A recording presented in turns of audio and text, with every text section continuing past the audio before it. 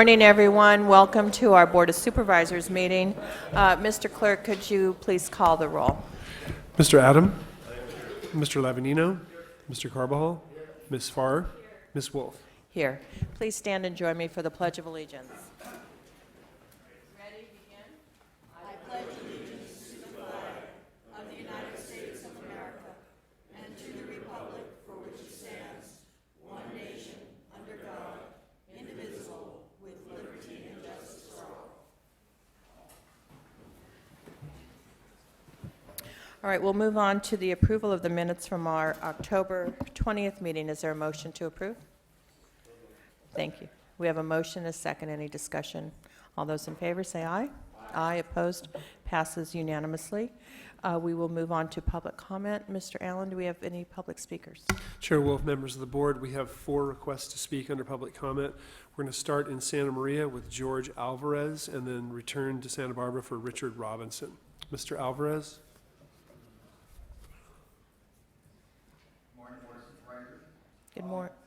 Good morning, Mr.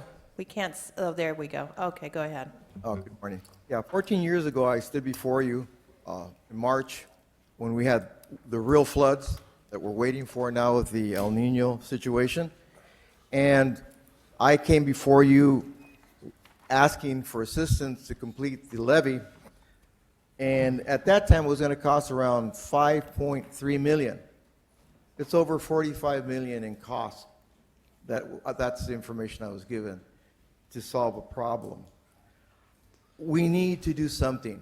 I know we're not going to get the money for the levee, but I think it's time for us to work together, county, state, and feds. One of the biggest problems I see as a resident is the federal government basically dragging its feet with the Army Corps of Engineers. They don't really listen to reason when there's problems. We can't solve anything. But if we get that 100-year flood coming down the road, Guadalupe, because not having a levee, visualize a shotgun barrel, a long barrel, and we're at the end where the blast just flans out. That's going to be all the water. It's going to hit the lower end of Guadalupe. We have a Boys and Girls Club. We have our park there. And I want to thank the individual or individuals that cleared out a large amount of trees out there behind the Boys and Girls Club in Leroy Park. What a job they did. They wiped out a large amount of trees. Sand was cleared out, and it's a start. So whoever did it, thank you from that perspective. That's going to help our city. But what about the riverbed? We need to dredge it. It's doable if we get all the people together at the same page to address a common issue, public safety. That's what's needed right now. And I know a lot of you supervisors will help, but we need a joint effort of all of you to get letters of the state, to deal with the Fish and Games Department, to get together with their Congress, Senate, from the feds, to get together on the same page and address and have a plan. I would like for you, the city, the group here, to put it on the agenda so we can come back in a few months to see what form of progress we're doing to solve this problem. I've always said it in the past, and I say it facetiously sometimes, but it risks me, that we are the bastard child of this county of Santa Barbara. 14 years of neglect proves it. Public safety, we have to do something, Pete. So please, with that, I'm going to finish my comment, and let's get something going. Thank you. Thank you. Mr. Robinson. Following Mr. Robinson will be Dr. Johns and then Peter Kargasaki. Honorable Chairwoman, members, homelessness is not a crime. The problem is not homeless people, the problem is homelessness.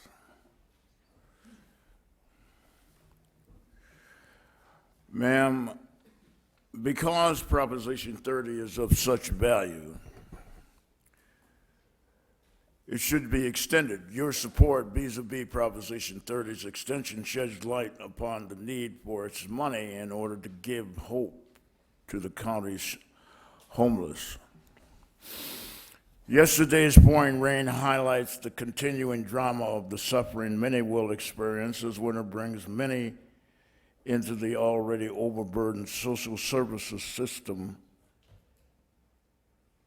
We will survive, even as the henny pennies and chicken littles say we will not. The naysayers, or as a former vice president said, nattering nabobs of negativism. When I was a child, there was no welfare. We took care of ourselves and each other. Today, there are those who, in spite of being citizens in a growing wealthy economy, do not share that love. The price we pay for a civilized society, as Oliver Wendell Holmes said, is taxes. Those who do not want to help must be forced to do so. The disastrous effect of Proposition 13 is evident. Proposition 30's extension will save even more lives as you provide the comprehensive solution needed to stop the approaching cold.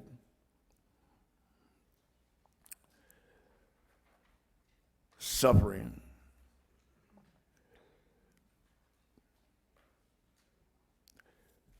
Those who are homeless, who will be at your doorsteps arriving from the north as the money situation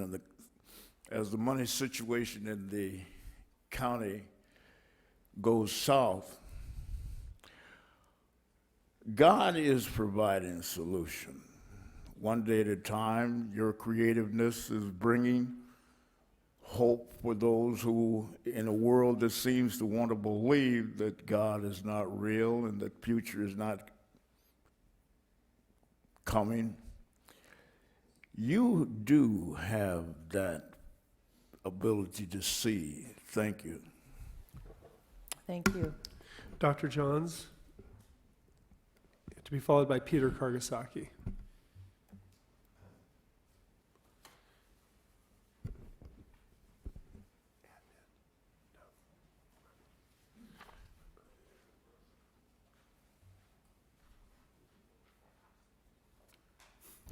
You know, in LA County, there's massive amount of people on welfare. They have what they refer to as welfare cheats, black, Hispanic, white, just so-called poor people, but they're very wealthy, extremely wealthy people, because they're getting sometimes 15, and as the LA Times has reported over the period, they're getting sometimes $15,000 to $20,000 a month in welfare. You see, because they're just welfare cheats. Well, we have welfare cheats right here in this county. Carbajal and Wolf. You're welfare babies. Carbajal and Wolf. You've been on the welfare. You've been on the dole all your life. Have you ever? Can you show proof that you have a check from any other place than campaign contribution or welfare? County of Santa Barbara. You and Das cannot. You cannot show that. So in Das, he suffers from the deep-seated megalomania. He just tells everybody, I'm coming here for four years, and then I'm going to go back. What an arrogant welfare cheat, welfare babies. You see what I'm trying to get at? These welfare babies are obsessed with stealing, cheating, lying, taking money. Yeah, that's right, Copper. I can see how nervous you are about that because I'm telling you the truth. But these welfare babies, look at that, I got a whole minute and 23 seconds to finish this out. These welfare, don't smile because you know your anxiety. Dr. John, speak to all of us, Oh, please. yes. Speaking to all the whole group here. Welfare cheats are a scourge on our society. I don't want to look at him. Welfare cheats are people who are obsessed with taking money from the government. And as Carvajal here has, I'm not looking directly at him, but as Carvajal here has taken campaign contributions and has over $1 million and still worried whether or not he can go to the 24th district. He's still worried about it. So, I mean, even though you can obtain this welfare, you're still anxiety-ridden about it. You're still uneasy about it. You're still obsessed by your lack of. And I want to ask you a question, Wolf. Do you know who Harvey Your Wolf time, is? your time is up. Dr. John, Do our you know next who speaker, Harvey- please. Do you know who Harvey Wolf is? Dr. John, your time is up. Okay, all right, I just wondered. Our final speaker under public comment is Peter Kargasaki.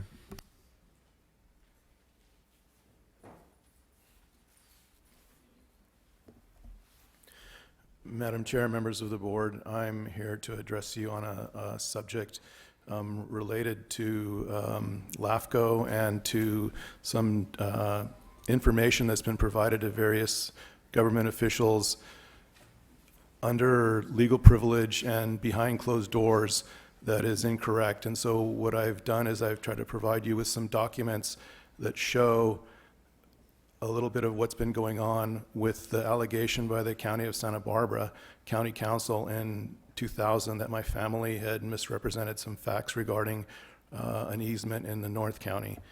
The cover letter that I have, I actually assembled the information backwards.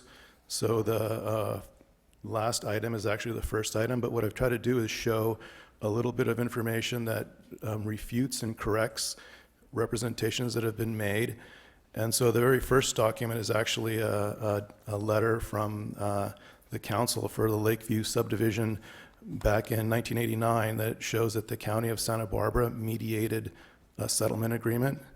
It's been alleged that the Kargasakis imposed this settlement agreement when in fact it was actually mediated by the county. The second document in order, which actually it's reversed from the cover letter. One of the other facts that's been alleged is that the Kargasakis sued the Lakeview owners and imposed the settlement on it. This document shows that the Lakeview owners sued the Kargasakis, which reverses some of the information that's been alleged. The third item goes directly to the 2000 County Council memo that alleges that the Kargasakis repeatedly asserted that the road across the property was a private easement and nobody had challenged him. In June 11 of 1986, the Lakeview owners, and then in the document from Douglas Fell in February 4, 1986, bring up the county road allegation from the 1914 document. This was not something that was just recently dredged up in 2000. This is a very old document that actually precipitated the current situation where the private road was created. The second to last document is a Public Works memo dated October 16, 1985, which was in response to the inquiries from the Kargasakis and the Lakeview owners asking about this 1914 document that the county claims to have discovered in April of 2000.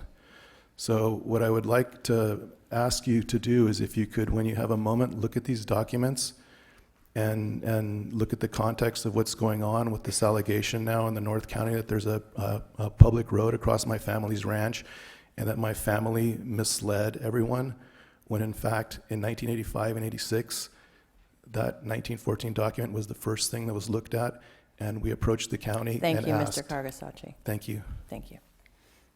Do we have any other public speakers? Mr. Kargasaki was our final speaker. All right.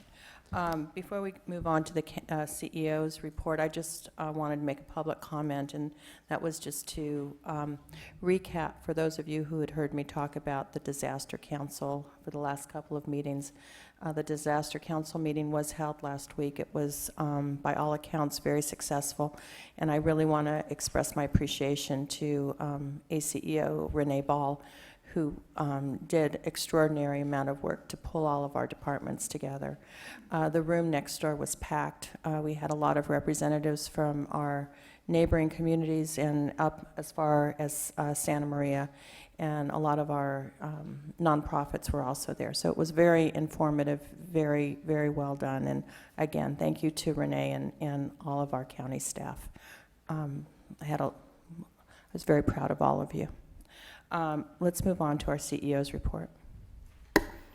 Good morning, Chair Wolf and board members. Today I want to report out on two significant events from last week that could have resulted in disaster, speaking of the Disaster Council, but due to the efforts of many individuals and agencies, both ended successfully. So one is the Gibraltar brush fire in Los Padres National Forest last week, and the other is Halloween in Isla Vista. So I've asked first Deputy Chief Rob Heckman to provide a brief report on the fire, followed by Sheriff Bill Brown on Halloween. I know the sheriff also has Under Sheriff Malakian and Lieutenant Plastino here today. Great. Thank you, morning. Mr. Heckman. Good morning. Madam Chair, members of the board, I've been asked by the CEO to make a brief report on the recent Gibraltar fire. I'm standing in for Chief Peterson, who is away in Disneyland. His twins just turned 6, so I'm sure they're having a good time. And before I start with my actual report, I wanted to give you a little background. Santa Barbara County functions as the operational area coordinator. And what that means is that we're responsible for deploying resources out of county as well as in the county. And one of the other functions we're required to do is analyze the weather, which we do on a daily basis. So prior to this fire, we actually had a conference call with the National Weather Service. They have a very highly specialized team of weather forecasters that help us predict fire weather. And sundowners were actually predicted the day before this fire started, on the 28th and the 29th. So although it didn't reach the threshold of a red flag warning, it did trigger a wind advisory, which all the fire chiefs in this county take very seriously. So with the continuing drought and the localized wind event that was predicted, Santa Barbara County Fire, Santa Barbara City, and Montecito fire departments added additional staffing for the night of the 28th and through the following morning. And I think that played a critical role in providing a more aggressive and robust response than we otherwise normally would. So we've done this on many times throughout high fire season, and as normally would have it when you up staff, as we call it, no events happen. But the morning of October 29th, these resources and many more were actually called into action for the Gibraltar fire. So the fire started at approximately 05:19 hours, excuse me, on Thursday, the 29th. The fire was located between Montecito Peak and Cold Springs Saddle, about a half a mile below East Camino Cielo. With the, with the predicted high winds and topography as it is in that area, we were very concerned about the potential of a very large fire that would run down canyon very fast towards Montecito. Initial reports came for an actively burning fire in very steep terrain with difficult access due to heavy brush of approximately 10 to 20 acres. Initial responses came from the Los Padres National Forest, Santa Barbara County, Santa Barbara City, and Montecito fire departments. With the extra staffing that we included the night before, we had 13 fire engines, 4 bulldozers, 4 water tenders, 4 hand crews, and 3 helicopters, and 10 chief officers for command and control. This was a lot more than you would normally get on a first alarm vegetation fire. Because multiple jurisdictions could have been involved, including Montecito and Santa Barbara City, the Los Padres Forest, as well as Santa Barbara County, we formed a unified command. This is quite normal in these events. Unified command consisted of Santa Barbara County Fire, Los Padres National Forest, Montecito Fire, and Santa Barbara City. The lead agency, because the fire started in the forest, was in fact Los Padres National Forest. The Unified Command made a decision early on in this incident to use our newly established Operational Area Incident Management Team. That's designed to provide quick management and oversight, leadership, and planning for the suppression efforts of the Gibraltar fire. With the expected sundowner winds that evening and the following day to exceed 40 miles an hour, there was a potential for a very fast and devastating fire in Montecito. So we quickly ordered many more resources in anticipating a prolonged fire. At the height of the fire, there were resources either staged or actually actively suppressing the fire to a total of 700 personnel.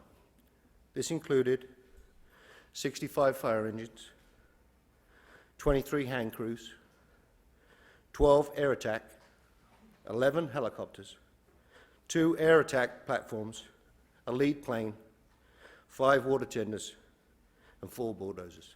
It's a considerable amount of resources we were able to summon within a very short period of time. A great deal of credit should be given to Los Padres National Forest. They realized the enormity of this potential of this fire could be, and they were very aggressive in ordering air resources. These air resources played a critical role in stopping the forward spread of the fire. Helicopters, both medium and heavy, flew dozens of sorties, and the air tankers dropped approximately 85,000 gallons of retardant. Additionally, we had the Forest Service hotshot crews, our own county fire crews, and CAL FIRE hand crews help cut handline where the county and Forest Service bulldozers could not reach because of the heavy terrain. Engines and water tenders provide water, hose lines, and personnel in a well-rehearsed operation to put the fire out. In the early hours of the incident command post was set up in Montecito Station 1. However, due to the potential of the fire and the additional resources that were ordered, we moved the incident command post to El Warren. As with all vegetation fires, we had planning and strategy meetings to establish goals and timelines. We had operational briefings to let everybody know the current status of the fire, and we discussed safety concerns, communication plans, and our management objectives. Our PIOs gave timely updates, coordinated with Los Padres, Montecito, and Santa Barbara City PIOs. The Officers of Emergency Management played a critical role in sending out a unified message to the command team. Santa Barbara County Sheriff's Department, Highway Patrol, and Santa Barbara Police Department provided traffic control, road closures, and evacuation plans. The general law assistance could not have been more timely in our unified command. Overall, the success of the fire was contained so quickly was afforded by a couple of things. One was the change in weather. The following day, the sundowners did not materialize. We had a well-rehearsed plan, and our suppression efforts by the area agencies and their hard work and perseverance of the personnel involved. That's the end of my report, but I would just like to say I'd like to thank our county firefighters. They literally came off the fire line on the Gibraltar fire and then headed straight to Halloween to do the incident response for Isla Vista. So with that, I'll take any questions. Thank you, Mr. Heckman. Supervisor Carbajal. Thank you, Madam Chair. In addition to contacting our chair, I really appreciated our fire chief contacting me. Although I knew it was something serious at 5 a.m. getting a wake-up call, it was just good to know what was going on. And obviously it was unsettling in light of the fact that you could see the fire. It was in the middle of the night. I think this was, for what we know and what we've learned, a textbook response in terms of how to get to something. Maybe all the stars were aligned, the winds didn't come to be as they probably could have, but I know that everybody's very grateful, and everybody did a good job of also providing information. The unfortunate thing, though, is that in future incidences, folks are going to want the same type of response. And they're going to say, why couldn't we do what we've done, what we did then? So I think that's going to be the big burden that we're going to have to carry. But I wanted to thank Chief Peterson and yourself and everyone else for doing just an extraordinary job. So thank you. Thank you. Supervisor Lavagnino. Thank you, Madam Chair. Rob, I don't I don't need it right now, but I think what would be helpful is also to know where all those assets came from. Because I know some of them were our helicopters, but if we had 11 helicopters, some came from other places, and where those kind of are stationed. Because I think some of it too, the luck was we might have been the only fire in town at the time, so we had some of those large assets. But it would be kind of nice to know where those are stationed as well and what we kind of relied on. So, but congratulations. But like Supervisor Carbajal said, so now the bar is set. We know what can be done, and it'll look to be repeated in the future. But hats off to everybody in the fire department. It was a great job. Thank you. Thank you. Before you leave, Rob, I also want to express my appreciation to you, the chief, and our firefighters and all of those that assisted in this fire effort. You know, I too was woken early in the morning, and I know Chief Peterson knows that we all want to know when these things happen. And he kept me abreast throughout the day, as did our Office of Emergency Services. I actually went out to the EOC. You know, as CEO Miyasato said, it was somewhat timely right after the Disaster Council when we had talked about so many of these issues, particularly the communication aspect and what goes on at the EOC. We know our firefighters are out there doing their jobs. But for me to see all of our team coming together, and of course there were these external factors that we had no control over, such as the wind. We were very lucky. But still, to see our plan move forward in place in such a coordinated effort, I think was what we always want to see. And so anyway, thank you. Thank you for your team for putting themselves out there literally in the line of fire. We really appreciate it. Thank you. Thank you, Madam Chair. Chair. Supervisor Carbajal. You know, I also neglected to thank you for calling me as well. It just shows your concern for the entire county and making sure that everything was good in the first district, so I appreciated your call. Okay. Thank you. Thank you. Okay, our next speaker. Go ahead. Thank you, Madam Chair. Now this is the IV update. This is indeed. Just am pleased to give you Halloween. some additional good news, and that is the recap of what happened in Isla Vista this Halloween. I'm pleased to report that we had another very calm and quiet and safe Isla Vista celebration in Isla Vista. Give you some statistics, tell you about who was there, and then tell you about what was done to I think, make it that way. Not just that evening, but over the course of the previous year. We had a total over the two-day operation, Friday and Saturday night, of only 38 arrests in Isla Vista. All of those were misdemeanor arrests, no felonies this year. That's slightly up from last year. We had 28 arrests last year, but remember, we were pretty much rained out last year in addition to the preparation. So it's the second year in a row where we've had a very low arrest rate. Our citation rate was almost equally low as it was last year. We had 40 citations last year. This year we had 38 in the Isla Vista area from officers and deputies who were working in that immediate vicinity. The Highway Patrol, however, also issued 149 citations in the adjacent area, and Alcoholic Beverage Control for the state issued 7 citations, so a total of 194 this year. There were only 9 medical calls at the triage tent, and only 4 people transported to the hospital this year. We did have a cliff fall that occurred, unfortunately, earlier in the afternoon,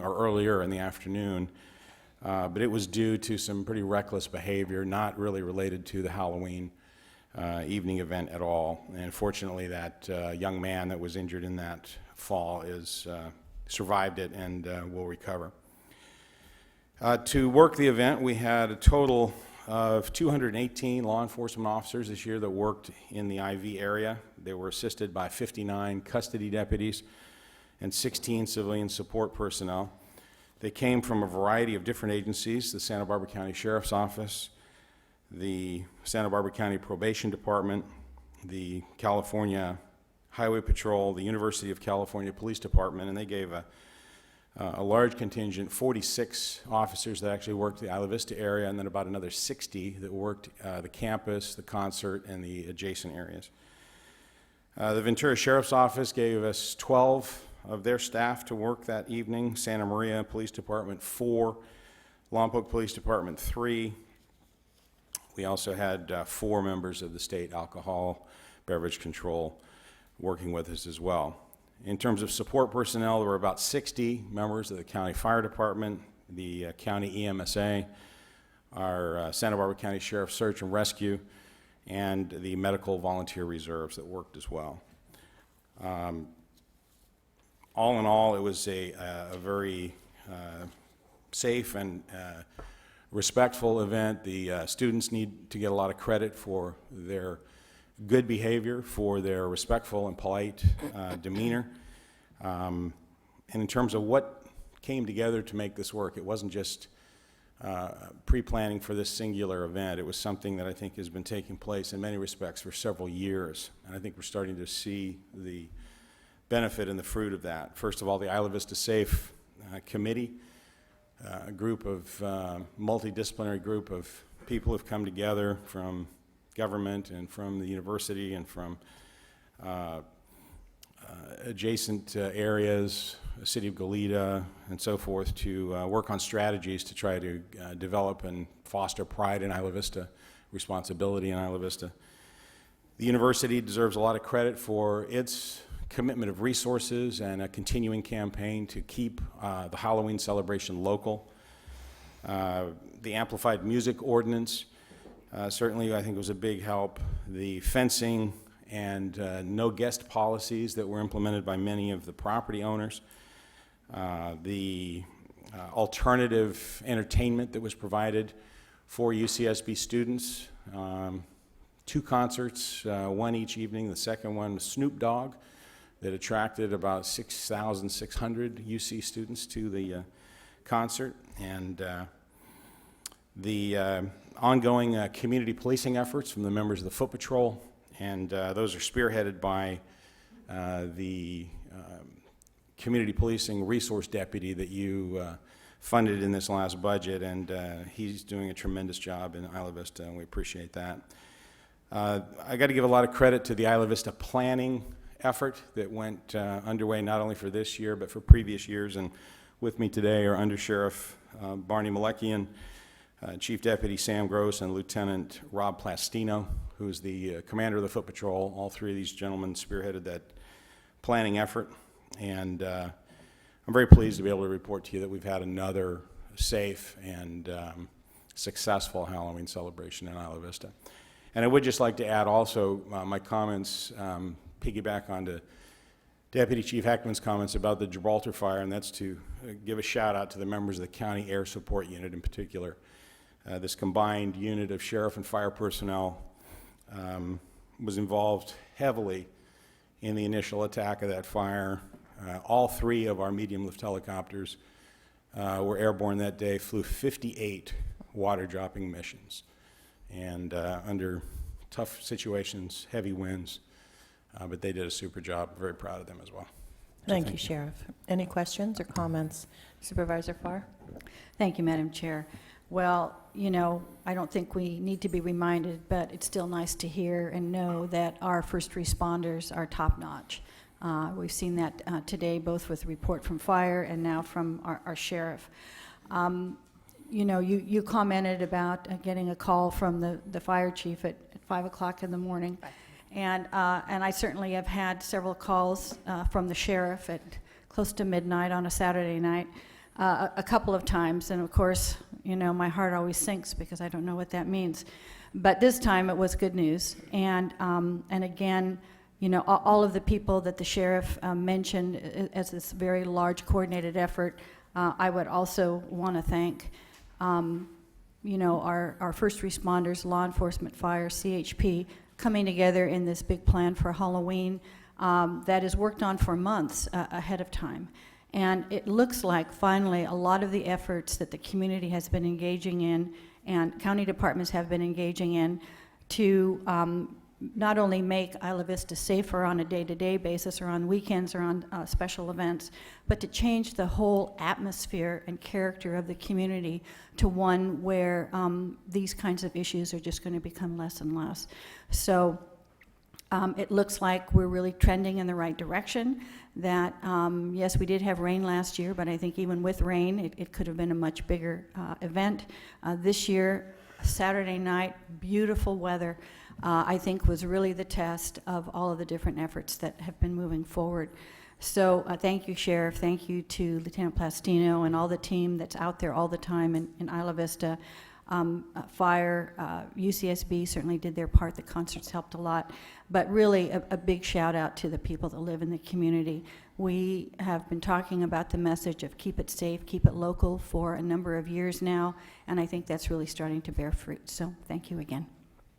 Thank you very much, Supervisor Farr. Thank you, Sheriff. Any other comments? All right, thank you, Sheriff. Thank you. CEO Miyasato, do you have anything else to report? That's all for this week, thank you. Okay. Then let's move on then to our administrative agenda. We have resolutions, items A1 through A3. Is there a motion to approve? Motion and a second. Any discussion? All those in favor say aye. Aye. Passes unanimously. Okay, we will go to item 1. Mr. Allen. Chair Wolf and members of the board, item A1 is a resolution. It's being sponsored by Supervisor Wolf. It's to adopt a resolution of commendation honoring Ann Almy of the Planning and Development Department as the November 2015 Employee of the Month for Santa Barbara County. And we have Ann Almy and Dr. Russell at the podium. Whereas Ann Almy has been a dedicated and hardworking planner for the county since 1994 when she was hired as an associate planner. She served as an excellent supervising planner since 2003, training many new planners over the years, some of whom are now senior planners and supervisors with P&D. And whereas Ann uses her prodigious intellect and her critical eye to identify elegant design solutions to challenging land use issues, and has served for many years as a staff liaison to 2 of the county's boards of architectural review, drawing on her training as a landscape architect to achieve high-quality design for all projects. And whereas Ann is an excellent communicator, eloquently answering tough questions from every quarter and explaining complex topics clearly and effectively. Ann has a keen sense of humor and can be identified by her great laugh down the length of the 3rd floor of the engineering building. And whereas Ann is a devoted mother to her 2 sons and a daughter and an inveterate hiker who can be found on trails of Santa Barbara Front Country every weekend, accompanied by her trusty dog, Lucy. Now, therefore, it be hereby ordered and resolved that this Board of Supervisors commends Ann Almy for her exceptional service to the county and to the residents of Santa Barbara County, passed and adopted today.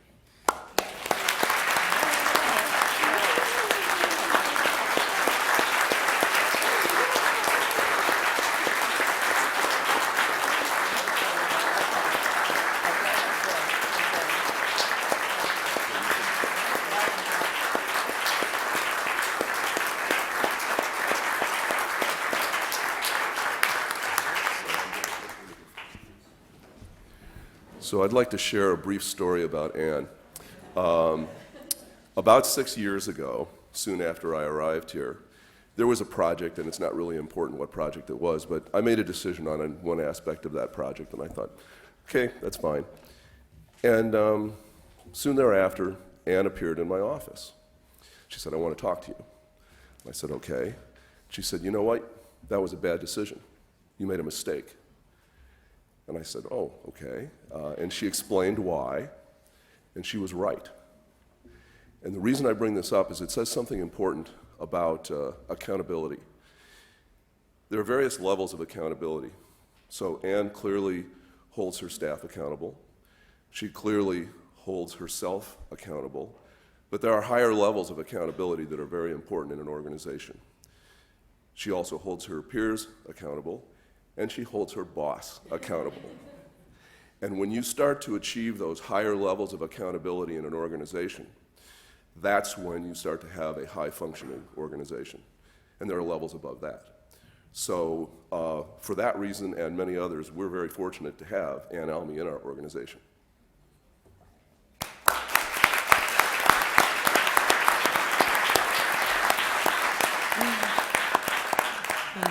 Thank you. I'm very honored by this recognition, and in particular because I was selected from amongst a team of uniformly hardworking and dedicated public servants at Planning and Development who are motivated by the mission of the department to create great communities consistent with your board adopted policies, and who embrace the county's values of accountability, customer focus, and efficiency. So thank you so much. Thank you, Ann. Thank you.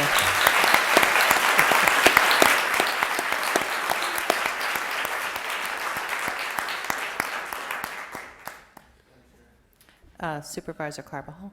Can I violate your rule just this one time? You violate my rule, then what good are my rules, Mr. Carvajal? I'll be brief. But, okay, go ahead. I'll be brief. Go ahead. You know, I've served as staff to Supervisor Schwartz for 12 years, and now obviously as a supervisor going on 12 years myself. And I worked with Ann many of those years, and Ann has always been someone who has great integrity and has been a real problem solver. We all know that in P&D, it's sometimes a thankless job. It's a regulatory department. It's permitting development, and it gets very contentious. I don't know why anybody would want to work in that department when you consider the political dynamic involved with it. But Ann is somebody who's always been able to take me through a project, help me understand it, help me understand the reasoning, the policy, and she has just been an absolute gem in this department, and one of the many reasons why we have a great planning and development department. So I just want to recognize Thank you Ann for for her that. many years of service. And thank So you that for was letting me. that was a good reason to break the rules. Thank you. Thank you, Supervisor. Okay. Very good. Congratulations, Ann. We'll move on to the next item. Chair Wolf, members of the board, item A2 is sponsored by Supervisor Farr today, and this is a resolution recognizing November 2015 to be National Court Adoption and Permanency Month in Santa Barbara County. I have Devin Drake is here, and he's with Jamie Baker, and I think some other folks. Anybody you'd like to bring up, come on up. I'll go ahead and read the resolution. Whereas the Santa Barbara County Board of Supervisors is hereby recognized that it's every child's basic right to belong to a secure, loving, permanent family that will guide a child to his or her most fulfilling development. And whereas in 2014, 101 adoptions were finalized in Santa Barbara County, and it's anticipated that at least 80 adoptions will be finalized this year. Santa Maria Juvenile Court will celebrate National Adoptions Day on November 18, where at least 7 adoptions will be finalized. And whereas California has more than 58,000 children and youth in the foster care system, and the average foster child waits for an adoptive family for more than 2 years, while many spend 5 years or more waiting for permanent, loving homes. In Santa Barbara County, at any given point, there are over 400 children and youth in foster care. There are currently more than 100 children and youth awaiting adoption by a forever family. And whereas adoption provides children with security and stability, gives them a brighter future, and brings a sense of safety, joy, and fulfillment to both the child and the adoptive parents. And whereas those young children waiting for adoptive parents, as well as the families who have adopted these children, require and deserve community and public agency support. Adoption and Permanency Month gives our community an opportunity to honor the dedication and caring members of the community, including relatives, foster and adoptive families, members of the juvenile court, members of the service and nonprofit community, and the Department of Social Services, who are working together to ensure a better life for the children of Santa Barbara County. Now, therefore, be it hereby ordered and resolved that the Board of Supervisors recognizes the month of November 2015 as Court Adoption and Permanency Month in Santa Barbara County. Passed and adopted.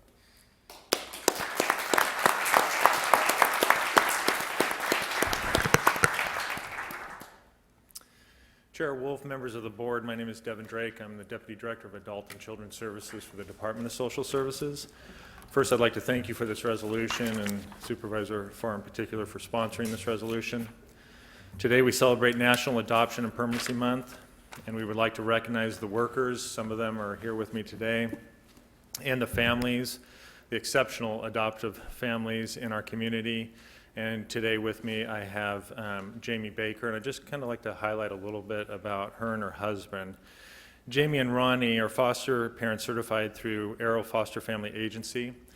The Bakers have had many years of direct child care experience due to parenting their combined 5 biological children, as well as running an in-home daycare for well over 20 years. The Bakers first began fostering children 5 years ago, as they felt that their parenting style and life experiences would provide the children they welcomed into their home with stability, consistency, and a healthy environment. The Bakers have shown a commitment to serve and help the children through their years of involvement with foster care. When encountering the hardships of parenting and foster parenting, they have always shown the ability to face challenges and overcome obstacles. They are committed to each other, to building a strong family, and to ensuring any child in their care will be loved and have all of their needs met. On October 22nd of this year, the Bakers adopted a 14-year-old boy who was placed with them for over 2 years. Initially, it was not in the Bakers' plans to adopt this child, but as they spent more and more time with him, they fell in love with him. Although it was not an easy process, the Bakers never gave up and remained committed until the very end. Today, the Bakers continue to offer a permanent family to children in foster care and are in the process of adopting a second child. The adoption is expected to be finalized within a few months.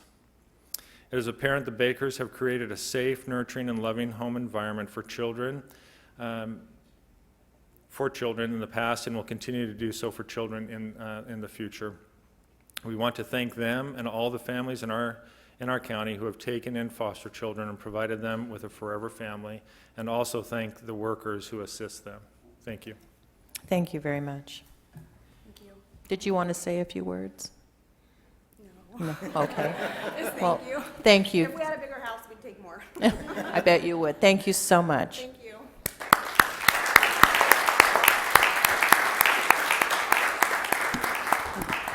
Madam Chair, I Yes. just have to add that it will be 34 years next month that Santa Barbara County placed my first son with us. Ah. So they've been doing wonderful work for decades, and we continue to thank them for that.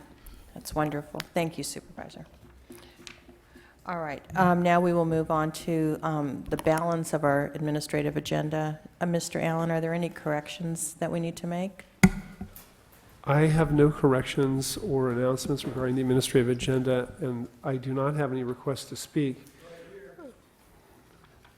Okay, Well, as there- we are getting those, let's go to our board members. Supervisor Carbajal, do you have any item to pull?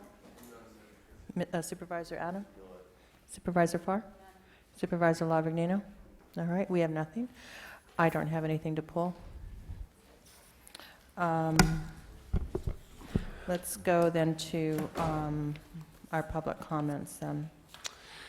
Chair Wolf, members of the board, Dr. Johns has requests on items A2, 3, A5, and A9, and I'll read those into the record, and he'll have 5 minutes to discuss those items. Wait, I'm sorry, A2, A3, and A9? A2, A3, A5, and A9. Okay.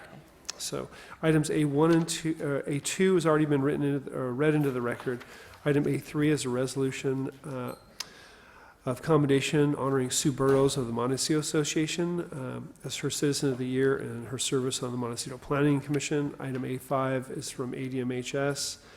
It's regarding the ADMHS Workforce Education and Training Southern Counties Regional Partnership and those service contracts. Item A9, Planning and Development, is to consider recommendation regarding the CREF grant for the Dune Center exhibit in the 3rd District. Dr. Johns. Okay, Dr. Johns, as you're going through these, let us know what item you're speaking to. So the first one is item A2. Go ahead. And that is correct. I have found your social services abysmal. That was your last child abuse report. I found it abysmal. Now, and I'm looking for your next child abuse report, and it better be better than what I saw the last one. You had over 7,000 abuse calls, and you only investigated 1/3 of those. Where are the rest of those Hispanic children right now being abused? And I mention your name, Carbajal, because you lead that agency. So, I'm wondering, why doesn't the federal government come down on you? Because nobody's reported you. I will report you. Now, let me go now to,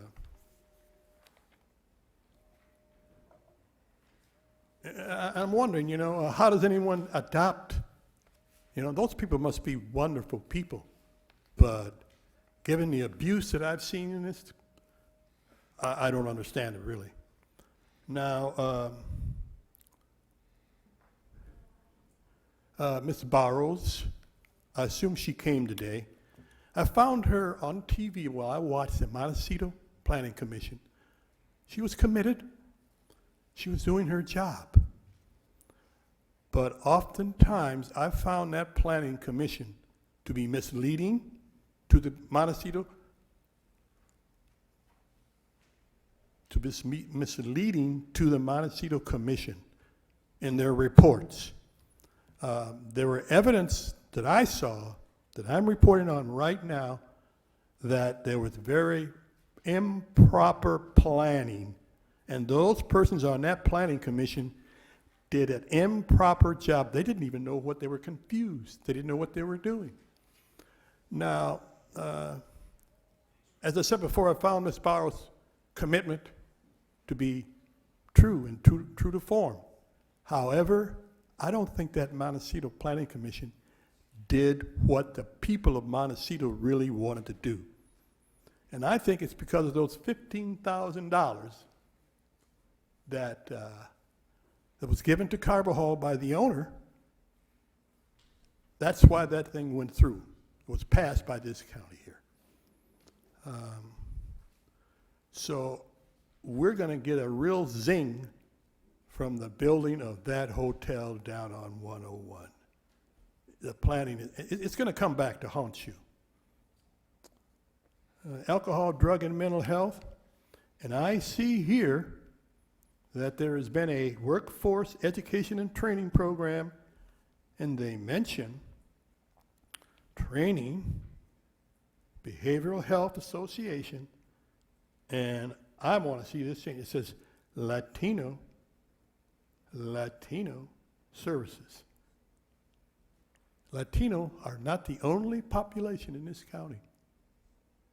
There are other populations.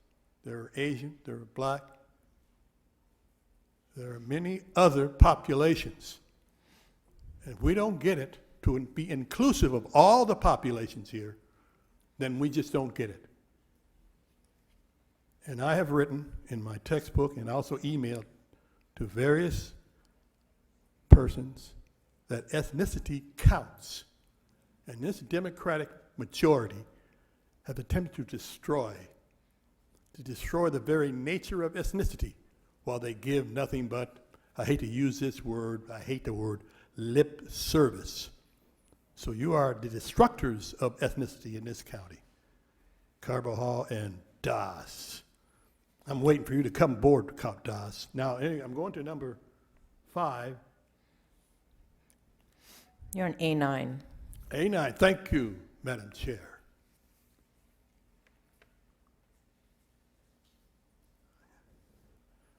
Now, are you kidding me? This is the best I've ever seen the CREF fund used for Guadalupe Dunes. Geez, you environmentalists, you're surprising the H out of me. You're actually going to give money to the environmental enhancement of Guadalupe? That's wonderful. I mean, that's the proper use of environmental funds to the people. Okay, thank you, Dr. John. Your time is up. All right. I think you're 3 seconds off, Madam Chair. There it is there. That's it. You're Thank a little you. bit anxiety-ridden, aren't you? Thank you. Thank you, Dr. John. Yeah. All right. If we have no other comments or questions, can I get a motion to approve the balance of the administrative agenda? Any discussion? All those in favor say aye. Aye. Passes unanimously. All right, thank you, everyone. Now we'll move on to our first departmental item, which is from Public Health. I heard a microphone go on. Just me. That was just you, Mr. Allen? Okay. Why don't you read the item into the record then? Chair Wolf and members of the board, item number 1 is from Public Health. It's a hearing to consider recommendations regarding a revised ordinance to amend Chapter 7, Animals and Fowl of the Santa Barbara County Code. Okay, Dr. Wada? Chair Wolf, members of the board, thank you very much. Good morning. This next item is from Public Health and Animal Services, and these are proposed changes to Chapter 7 and the ordinance on animals and fowl to update terminology, incorporate current practices, delete some sections that are no longer applicable, add new sections pertaining to the removal of animal waste and sanitation, and revise the article related to dangerous dogs.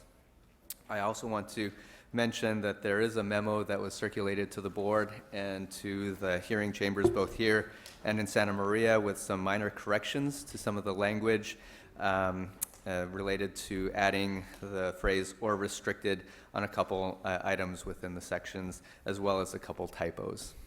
All right, thank you. And if you recall, about a year ago, the Animal Services Program in Public Health worked on some updates to the dangerous dog ordinance. We received some stakeholder input, and we brought those before your board to allow us to get some additional flexibility in the outcomes on certain dogs. That was proposed to your board, but we received some input and concerns that it was not strong enough in terms of protecting the public's safety. So we've since gone back and revised the proposal. We believe that at this point it still gives us some flexibility in terms of the outcomes, and yet is stronger in terms of protecting the public's safety. So with that, I will now turn it over to Jan Glick, who's the director of our Animal Services Program.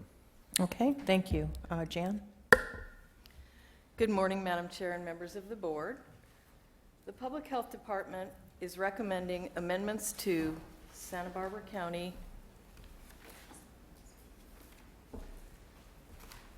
Code, Chapter 7, Animals and Fowl. Most of the recommendations are in terminology to bring the language current, eliminating archaic terms such as pound, and clarifying definitions. There are also substantial changes recommended to Article 8, previously dangerous dogs. Article 4, which was previously titled Diseased and Dangerous Animals, is retitled to Rabies Suspect Animals and is recommended to be revised to clarify rabies quarantine requirements. Section 7-9 is brand new and addresses removal of pet waste, which is a common component in local ordinances. Article 8, previously titled Dangerous Dogs, is recommended to be retitled Vicious Dogs and Restricted Dogs, with new definitions of vicious dogs and restricted dogs and establishing new hearing procedures. Under the new definitions, owners of restricted dogs would be allowed to meet certain requirements imposed by the hearing officer designed to protect public safety and prevent future incidents and future victims. Restricted dogs are defined as dogs that may have attacked a domestic pet or livestock or bitten a person but inflicted less than severe injury.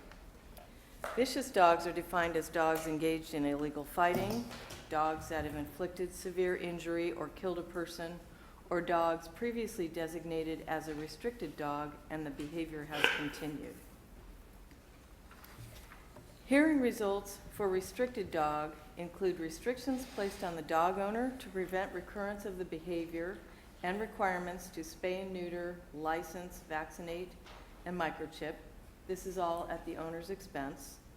All restrictions must be met prior to the release of the dog. If the restrictions are not met, and the dog shall be deemed abandoned, and a disposition of the animal may be made at the discretion of the department.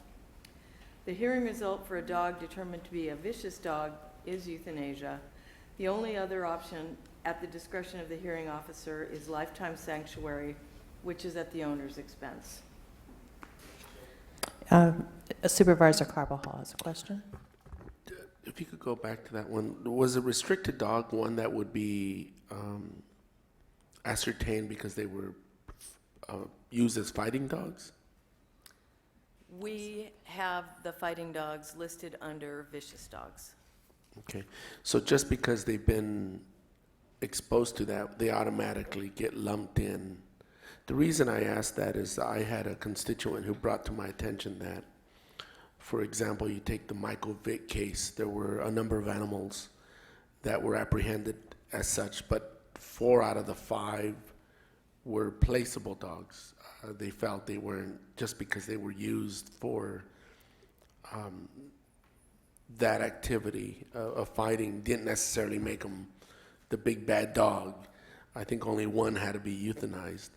So I guess I'm just wondering whether those automatically fall into this restricted dog category, where they would be subject to being euthanized. The way the ordinance is written, we have classified them as falling into the vicious dog category. I think there would still be an option for lifetime sanctuary for a dog that was found to be used in illegal fighting or trained for illegal But that's the fighting. only other option, right? Either you're Yeah. euthanized or you get put into a sanctuary. But don't you first want to determine if they indeed, just because they were in a fight, dangerous dogs? Does that automatically make them dangerous dogs? Is what I'm saying. I think the discussion would be whether they would be rehabilitatable from being a fighting Yeah, dog. but this doesn't say that. This says you're one of two categories. You're either euthanized or you go to the sanctuary. And I believe we are following state code with that definition. Okay, because that's one of the concerns that was raised to my attention. So I guess that's why I asked the question, even though it's state code, does it automatically make a dog vicious if they were, and I don't know the answer, that's why I'm asking it. Because if not, that's why they raised that to my attention, is that their premise is that it's not. So if you could just give that some thought, maybe we could engage in a little bit more discussion down the road, so thanks. Supervisor Adam? Is it accurate that in your experience, most of the time, these dogs don't get rehabilitated that have been fighting, and that's why you wrote this thing the way it is? I don't have direct experience with, since I've been in Santa Barbara, with animals that have been found in dogfighting, illegal dogfighting operations. While I believe we probably do have illegal dogfighting existing within our county, we've had very few investigations of those, and I am not aware of a case where we actually seized a dog that was involved in an illegal fighting operation. We have had many cockfighting investigations and many seizures of animals involved in those activities, but not dogfighting. Well, that begs the question, why did you construct this? Is there some other model, like a state law or something that is constructed this way? I believe this follows the state code. Mr. Gazzotti? Okay, so it's a state. Did you want to say something, Mr. Gazzoni? Chair Wolf, I think the legal framework that we're operating in here is that there is state law in this area. The board can be more restrictive than state law, but this particular question of what to do with dogs associated with fighting dog training is within the discretion of the board. You could leave them in the vicious dog category drafted by staff, or you could also change that into the restricted dog category. So the board does have discretion in this area. I thought you said we could make it more restrictive. Generally, you can make it more restrictive. State law actually provides some latitude as to how you handle the topic of vicious dogs. So you do have discretion in this area. But by doing that, we're making it less restrictive. The current drafting of the ordinance as to vicious dogs is as strong or stronger than state law. Therefore, you can go down to restricted dogs on these fighting dogs. You have discretion in this area. Okay. Supervisor Lavagnino, well, let's follow up then. Supervisor Adam will finish his comment, and then we'll go to Supervisor Lavagnino. Well, then I'm going to re-ask the same question. Why did you set it up this way? Based on model ordinances that we looked at. From other jurisdictions? Yes. Okay. All right, thanks. Thank you. Supervisor Lavagnino. Okay. So it sounds like this is the norm. Is that correct, Mr. Gazzoni? Chair Wolf, that is correct. We're just flagging that the board has discretion, and I think really what public health is telling you is that their professional staff recommendation is to leave the dogs affiliated with fighting dogs in the category of vicious dogs. Okay, very good. We like professional opinions.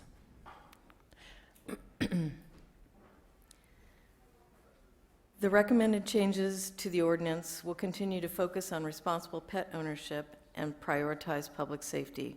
Our policies and procedures will be updated to follow the revisions. As you know, the ordinance is only affected in the unincorporated portions of the county.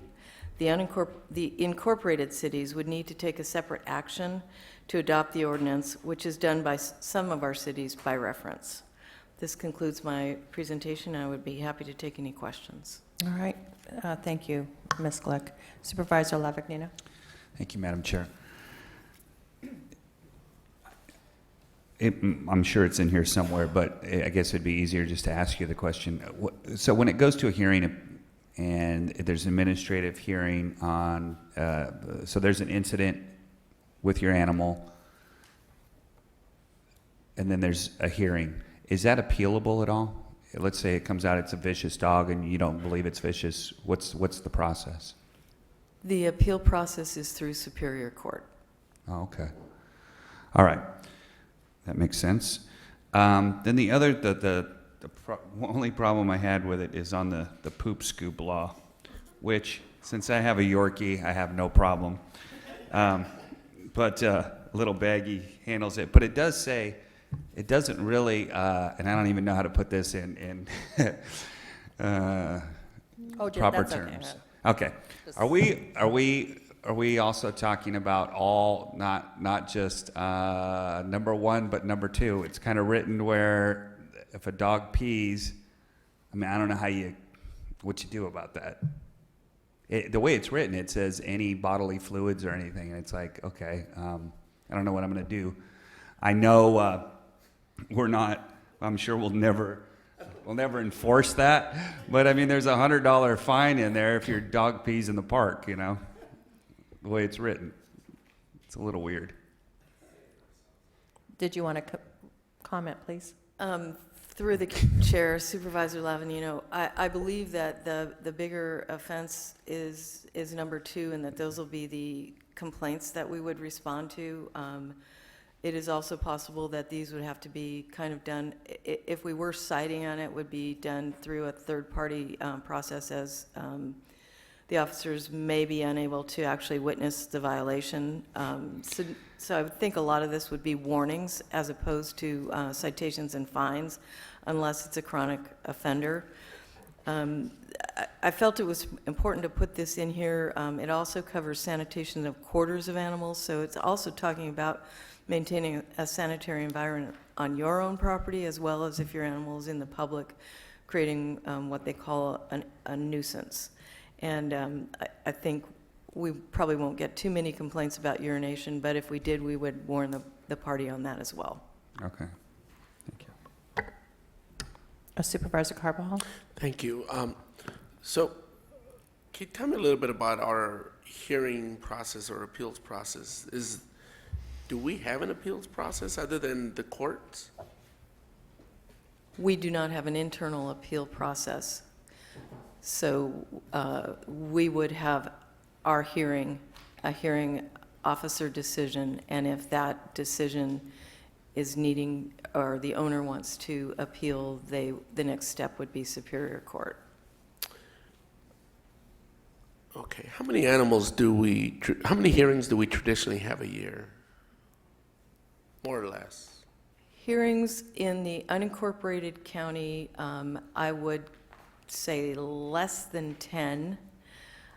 It's going to be somewhat variable year to year. My best estimate of last year would be 6 or 7. Okay. The reason I ask that is that, again, I'm talking, I by no means am an expert in any of these areas, so I rely a lot on my constituents that are deeply involved in various organizations for animal welfare.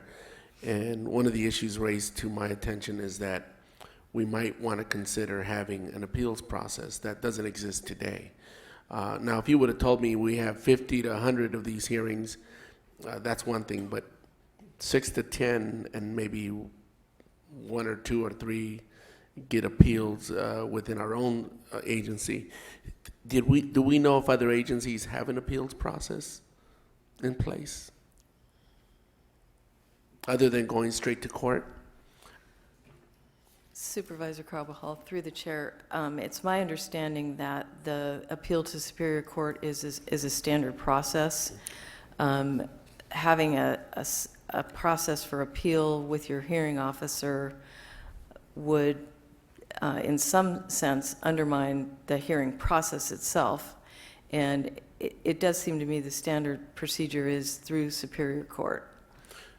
Thank you. I think the council wanted to say I something. think so, Madam Chair. yes. Mr. Gazzoni? Chair Wolf, public health is correct. The appeal process is actually laid out in the Food and Agriculture Code and describes that after the agency, the county, conducts this hearing in the first place, the owner can then, within 5 days, file in the Superior Court their appeal. And, you know, our thought in looking at this is that always hard to gather what the legislative intent is, but one of the things we hear as we go through the hearing process is that owners like to get some resolution. These dogs, after the hearing process, are generally not in their custody, and this hearing process isn't expedited and hearing without a jury. So at some point, one of the balancing points in here also is that the current appeal process through the Food and Agriculture Code actually yields a fairly quick determination by the court. Thank you. Madam Chair, my last point, if I may. On section 7-13C, 7-13C, currently states, newborn animals that need maternal care and have been impounded without their mothers may be euthanized without being held for owner redemption or adoption. This is something that was of great concern after it was raised to my attention that, and it was suggested that we might want to consider a slightly different language. So I'm just going to state what was suggested to me. It shall be the policy of animal services to engage in best efforts to find a rescue partner or foster placement for underage animals, rather than just, I think at the end of the day, individuals who are very concerned about the welfare of animals are very concerned that we not rush to euthanize just because they're underage, and that if we could provide some kind of best good faith effort to place them or foster them would be best, instead of having that type of callous language in there. So I guess I like your reaction to that, if possible.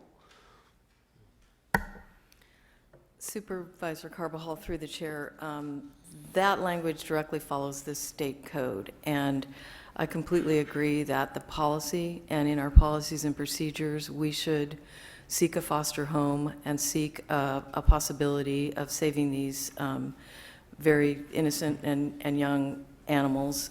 It is a resource issue, so sometimes the resources are there allowing us to do that, and other times they're not. From a humane viewpoint, if you don't have the resources, holding those animals without their mother is inhumane. Yeah, I understand.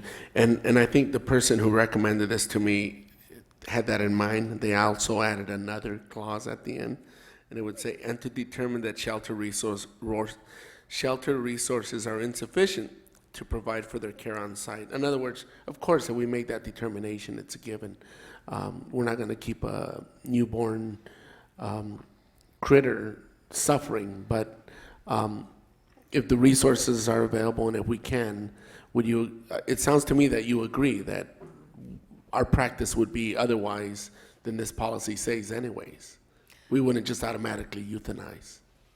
I completely agree, and I believe it would be in your policies and procedures, which we're undergoing a very large process with our review of our American Humane recommendations and our team that's working on this with us to revise our policies and procedures. Well, if you do agree, and my colleagues agree, and since this is good faith, this is basically saying good faith, that we will work in good faith. It's not saying we will, we shall. I think it's soft language that would mean a lot to a lot of the individuals that are concerned about the welfare of animals. So I'll restate it so that, or I'll give it to you so that, again, you could see if this is something that you think we could modify in our ordinance. It shall be the policy of animal services to engage in best efforts to find a rescue partner or foster placement for underage animals, and to determine that shelter resources are insufficient to provide further care on site prior to euthanasia. We would have no objection to that language. So I'm going to hand this to them, Madam Chair, just so they... I just have a question, because this says underage, and I think the language here is specific to newborns. Is that significant? I mean, I don't know what the definition of underage is, as opposed to newborn. Madam Chair, in accordance with state code, underage is under 8 weeks. Okay. Mr. Gazzoni? Chair Wolf, I know the board is still receiving the report and has not deliberated, but I think that the language proposed by Supervisor Carbajal, if we can take a look at that, we might be able to make that a little shorter and just attach it onto the sentence so that rather than being a policy, it just states what the requirement is. Okay, But that we'll work sounds with you on that. So, any other questions from board members? Mr. Allen is not here. Mr. Gazzoni, can you just see if we have any public speakers? If you can just look over. You're doing dual service today. Thank you. Chair Wolf, we do have 4 public speakers, starting with Mr. Caldwell in Santa Maria. All right, thank you. Can we go to Mr. Caldwell, please? Okay. Chair, members of the board, I'm Andy Caldwell representing CoLab. Supervisor Lavanino raises an interesting point. In essence, the pooper scoop portion of this ordinance requires a dog walker to be shovel ready, so to speak.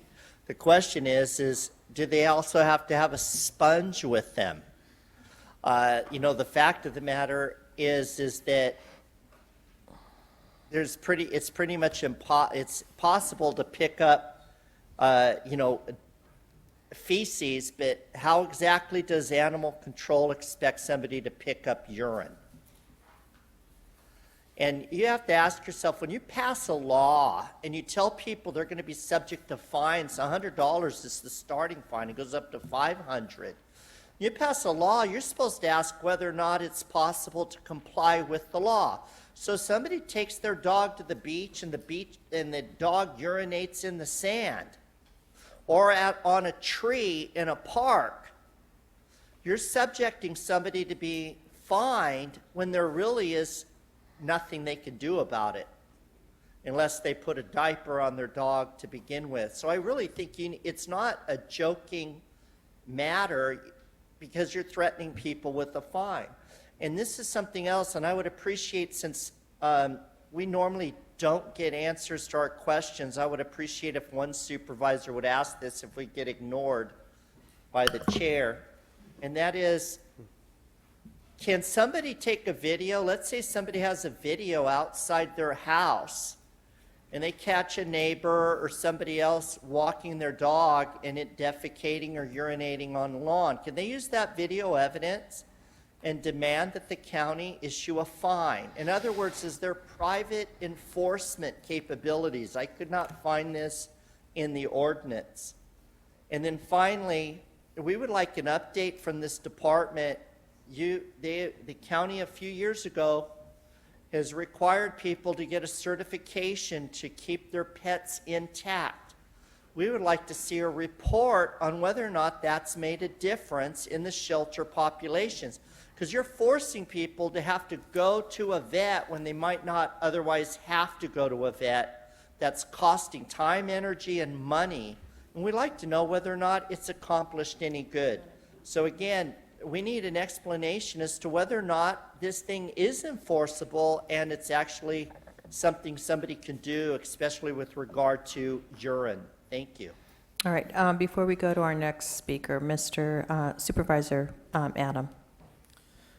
Yeah, can you answer those questions? Did you get them down, or did you need me to repeat them? Supervisor Adam, through the chair, It's my understanding with this type of an ordinance that the complaints are when a neighbor allows an animal to come onto their neighbor's property, whether they're walking their animal on leash or off leash. And of course, off leash would be a leash violation. And the animal urinates or defecates repeatedly on the other person's property. So in regard to the question as to whether a video would be considered evidence, we do have a procedure called a third-party citation by which a citizen who has observed a violation of the animal code can sign a third-party citation, and if they're willing to testify in court, the citation can be filed by Animal Services and the person could receive a fine. Our process would be progressive as it is in all of these type of situations where we would warn any person initially, similar to the way our dog noise ordinance works. Our first step on those is a written letter just allowing the person the information that there's been a complaint about the animal noise. In this situation, it would be, there's been a complaint about your animal defecating on your neighbor's property. Please remove this appropriately, and a quoting of the new code. I believe the additional bodily excretions were actually recommended prior to when we came last year, and we actually had a different county council working with us on this ordinance who actually raised the issue with me, what about vomiting?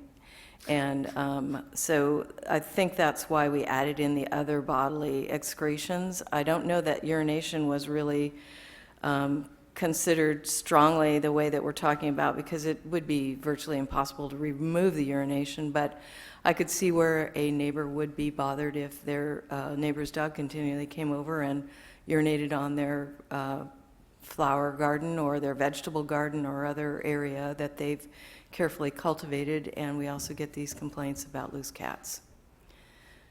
Well, and how many of those do you get? I mean, is that something that's really, because I see the possibility of this being, like Supervisor Labadino was talking about, being employed at county parks or the beach or something else, where it's really impractical to try to clean that up, at least urination. And maybe there's a way to say exempt urination in circumstances where infeasible.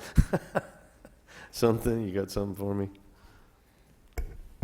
Chair Wolf and Supervisors, so today you are at the first reading, so you have a lot of latitude, so long as any changes that you are making are clear and part of the record. You could make those changes and not need to return for another first reading. The other option would be to just send this back to rework this paragraph, but one option for the board today would be at section 7-9 as proposed by staff to just delete the words including but not limited to other bodily excretions. And then if the staff wanted to come back as to urination nuisances at some later time, you could amend that in the future, or you could just send it back to staff and come back for a new first reading. If I could just... What's that? Well, I just want to know what the heads nodding up and down means. What's the preference?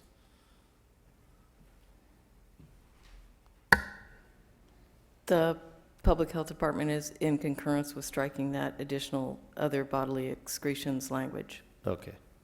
All right. Okay. All right, very good, thank you. Our next public... Well, if I could ask, he had some more questions, if you don't mind. Certification, is there any kind of a documentable effect that certifying the intact dogs and cats is having an effect on our population at the shelter? Supervisor Adam, through the chair, yes, that ordinance became effective in January 1 of 2010, and we implemented our project Pet Safe and a culture throughout our organization to try to promote spaying and neutering as a responsible pet owner's responsibility, and it has made a positive effect on animals coming in to the shelter as well as within the community. How can we attribute it to that? Is it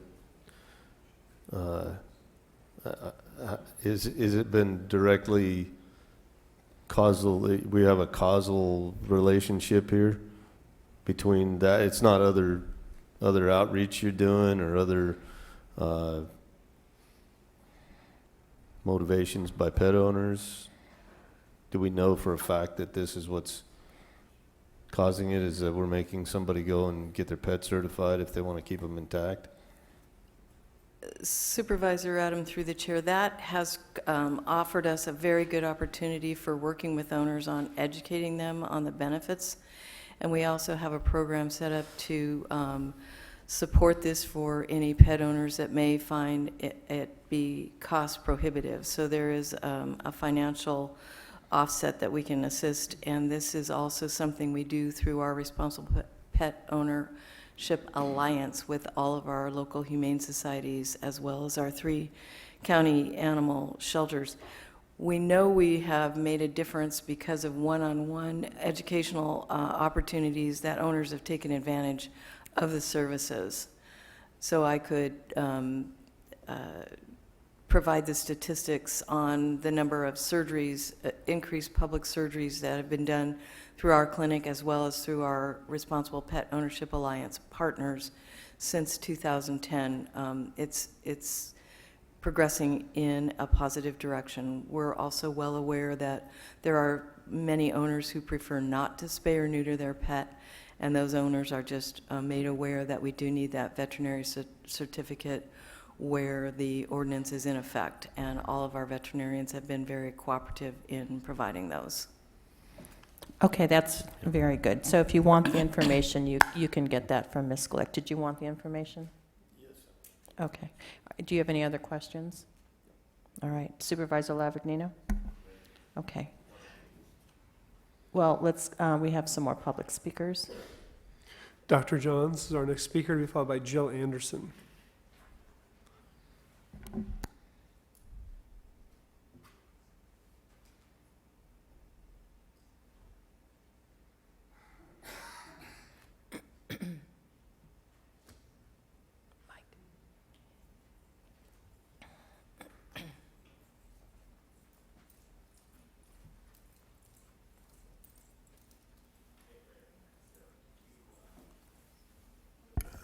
This is Santa Barbara County.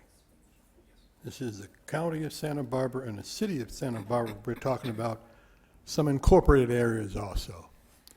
So I know from personal experience that people here are good dog owners. They know what to do with their dogs.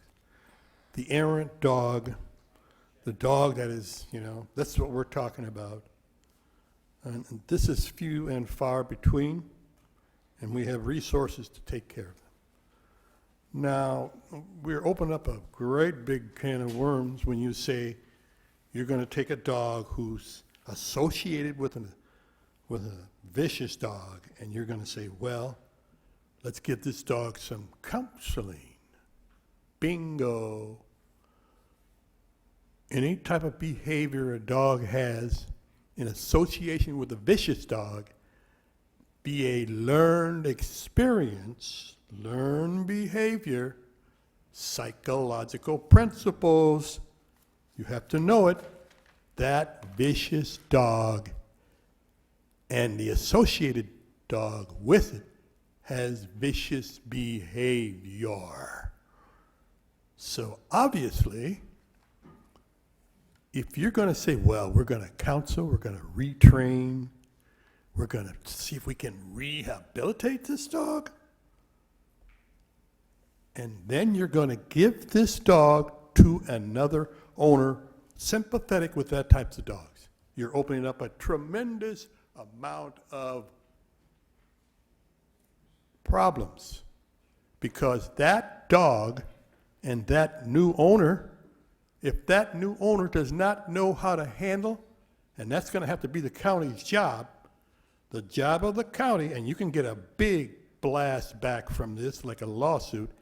Well, you gave a dog, a vicious dog, to an owner who did not know how to handle that dog. So you're going to have to reconsider that particular aspect of it. And if that's what you're thinking about, you have no real thought. Thank you, board members. Thank you. Jill Anderson is our next speaker, to be followed by Dr. Lee Heller and then Jeff Bard.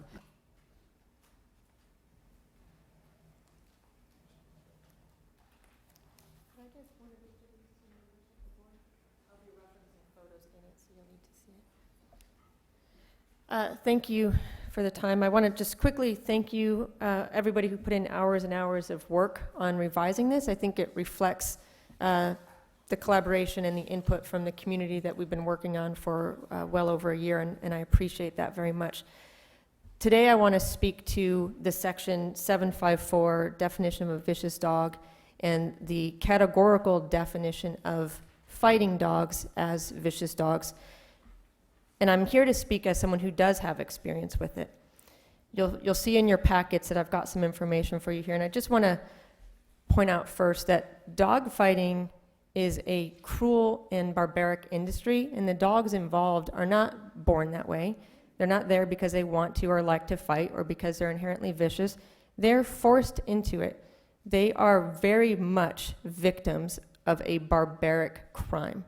Dogs that don't want to fight are electrocuted, they're beaten, they're starved, and then ultimately often killed. Sometimes they're just used as breeding or bait dogs. These dogs are victims.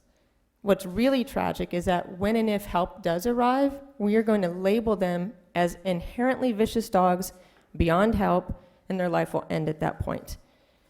If you look at the facts, and if you look at people who do have experience, the rehabilitation of fighting dogs is not an exception, it's the rule. Dog fighting dogs across the board, you will find folks that have said, these dogs have never had problems with humans. In fact, they greet their rescuers with kisses and tail wags. Rehabilitating them to be safe and social with other dogs is not only possible, it happens all the time. To speak to Supervisor Carvajal's reference to the Vic dogs, 47 of 51 were safely adopted into private homes.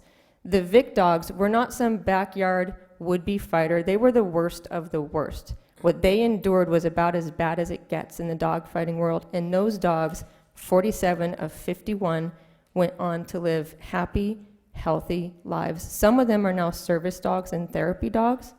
Some of them are AKC-trained good citizens. Some are just beloved family pets. Shadows Fund has direct personal experience with 3 fighting dogs out of Ventura County. Those dogs are pictured in your packets. If you flip through the pages, the very first one you'll see is a dog named Buddha, and that's his shelter photo. And if someone were to see that dog and say, oh, that was a fighting dog, first response is, oh, look at that vicious dog, look at his scars on him. If you flip your page, you'll see Buddha and his brother laying there. They were both fighting dogs, and they have scars to show it. If you flip again, you'll see Buddha sitting in a pack of dogs that he helped rehabilitate. Disabled dogs, old dogs, young dogs, big dogs, small dogs. You'll see his brother in his current home with kids, with kittens, with dogs, living a happy, healthy, productive life. Thank you. Thank you. Dr. Lee Heller, and then Jeff Bard is our final speaker. Madam Chair, members of the board, thank you this morning. Thank you so much to staff for their work on this. I've been strongly supportive of ordinance revisions for several years, and in particular, having an option of enforcing poop pickup. So I am the former head of DogPAC, the Dog Political Action Committee. We advocate for courtesy, cleanup, and control. And one of the handicaps that we've had over the years in encouraging people to be responsible is cleaning up what can be cleaned up. And so I think this is an important step in an enforcement mechanism for people who otherwise tend to turn away and look the other direction. You don't need a shovel, you just need poop bags in your pocket. And most people use old grocery bags for that. I'm supportive overall of the changes to the definition of dangerous dogs to restricted and vicious. I would inquire for more detail on what the state law restrictions are around how fighting dogs have to be handled as vicious dogs. I found some stuff on my iPhone, and even though it's enormous, it's still too small for me to read in this hearing chamber. But in support of what Jill is saying, it's pretty evident that A generic definition of any dog seized in a fighting operation as vicious is not, in fact, accurate. And I'm also very supportive of Supervisor Carbajal's recommendation about changing the language so that there's more legal support for finding every alternative for underage animals, newborns up to 8 weeks, before a euthanasia decision is made. So thank you so much for your work on this. Okay, thank you. Next Jeff speaker. Bard.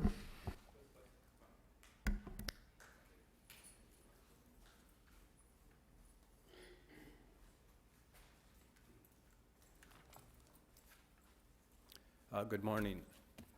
I appreciate the work that's gone into crafting a thoughtful, nuanced ordinance. I regret I didn't have a chance to contact my 3rd District Supervisor. There was an incident in which my dog was provoked, and I believe that Melissa Cohen jumped to conclusions because she simply wants to kick dogs out of her store. And she took a very biased position, and I believe she reported it to Esther. I don't know. I find some people rather unapproachable, and I found Esther unapproachable. Fact of the matter is, Doug McKenna snuck up behind my back after it got dark, and it concealed a bamboo stick. He whipped his stick out. He got a warning nip. No stitches, no injuries. I actually cried. I'm being blackmailed by meth dealers and marijuana dealers, which I don't have a problem with marijuana dealers, but I'm being blackmailed by people who know they can get at me. Now, the current ordinance does not define provoked. Melissa Cohen stood there in my face and used the word unprovoked. I had been going crazy for 10 months, the thought that this county would put my dog to death because provoked is not defined. I poured through a stack of court cases. Provoked is not defined. Everyone in Animal Control South County knows my dog, and I'm grateful. Peter Adam recognized my dog has never bitten anyone unprovoked and has never harmed anyone. Little Chihuahua nip is cause for automatic euthanization. The current statute also provides that if a dog is trained for protection and that dog is off leash, it's mandatory to euthanize that dog. Now, protection can include protecting someone who's prone to falling from hitting their head. Protection can mean providing a buffer. Protection can mean a lot of things. So the old ordinance is utterly archaic. So I'm off my notes, but I feel like I should be frank. I have felt that I'm under a death threat of my dog for the past 10 months, and it's being used against me in the most unsavory manners. And I'm grateful that I was heard. The first one who criticized the original proposal was 4th District Supervisor, Madam Chair, and I do appreciate that after reviewing principles of liberty, constitutional democracy, I feel that I have expressed that there is a bipartisan intellectual and philosophical mandate for law that provides some options to hearing officers and judges, and that's what the revision will do. Thank you. All right, thank you. Do we have any further public speakers? Mr. Bard was our final speaker. Okay, Mr. Adam? Well, let's deal with that issue. There's a few terms in there. Which issue? That issue that he just brought up regarding provoked, definition thereof. We don't have that in our definitions, do we? Chair Wolf and Supervisors, I think we're all talking about Section 754 for definitions. So unprovoked is one of the terms modifying what is or isn't a restricted dog or a dangerous dog, but unprovoked itself is not defined. And I would say that as we look at, if we were looking at criminal law, not animal control law, but criminal law, we would expect to find the same, that unprovoked is really situational and does not get defined further. Well, is there some kind of a standard definition that would be used? And this is why I was kind of comfortable with that, is I'm thinking that there's some kind of a standard definition or test for provocation that would be used in a hearing situation or once that goes to court. Chair Wolf and Supervisor Adam, that's correct. Both the reviewing Superior Court on appeal and any animal control hearing officer or third-party hearing officer, we'd be able to advise them on the use of the term unprovoked, but it would be subject to review by the Superior Court, who deals with this concept also in the penal law. Well, can you give us a flavor of what that generally is? Chair Wolf and supervisors, one of the things that we had talked about was unprovoked, and elsewhere in here we also see unjustified. So these are words that mean that if somebody's the aggressor, that is provocation. So if a third party is the aggressor as to somebody, a dog owner and their dog, then that would be a provoked situation as opposed to unprovoked. So I think just the concept of who's the aggressor. So does that make you feel any better, Mr. Bard? Well, I just like to see the judge have some discretion. Well, I don't- a Mr. head nod would do.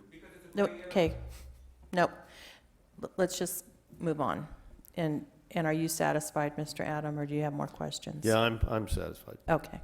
Any other questions?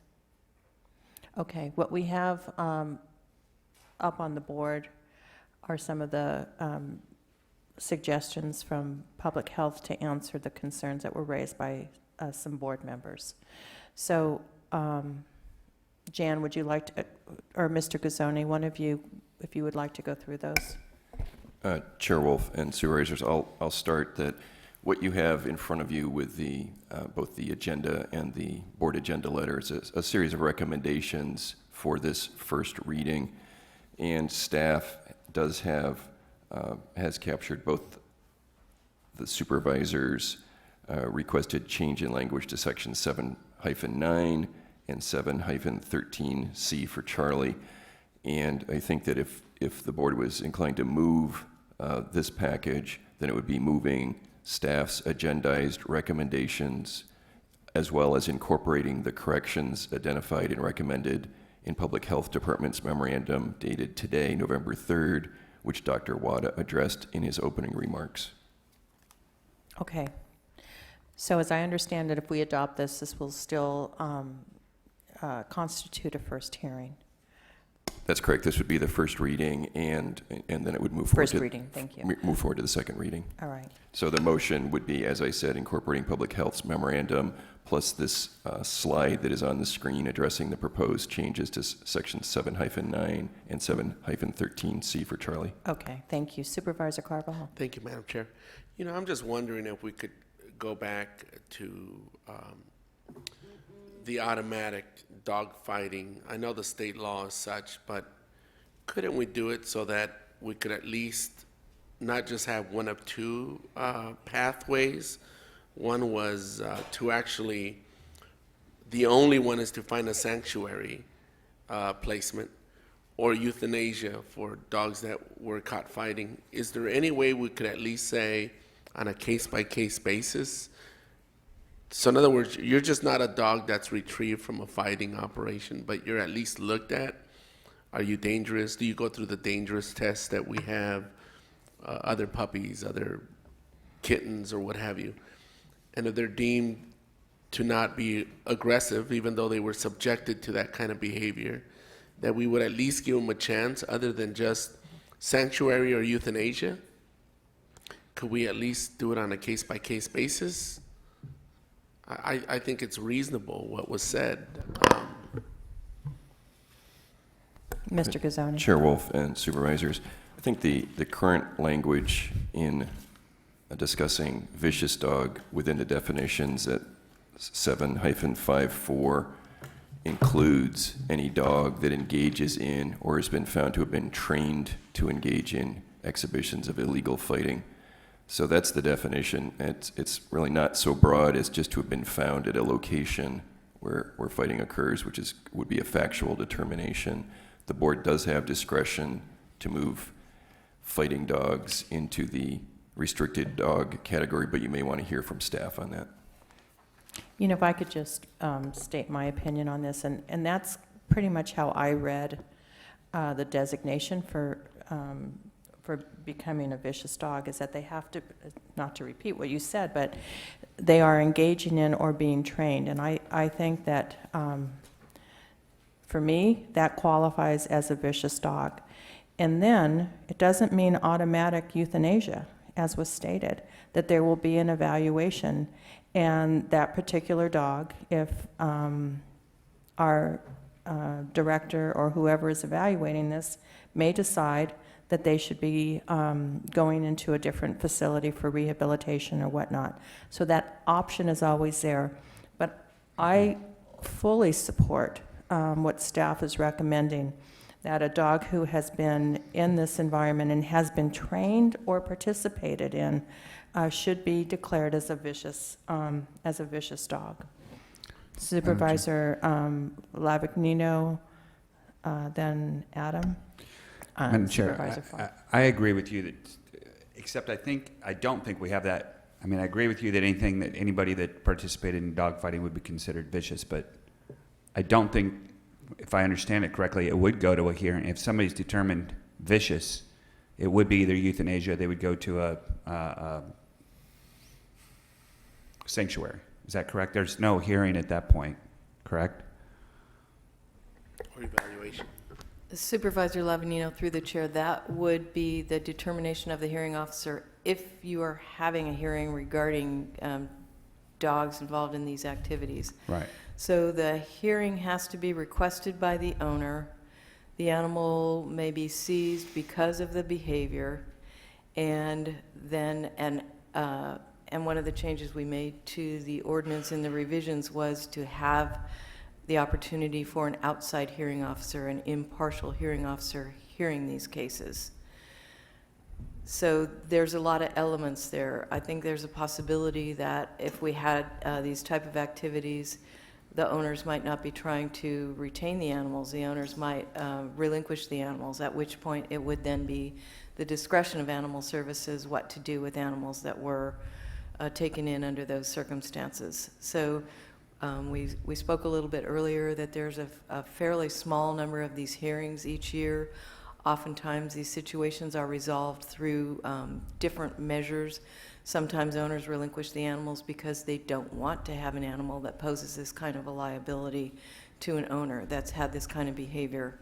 And I think if somebody is facing charges with dogfighting, they may be ordered by the court to relinquish the animal as part of the criminal prosecution. So there's a lot of factors that would be involved in this. Right. And my personal, this is just as a parent, you might, if we release that animal to an expert, it might be able to be rehabilitated, but personally, I would not feel good as a decision maker to allow a dog that had been involved in dogfighting then to be released or be adopted by another family. It doesn't pass the smell test for me. I mean, I just wouldn't want the liability and the it just seems like inherently wrong to do. And I feel for the animal, and it wasn't put in that position, but unfortunately, that's my personal opinion. I just wouldn't be able to support a path.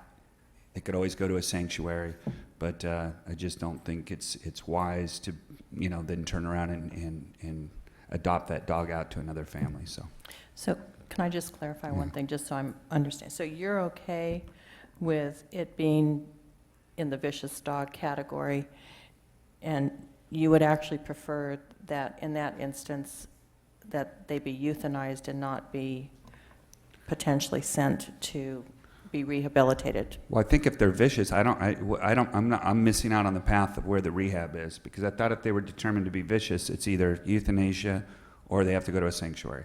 It is sanctuary. I'm maybe using the wrong term. I think that is correct. Okay. They can't. So that's, Right. for me, a fighting dog would either have to go, would be considered vicious, which then either is you go to the farm or you. Okay. I think we agree on this point. Supervisor Farr? Thank you, Oh, Madam sorry. Chair. Well, actually, I think Supervisor. Yeah, Supervisor Adam. So, I'm trying to figure out, Ms. Anderson said that she's had 3 dogs that came through this path. And I'm assuming that was in this county. So do you know those 3 dogs that they, Shadows Fund then got and rehabilitated, that it had a history of, being involved with dog fighting?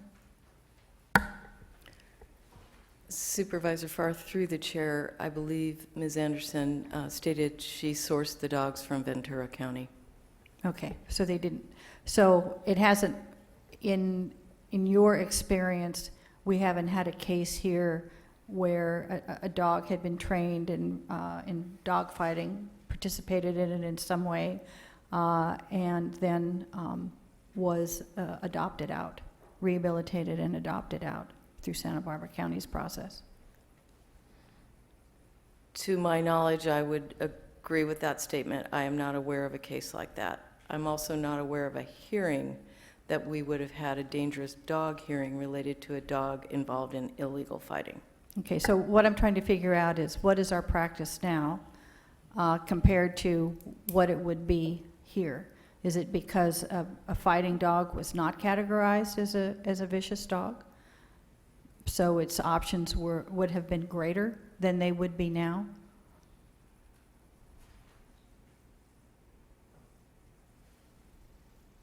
I have to go back and look at the prior language. I'm trying to figure out what the difference is, if any. I think from the previous ordinance, that dog would have been classified as a dangerous dog and would have been ordered euthanized. So our current recommended revisions allow for more latitude, whereas in the past, dogs with multiple kinds of incidents, including not necessarily severe injury to a person, were deemed dangerous and then euthanized. Okay, so they didn't have the option then of going to a sanctuary. That's the difference now. That's correct. Okay, thank you. Thank you, Supervisor. Supervisor Adam? Yeah, I think you've done everything reasonably possible to accommodate these dogs that may have fallen in the dangerous category before, but now don't because they fall in the restricted category instead of the vicious category. And so I think putting something more in there, I mean, it is a case-by-case basis that they're going to be placed in a sanctuary or not. And I guess that's somebody's decision on whether they want to pay for it or not, really, that's kind of what it boils down to, right? And so, then you have the liability for the county at that point. If we've previously determined that a dog is vicious, and then we let somebody take that dog back out, and it kills somebody's kid or something, we're just on the hook for untold damages. There's no way that we can be able to defend that. So I think what it is now is the best compromise and accommodation that can be made, and I'm going to support this as it currently exists with these changes up on the board. Okay, thank you, Supervisor. So then, why don't we get to the point of looking at these items? And Supervisor Carbajal, yours was focused on the first one, and I think from Supervisor Lavagnino and Adam was the second. I'm fine with both. If you're all fine with those changes, and this will constitute a first reading, then if I could have a motion to approve with those changes. Is there a second? All right. Any further discussion? Although Chair Wolf, and again, just to have a clear record, that the motion also includes the corrections identified in Dr. Wada's memo dated November 3rd. correct, yes. So we have a motion and a second. Any discussion? All those in favor say aye. Aye. Opposed? Passes unanimously. Let's take a break, and if we can come back by 11:15, that would be great. Thank you.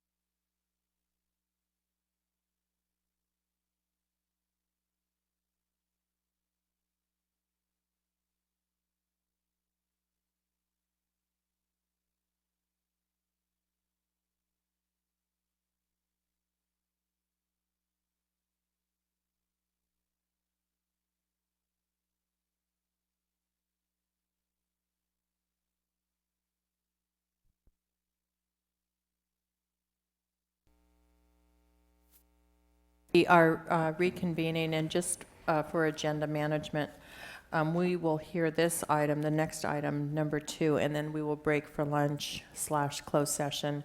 And then after lunch, we will hear item 3, 4, and 5.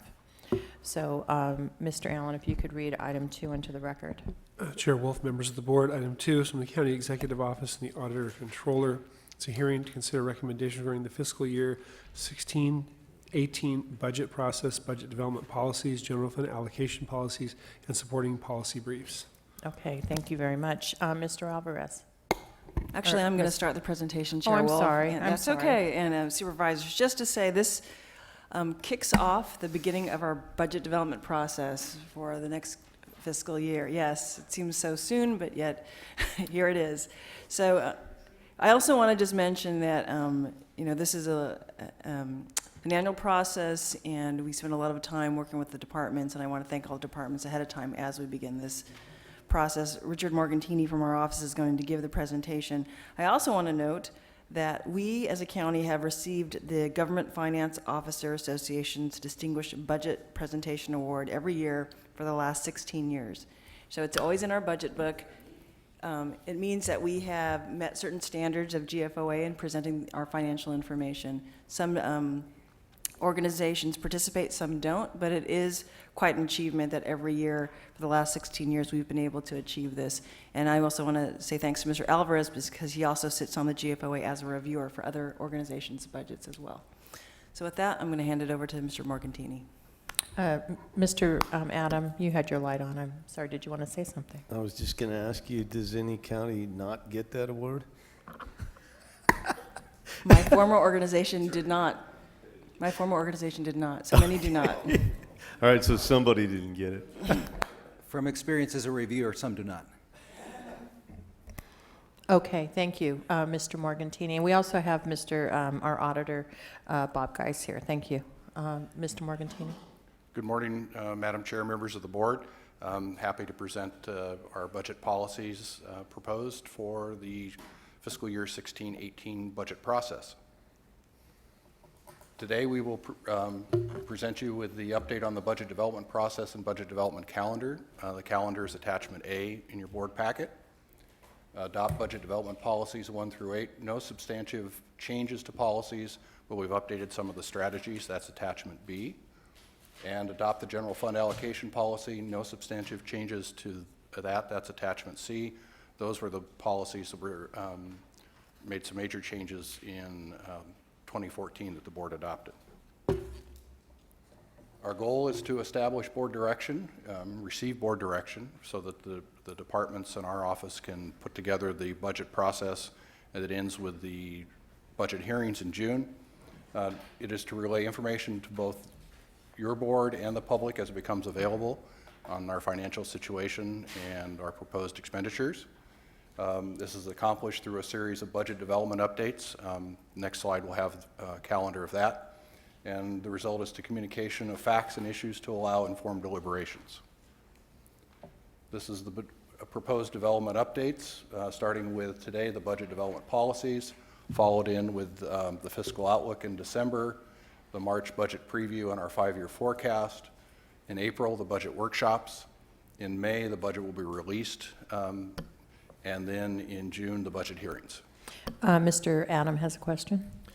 Yeah, are the dates right on that, or is that's earlier it says 11 to 15? I'm not sure which. The dates on the April budget workshops? Says 6 to 10. Earlier in the presentation,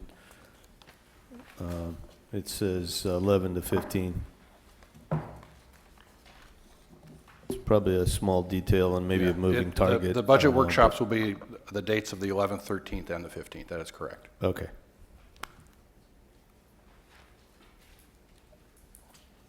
For our budget development policies, we're proposing no changes to the policies. We've updated the strategies. The purpose, again, is accountability and transparency, policy-based budgeting, a balanced budget and fiscal stability, identify and mitigate fiscal risks, looking at also with our reserves, service levels, capital and infrastructure, and employee retention. budget development policies, we're referring to number 4, identify and mitigate fiscal risks. The specific strategies are below. The North County Jail Operating Fund, no change to the plan. This is consistent with the funding plan that was adopted in the current fiscal year budget. The general fund contribution will increase from 7 to 7.6 million proposed in fiscal year 16-17.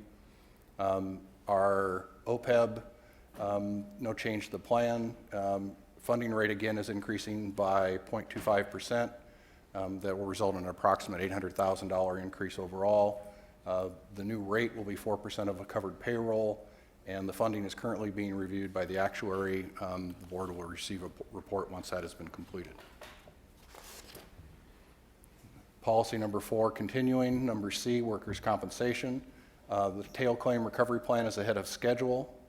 We do have current insurance premium rates increasing. Although the frequency of claims are down, the severity of claims is up, and we will detail this in the fiscal outlook report.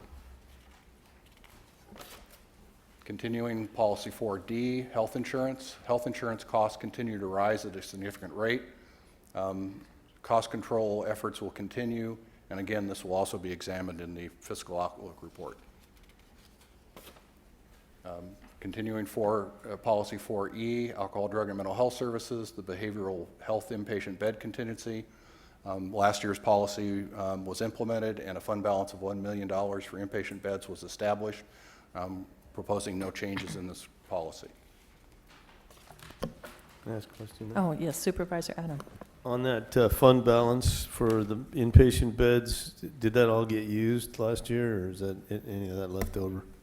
It did not all get used last year. We have $1 million in the fund balance at this time to be used as needed. Okay, so none of it got used? Oh, we did allocate money last year to mental health. So we allocated $2 million in the recommended budget of one-time fund to pay for additional inpatient beds, and another $1,020,000 for some increased residential beds. I think that was 12 total beds. So they did receive additional funding within their current year's budget. We also have $1 million set aside in the event that they go over budget or have some unanticipated need with inpatient beds. Okay, so it was set aside for the purpose to cover contingency. It wasn't That's correct. specifically to be used. Okay, I'm sorry. That's Go ahead. correct. Moving on with policy number 5, reserves. Strategic reserve, the goal is 8% of the general fund operating revenue. Once the target is achieved, any excess fiscal year-end unassigned general funds will lapse to the unassigned fund balance account for future board appropriation. Policy is $1 million annually to strategic reserve until the target is met, and the target has been achieved for this fiscal year 15-16. The fiscal year 15-16 strategic reserve target, it was $29.9 million. We are currently at 29. Mr. Morgantini, excuse me. Supervisor Carball. Thank you, Madam Chair. Is there any way we could make that 29.9 just 30 million? We're almost there. I would hope we can do that this coming budget. It just seems such a easily rounded figure. It's always nice to. Anyway, just an observation. Okay, good. Mr. Morgantini, go ahead. Our general fund allocation policy is approved annually by the board. The last year's was the main changes, and also was in October 2014. We're not proposing any changes to the calculation section or the process section. Review of unauthorized unfunded positions and use of salary and other departmental savings. These are a couple issues that we were asked to look at.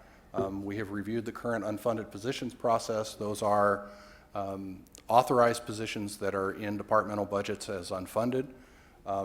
As a result of that, we're proposing no major changes, but we'll enhance reporting and monitoring of these positions as we go through the fiscal year. Current policies and procedures for reappropriation of departmental object level savings was reviewed. That is another one we will monitor and look at. Mr. Morgantini, Supervisor Farr. Thank you, Madam Chair. So, Mr. Morgantini, on these, the first one is clear. I know this has been an ongoing discussion from year to year about whether the authorized but unfunded positions should be kept or eliminated, and I'm okay with that. I do want to, find out a little bit more about the current policies and procedures for reappropriation. So, I know that I think in previous years this worked differently. If a department had savings that they, they could maybe carry them over if they thought the next year was going to be difficult. So, I mean, if I'm a department head, I want to make sure that I'm going to be rewarded for being thrifty and not find that I've been thrifty and yet it's still not going to end up benefiting my department.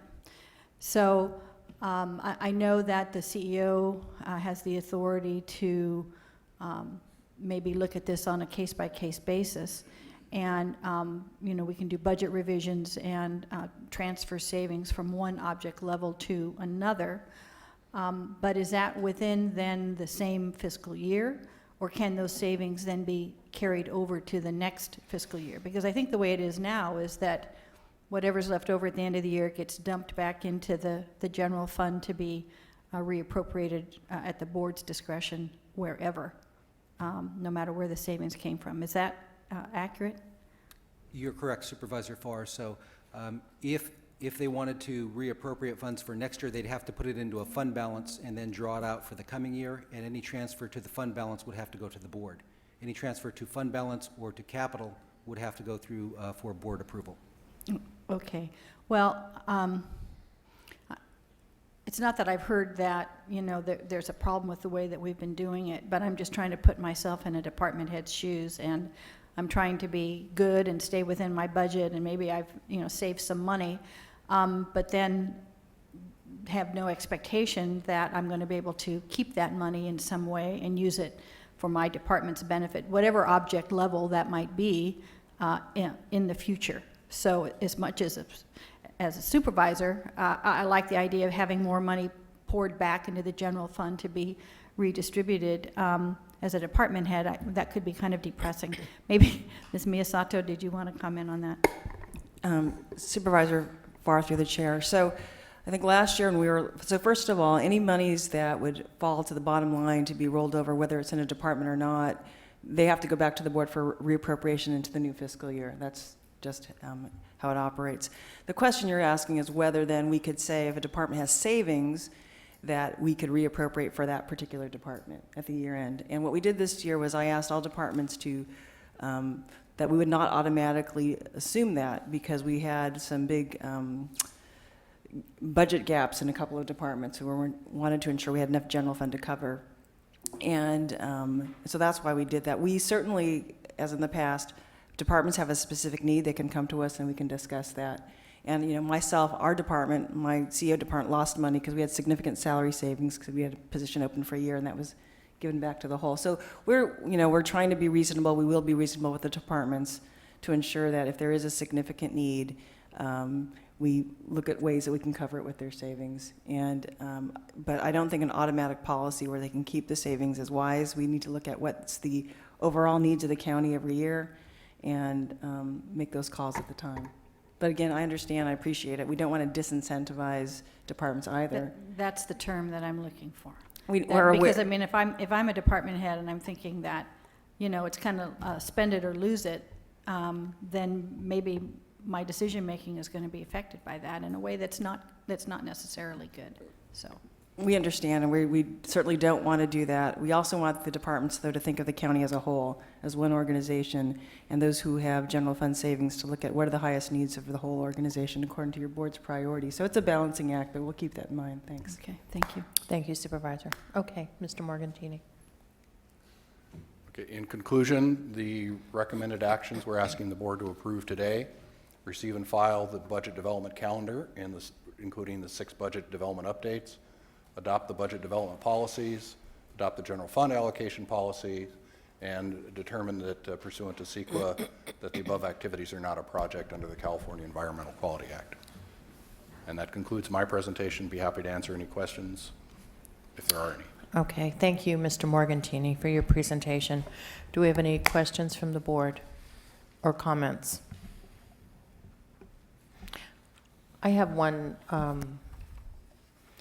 comment that, and it's not necessarily within these policies, but I'd just like to discuss it with staff, and I mentioned it to Ms. Miyasato yesterday. I had an opportunity yesterday to meet with my Human Services Commission representatives and the chair of that commission.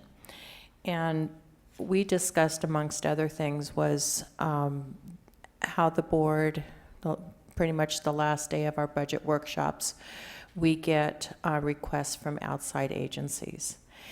And they had noted to me that some of those requests were either ones that, not all, but some of them were either ones that they had looked at as a commission and denied, or they were ones that the commission had approved, and then the outside organization would come to us during budget hearing, and we would provide them with additional funds. So a couple of things came to mind. One is how we deal with outside organizations coming to us at the end with requests, and sometimes we get them literally the day of the budget hearings. The other thing that comes to mind is, and I'm guilty of this, so this yesterday was kind of a revelation. It was an aha moment that maybe we should try and think of a different way to deal with this. But we are also not monitoring the allocation of the funds as well as I believe the Human Services Commission does. In other words, we get a request, we consider it, and oftentimes we'll provide the funds to an organization. So I don't know if any other supervisors have a concern about this. Like I said, it came to mind yesterday, and part of me was thinking, well, maybe we shouldn't have any outside organizations come to us during budget week. Another option is, if they come to us, maybe then we refer that to the Human Services Commission with an additional pot of money, if it's $100,000 or whatever it is, and give them some more work. I don't know what the answer is, but in my discussions with Ms. Miyasato yesterday, the thought was to refer this to staff and have them come back to us at another time with maybe a few options of how to deal with that. So I just throw that out for us to think about. Supervisor Lavagnino and then Supervisor Farr. Thank you, Madam Chair. Well, I was also visited by my commissioners, and they had the same concerns, and it did open my eyes a little bit. I think one of the things that really underscored is that we definitely need that those outside agency requests come in sooner. I just don't understand. There's no real good reason for an outside agency to not have that request into us. We all know when the budget, we're putting up on the board right now what the schedule is. Those need to be in way before we start our procedures. And I also thought that maybe a possibility is, as those outside agency requests come in and we've identified them, that they then at some time could also have a Human Services Commission recommendation on them, so that they come and we know. I guess this was the first year where there were really just, it was probably the most egregious example of, they went to the Human Services Commission, they were told no, then they came to us. And, maybe I did agree with the Human Services Commission, and maybe I didn't. But it would be nice to at least have on the record that the Human Services Commission reviewed this, they denied it. That doesn't mean we always, just like with Planning Commission, we don't ever supersede them, but it would be nice to have that recommendation on the outside agency request. But I think this just sheds a light on, those outside agency requests need more scrutiny. And they need to be in sooner, more scrutiny, and sometimes we're bringing them, so it's on us. No, I know that, yeah. I know, exactly. it's on us. I know. But I just think good policy, transparency, good government would be that we have those agency requests sooner, they're reviewed more thoroughly, and they have more follow-up. Supervisor Farr and then CEO Miyasato, did you want to comment? Okay. Thank you, Madam Chair. You know, I talked with my Human Services commissioners and actually brought this issue up with them before, because I think that the two outside agencies that I remember during this last budget that came to us that we granted money to were Community Action Commission and the Buellton Senior Center, Solvang Senior Center Meals on Wheels programs, both direct service providing food to seniors in our community, both who had traditionally been granted money through the Human Services Commission process. And this year were denied, not because the programs don't have merit, but because of the many requests for funds that the HSC gets, that they just don't have enough money to fill. To further complicate it, as we know, the Human Services Commission kind of revamped their whole process for grant making, with more of an emphasis as a foundation would, rather than as they had in the past, towards capacity building. So this is a 3-year process. So if you were denied, unlike previous years, you're denied for 3 years, not for 1 year. I was certainly kept up current on this, change in practice. When it first came to the board to be adopted, I supported it, but as I saw how it was actually working itself out in that first year, I could see a lot of issues with it. And I think one of the main issues is that traditionally the Human Services Commission has not acted like a foundation. It has been kind of the commission of last resort for a lot of these nonprofits, many of them small, that need even the small grants to leverage other money to provide this direct service in the community that the county doesn't do.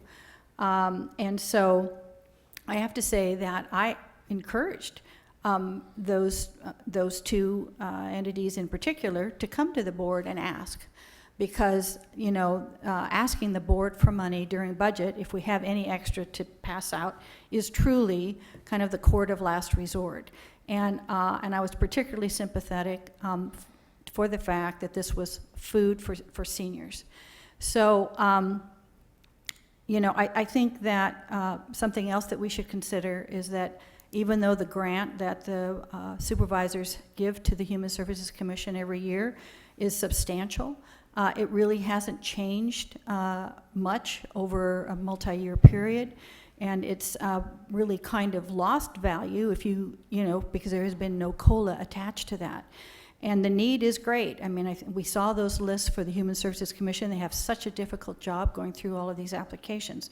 So, I just think that we as a board need to closely follow this new process that the Human Services Commission is putting into place, and hopefully these capacity building programs that they have funded, rather than the direct services, will indeed increase capacity at the end. But I don't think that necessarily absolves us of still allowing the community to come to us and ask. And I do agree that they need to put their requests in much sooner. It's important to get the word out that they know what our process is. They should not be coming in at the last minute. They should be in ahead of time. But I would not want to, tell anybody that they can't come to the board and at least ask. Whether we say yes or whether we have the funds, even if we want to say yes, is always a different matter from year to year. So I think we've had some big changes in the Human Services Commission, and I think that also the board should probably consider, and we should track how much money we've given the commission over the last decade, because I think that in effect the buying power of that has diminished at the same time the need has increased. So anyway, those are my comments. Thank you, Madam Chair. Ms. Miyasato. Go ahead. I wanted to concur with Supervisor Farr. I think we do need to look at, over the past 10, 15 years, what the amount has been that the Human Services Commission has issued. I think that the needs have grown, inflation has grown, but you'll find that it's been the same amount of money for the most part. So I think for starters, one way of maybe addressing some of the needs and right-sizing the circumstance so we don't have all these nonprofits trying to come to us and we can feel good about the allocation we're making is to look at that historical allocation that we made. And you'll find that it's been stagnant for years. And that's one of the points that they raised when they came to see me as well. So I think there's various ways of approaching this circumstance that we're faced with in terms of outside agencies coming to us. Keep in mind, we have outside agencies that come to us, whether they were part of the human service process or just other agencies who feel that they would like us to consider an allocation for one reason or another. So when we look at this, it's not just those that have participated with the Human Services Commission. It's other outside nonprofits as well. So we need to keep that in mind. So, go, Ms. Miyasato. Chairwoman and Supervisors, those are all good suggestions. We can bring back options for you. We'd probably try to bring back options soon because we would need to get them into figuring out the process for the budget cycle and working with the Human Services Commission. I also want to note that we welcome having greater scrutiny of these nonprofit requests. Some come in timely, some come in the day of, some come in the week of, and we don't have time to evaluate all of them. I don't want anyone to think that we're not looking at how we're spending. The person in my office, Yetta Christensen, looks at those and makes sure that the spending is in line with what the request was, but certainly there could be more scrutiny and evaluation of what those requests are. And if that is to be the case, it really is creating a whole process and program. So I don't want to set an expectation that we can just, as they come in, evaluate them, get a reference or a referral from the Human Services Commission. I think we'll be providing options to you, but we either create a program or not, because it would be difficult to manage if it's somewhere in between. But again, we'll provide options for you. Okay, and I appreciate that, and I think you're working with the Human Services Commission, their staff. I think they'll be able to, assist you in coming up with a proper plan for us. So I think, one of the other issues, CEO Miyasato, is the funding that has been brought up, and it has, when we had the recession, everything was flat. And if we give them more responsibility, I think then we have to consider an increase to their funding in some amount. I don't know what that is, but that also might be something that we need to consider. But I appreciate you taking this up. Okay, do we have any other questions or comments? Otherwise, I think we have one public speaker. Chair Wolf, members of the board, we have actually, on this item, we have Mr. Caldwell in Santa Maria, and then we come back here for Dr. Johns in Santa Barbara. Okay.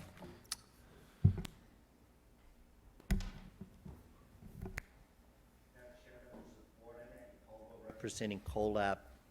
The one concern we had, obviously, last year is the extremely truncated hearing schedule. I think that's been expanded back, but having 3 to 5 or 8 departments and only one public comment period was just an insult to the concept of public hearing. I think sometimes it's easy to forget that this is the public's hearing. It's the one time that the public gets to speak into a process. And along those same lines, we don't have a problem with having a budget workshop. But what's happened in the last couple of years is the budget workshop has become the de facto budget hearing, where the board asks the questions, the staff makes the presentation, and then by the time the real official hearing comes along, it's perfunctory. The board has no questions because they asked all their questions in April. But what's wrong with this picture is in April, the budget book's not available. You don't have all the information, even in its truncated form. So you have this thing, it's kind of a hit and miss process here, that most people are treating April as the real deal, but you don't have all the materials. And then by the time the public does have the materials, you're not interested in really talking much about it. At least that was the thing last year. we're hoping that, and we're actually trusting that Supervisor Adam, as chair, will have a different attitude and perspective than you did, Supervisor Wolf. The bottom line here is we wish that more material was available in April. And of course, we also wish that the budget would be restored to what it was when Mike Brown was CEO and you went down to the levels within departments and not just this bird's eye view, because you really can't do the performance measures. You can't really look at the allocations or anything else at the macro level that they've been doing since Chandra Waller gutted it. And I'm glad that Ms. Miyasato has restored some of it, but we wish that they would go back to full disclosure. And again, this issue of making the official budget hearing a rubber stamp, we don't think is the right way to go. Thank you. Dr. Johns? Dr. Johns will be our final speaker.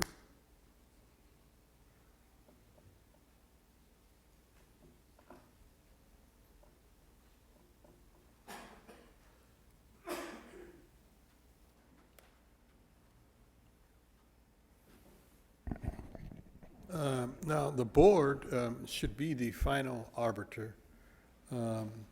This commission can read all through and make recommendations, but if someone wants to appeal to the board, because each and every one of these proposals are important to the individuals making them, as long as they make the guidelines of the early presentations to the CEO, they should be heard by the supervisors. They should be heard by the supervisors.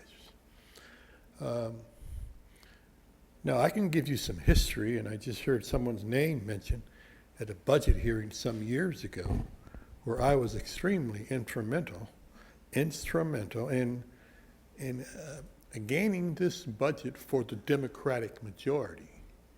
In other words, Mr. Geis here, we have to remember that Mr. Geis is an award-winning auditor. He has received many awards as an auditor, and I think this board at some point ought to send an award to Mr. Geis. You know, and you've never done anything to Mr. Geis at all, and he actually is the budget controller here, the man who looks over. But now I'm going to step down deeply into this history of the budget hearings. And at one time, there was a man, and I just heard his name mentioned by Andy, a man by the name of Mr. Brown, CEO.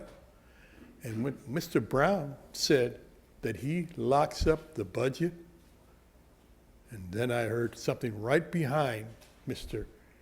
Brown, Mr. Geis said, yeah, he locks up the budget.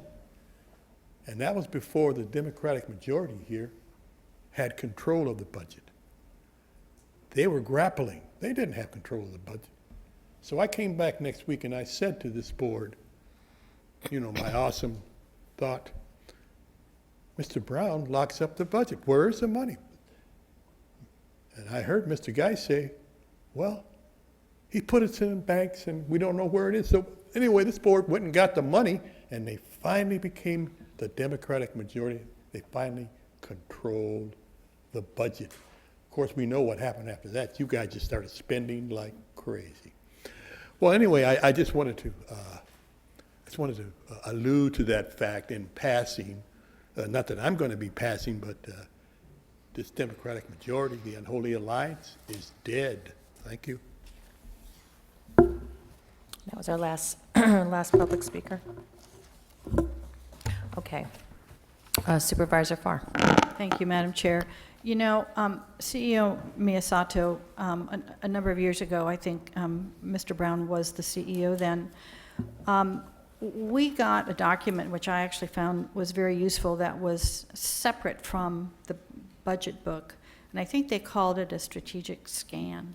And what it was a more in-depth organizational chart for each department.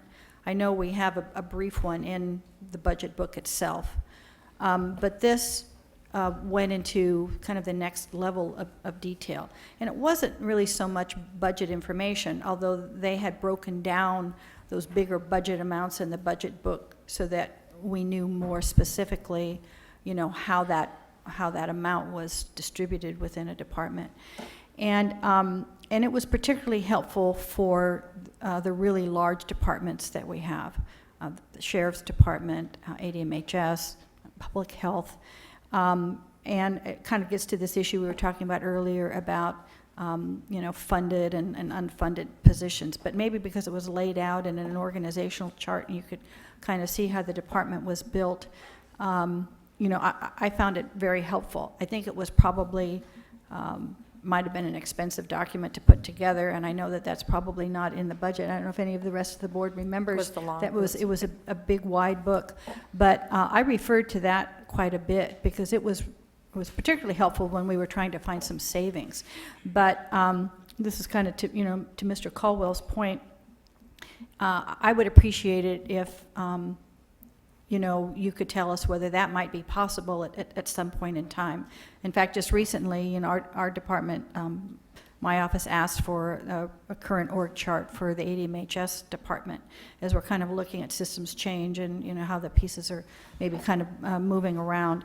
So it's just kind of that next level of detail. It doesn't have to be in the budget book itself, but in a different book. I've just raised that for your consideration. Thank you. Thank you. Did you want to respond? Supervisor Farr and board members, so I've seen that large document. It has a lot of great information, and one step we tried to make this last year, or we did make this last year with the auditor, was in the budget book, we did break out by every division their budgets, including their FTE, so that there's a bunch of extra pages in this budget book because by every division or program area, we have that information laid out. It may not be able to give you a one-page snapshot, but we can look at least to getting those org charts. If you want more detailed org charts, I think that's possible. We'll work with HR in getting those for you.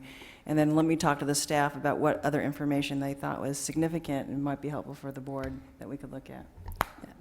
Thank you, CEO Miyasato. Thank you, Madam Chair. I think for me, there's something about having all this information that's on these individual pages kind of correlated on one page in an org chart that is, you know, makes it very easy to understand. So maybe the information is all there. It's just a matter of kind of laying it out in an org chart style. All right, thank you, Supervisor. Supervisor Adam, then Supervisor Lavagnino. Okay, well, I'm assuming that somebody's going to make a motion to adopt staff recommendations here, and I'm in support of them generally, even though I still believe that the 18% is inadequate. And two requests that I would make of staff is that we try to find a way to provide even greater public access and transparency to this budget process, and find a way to allow greater interaction between the public and department heads and staff during the budget process, so they can potentially ask some questions and get answers, instead of kind of what we do up here is necessarily set up to listen but not respond and not provide any direct access or information back to people. And I think that on some kind of a limited basis, that might be something that would be helpful to people feeling like they were able to participate in a better way. Okay. Supervisor Lavagnino. Madam Chair, I think Supervisor Carbajal wants to respond to that, but because mine's different than that, so that's what he... Do you want to respond? Kind of. It's sort of a hybrid response. You know, He's giving up his position. I know. I like the fact that we have these new hearings because it allows the public to ask questions. And I think it's totally appropriate to respond to the public. I don't think it has to be right then and then, but I think it would be important to respond to the public. Usually it's just Andy Caldwell, but if it's Andy Caldwell wants some more answers, I think we could respond to him. And I think that's totally appropriate. But I think it's a reminder to us, that's why we have those 3 hearing dates in April, which we never used to have, so that the public could come and ask and interact with us. And I think that's a good format, so I'm all for that. Okay, thank you. Supervisor Lavanino? Can't believe I gave up my position for that, but no, just kidding. You know, one thing too that, and I know we got better on this last year, but one thing I remember every year that I've been on here is that every time we go through this, we always talk about having more relevant performance measures.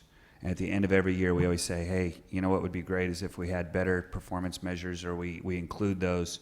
And every year we say we're gonna get better ones, and we're gonna do more of them. And then the next year we always say we want to do more and better. So I think really getting good, relevant performance measures are always very helpful for us, and not just percentages, because those, you know, a lot of times we'll say it's 95%. Well, that's, you know, could mean something completely different, even though 95% is a lot, right, Supervisor? But but we want, I think number of cases and things like that are always very helpful.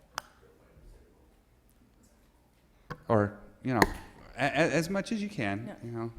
Supervisor Lavanini, through the chair, just a reminder, we actually did that. We can always look at our performance measures. We completely agree, have departments look at what can be improved. But this year we actually made an effort. If you look in the budget book, any percentage actually has the whole Good. numbers. Okay, well, that one's the easy one to fix then. Okay, good. Any other comments or questions? Okay, so we have 4 items, 4 recommended actions, and thank you. We have a motion and a second. I just want to ask Mr. Gazzoni, we've talked about the issue of asking CEO Miyasato about coming back with some other process for outside organizations. Do we need to include that in a motion, or just leave that separate? Chair Wolf, you don't need to include that in the motion. I think the direction or request was clear to the CEO. Okay, good. So we have a motion and a second on the recommended items. Any discussion? All those in favor say aye. Aye. Passes unanimously. Thank you guys very much. Very good presentation. All right, we will now go into closed session. Mr. Gazzoni? Chair Wolf, the board is noticed today for 4 separate items. The first, conference with legal counsel for existing litigation in the United States District Court case of Owens versus County of Santa Barbara. Second is public employee appointment concerning Human Resources Director. And then 2 separate items for conference with labor negotiators. The first is SEIU Local 620, and the second is Union of American Physicians and Dentists. Okay, why don't we come back at 1:15? All right, very good.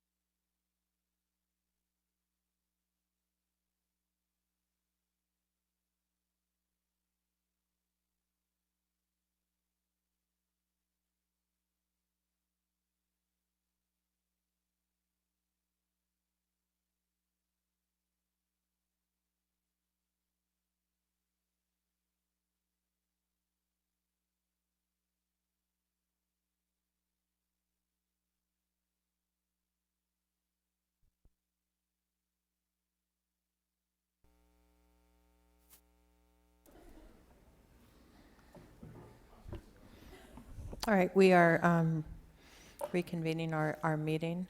Mr. Cazzoni and I think CEO Miyasato would like to report out on closed session. Chair Wolf and Supervisors, the board considered 4 items in closed session: ongoing litigation, Owens versus County of Santa Barbara, public employee appointment, and 2 labor relations items. The board has a reportable action for public employee appointment, and that is through a unanimous vote. The board approved appointment of a human resources director, and I'll pass to Ms. Miyasato for details. Thank you, board members. Today, the board approved the appointment of Lori Gentles as the next Director of Human Resources, a position, as you know, that oversees the human resource function for the county's over 4,000 employees. Ms. Gentles has served as the Vice President at Cal State Fullerton for the last 2 years and an Associate Vice President at the San Francisco State University for the prior 5 years, overseeing HR functions for both those university systems. Before that, she worked for the County of Contra Costa for 4 years, first as Assistant HR Director and then as Assistant County Administrator, which also served as the Human Resources Director. And prior to that, she had served as a Deputy Personnel Director for the City of Phoenix and the HR Director for the City of Mesa, Arizona. She has implemented in her career, in her different leadership roles, implemented digital self-service initiatives such as e-recruiting, developed inclusive recruitment, retention, and succession planning programs, and successfully negotiated union concessions during the recession. Her first day will be January 11th, and she succeeds Jerry Muth as the county's HR Director, who retired last week. Bob McLeod, the county's Chief of Employee Relations, will be serving as the interim director until Ms. Gentles begins. So we are excited and look forward to her tenure here in Santa Barbara County. All right, thank you, Ms. Miyasato. We'll move on to our next agenda item. Mr. Allen. Chair Wolf, members of the board, this is item number 3 from Planning and Development. It's a hearing to consider the recommendations of the County and Montecito Planning Commissions to approve case numbers 15 ORD 12, 15 ORD 13, and 15 ORD 14, which would amend respectively the County Land Use and Development Code, the Montecito Land Use and Development Code, and Article 2, the Coastal Zoning Ordinance, to revise existing procedures and regulations and add new procedures and regulations in order to implement certain programs contained in the 2015 to 23 Housing Element Update as adopted by the board in February of 2015. All right, who's going to kick this off? Dr. Russell? Thank you, Madam Chair. The presentation will be given by Noel Langle. Thank you very much. All right, thank you, Noel. You can go ahead. Thank you, Madam Chair, members of the County Board of Supervisors. The amendments we are presenting for your consideration today implement the following 4 programs of the recently adopted County Housing Element Update, and these are in regards to state density bonus requirements, farm worker employee housing that is regulated by the state, fair housing opportunities for individuals with disabilities, and the definition of who is considered a family. All 4 programs respond to concerns raised by the State Housing and Community Development Department regarding the adequacy of the county's previous housing element.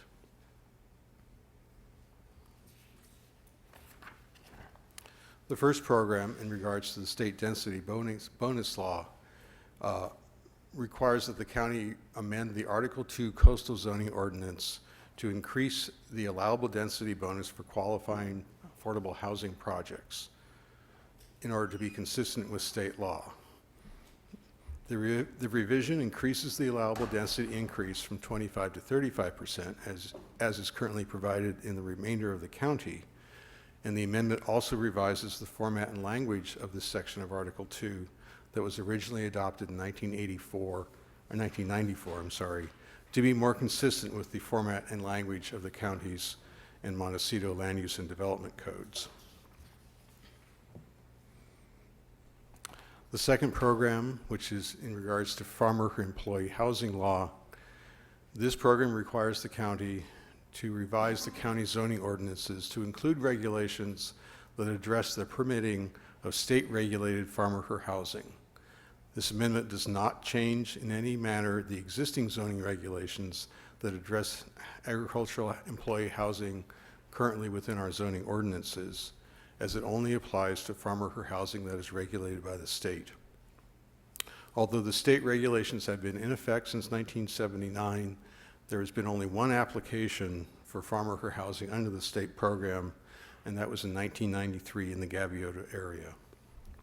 Mr. Langle, when I saw this, and I looked at it a little bit more closely, I found it very interesting, mainly because it was something that was new to me. So, and it looks like we've only had one instance of this type of housing. But where could someone place this housing? I mean, can it go anywhere? Do we as a county have any control over that? Or could someone, if it is state licensed, just decide to put it? I mean, what are the regulations? Madam Chair, maybe if I go through the next couple of slides, it'll explain more how this operates. That's fine. Thank you.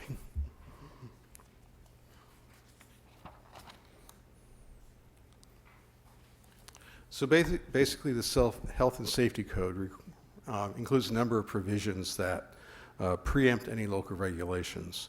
And first is in regards to what is defined as a farm worker dwelling unit. And this is a dwelling unit that provides accommodations for no more than 6 employees, farm worker employees. State law deems this a single-family dwelling and requires that the county approve any such dwelling in any zone in the same manner as the county would normally approve a single-family dwelling. So in this case, this primarily affects zones that allow for residential uses, specifically single-family dwellings, and provided that the dwelling only accommodates 6 farm worker employees, we would have to permit it in the same manner that we would permit any other dwelling in that same zone. So for example, in the R1 zone, the single-family residential zone, if a single-family dwelling is allowed with a land use permit, then this type of farm worker dwelling unit would also be allowed with a land use permit. If in the other zones that may require a development plan, such as the design residential zone, since single-family dwellings would have to go through the development plan process in that zone, then the farm worker dwelling unit would also have to go through the development plan process. So essentially what it does in many cases is the purpose of the law was to promote the development of farm employee housing, and essentially provides that you have to apply the same regulations that you would to any other dwelling, regardless of whether it's occupied by farm workers or any other person of any other employment. I guess I don't understand why it's not being used more. Madam Chair and members of the board, the Health and Safety Code provisions for compliance with this law is very extensive, and it requires quite a bit of detailed in regards to what is required to be built in accordance with these regulations. It does require inspections by the state typically on a yearly basis, and so most people choose not to go through this process, which has been my experience. We did talk about this briefly with the Ag Advisory Committee many years ago, and basically they said nobody bothers with it because it's too complex to get through. Okay, thank you. So there are essentially 2 types of farm worker housing recognized by the Health and Safety Code. The first I just went through, the dwelling unit, which accommodates no more than 6 farm employees. The second is called a farm worker housing complex, and this is housing that consists of no more than 36 beds in a group quarters, like a bunkhouse, or 12 units or spaces where each is designed for use by a single-family household. State law says that this is an agricultural use and must be permitted in any zone that allows agricultural uses. So is this the same situation that it would be, that the permitting of this through the state is also very difficult? And that's why we're not seeing more or any of these housing complexes? Madam Chair, members of the board, yes, that's my experience with this type of housing. So on one hand, the state is kind of giving us more latitude, but on the other hand, they're not making it easier for the agricultural community to take advantage of this. Madam Chair, members of the board, that's my understanding of it, yes. Okay.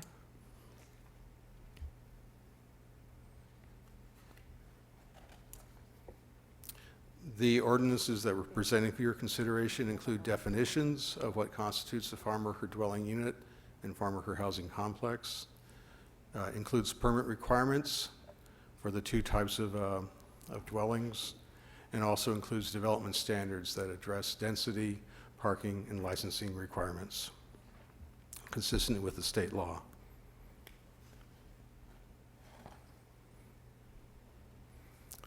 Moving on to the next program regarding fair and safe special needs housing. The purpose of these amendments is to address state and federal housing laws regarding ensuring that housing opportunities are available and accessible to individuals with disabilities. The proposed amendments create a process whereby individuals with disabilities may request a reasonable accommodation from zoning standards, where the zoning standards might pose barriers to the development of accessible housing.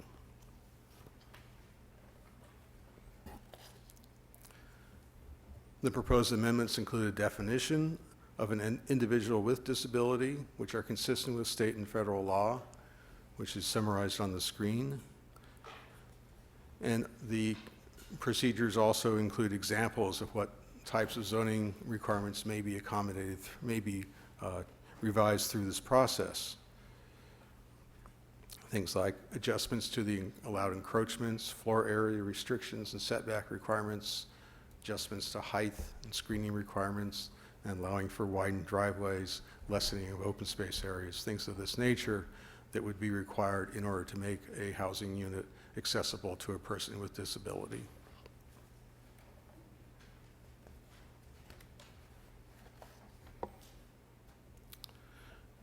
Under the proposed process, if the project in the whole requires only a staff level permit, then the planning director would be the review authority for determining when the reasonable accommodation request may be approved. However, if the project requires discretionary review, then the review authority is either the planning commission or the zoning administrator, depending on who has jurisdiction over the project as a whole. Notice of the application for the reasonable accommodation is provided to the neighbors, and the decision of the review authority to grant or deny the reasonable accommodation may be appealed.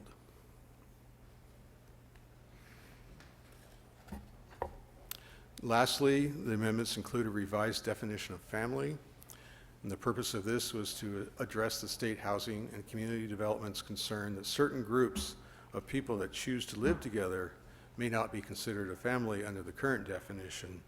And so the revised definition included in your packet reflects discussions that we had with HCD to accommodate their concerns or alleviate their concerns. The planning commissions both reviewed these proposed amendments, and on August the 19th, the Montecito Planning Commission hearing occurred. On September the 2nd, the County Planning Commission hearing occurred, and both commissions unanimously recommended that your board approve the proposed ordinances. So our request is that you follow the recommended actions in the board agenda letter, make the findings for approval, determine that the projects are exempt, and adopt 3 ordinances amending the County Land Use and Development Code, the Montecito Land Use and Development Code, and the Article 2 Coastal Zoning Ordinance. And that concludes my presentation. Okay, thank you. You know, I have a question, Mr. Langle, on the special needs or the ADA piece of that. I think what you said is that the neighbors are noticed if there is a change in the residence. Is that correct? Madam Chair, members of the board, the neighbors are notice of the application of the request for reasonable accommodation. So if a person submits such an application to, let's say, vary the side yard setback in order to allow for maybe something like a wheelchair ramp or something like that, then the neighbors surrounding that property would receive notice of that application. And then what if a neighbor isn't happy about that? What's the next step? Well, the neighbor is able to provide testimony or input to the review authority, be it the director or the planning commissioner or the zoning administrator, and if they're still unhappy with the decision that review authority makes, they could appeal that decision to the next higher level. So the only, and I always, I take the import of noticing neighbors very seriously, but in this particular instance, when you're talking about ADA accessibility, it seems to rise to another level that we are required to ensure that someone has that ability to access their home. So it's puzzling to me why there is this next step of review. Is it because maybe there's another way to access their property in a different way? I mean, just for when you're talking about Americans with Disabilities Act, like I said, it just rises to a higher level or a higher standard. So if you can just help me understand that. Madam Chair and members of the board, typically whenever there's an application that provides for some sort of improvement made to a piece of property, we do provide notice to the neighbors that this is occurring. You are correct that in this example where we're dealing with providing access to people with disabilities, there is a higher standard that we have to go by in regards to state and federal law if we were to recommend denial of that request. But in this instance where a person makes an application for a certain type of accommodation, there may be other methods whereby that accommodation may be made than the one that is being specifically applied for that would provide the same type of accommodation. So this gives a chance for a neighbor who may not like the specific application to provide input into the process and perhaps suggest other alternatives that might be considered.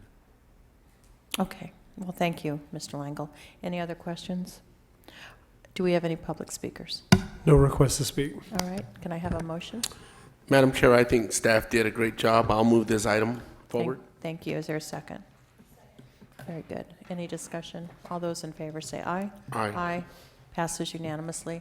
Thank you very much for a very good presentation. All right, Mr. Allen, the next item, please.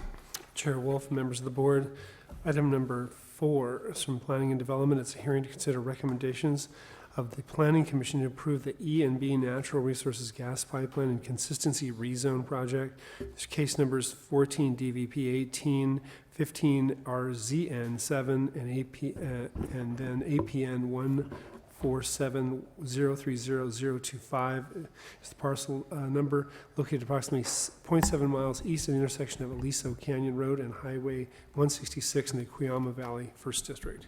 Okay, Dr. Russell, if you'd like to introduce us. Madam Chair, Supervisors, the presentation on the E&B Natural Resources Natural Gas Pipeline Project will be made by the Energy Specialist, Aaron Briggs. Okay, good. Thank you, Mr. Briggs. Good afternoon, members of the board. I will now proceed with the E&B Natural Resources Natural Gas Pipeline Project presentation. The project site is located in the Cuyama Valley, approximately 2 miles northwest of the town of New Cuyama and directly adjacent to Highway 166. The proposed project would include 2 main components: the construction of a new 1,125-foot above-ground natural gas pipeline needed to reestablish a historic connection between the Russell Ranch and South Cuyama oil fields. The new pipeline segment would connect 2 existing buried pipelines which run for about 8 miles between the 2 fields. Currently, natural gas produced from Russell Ranch field is re-injected into the producing formation. The proposed pipeline would allow E&B to transport natural gas from Russell Ranch to its South Cuyama gas plant for processing and sale.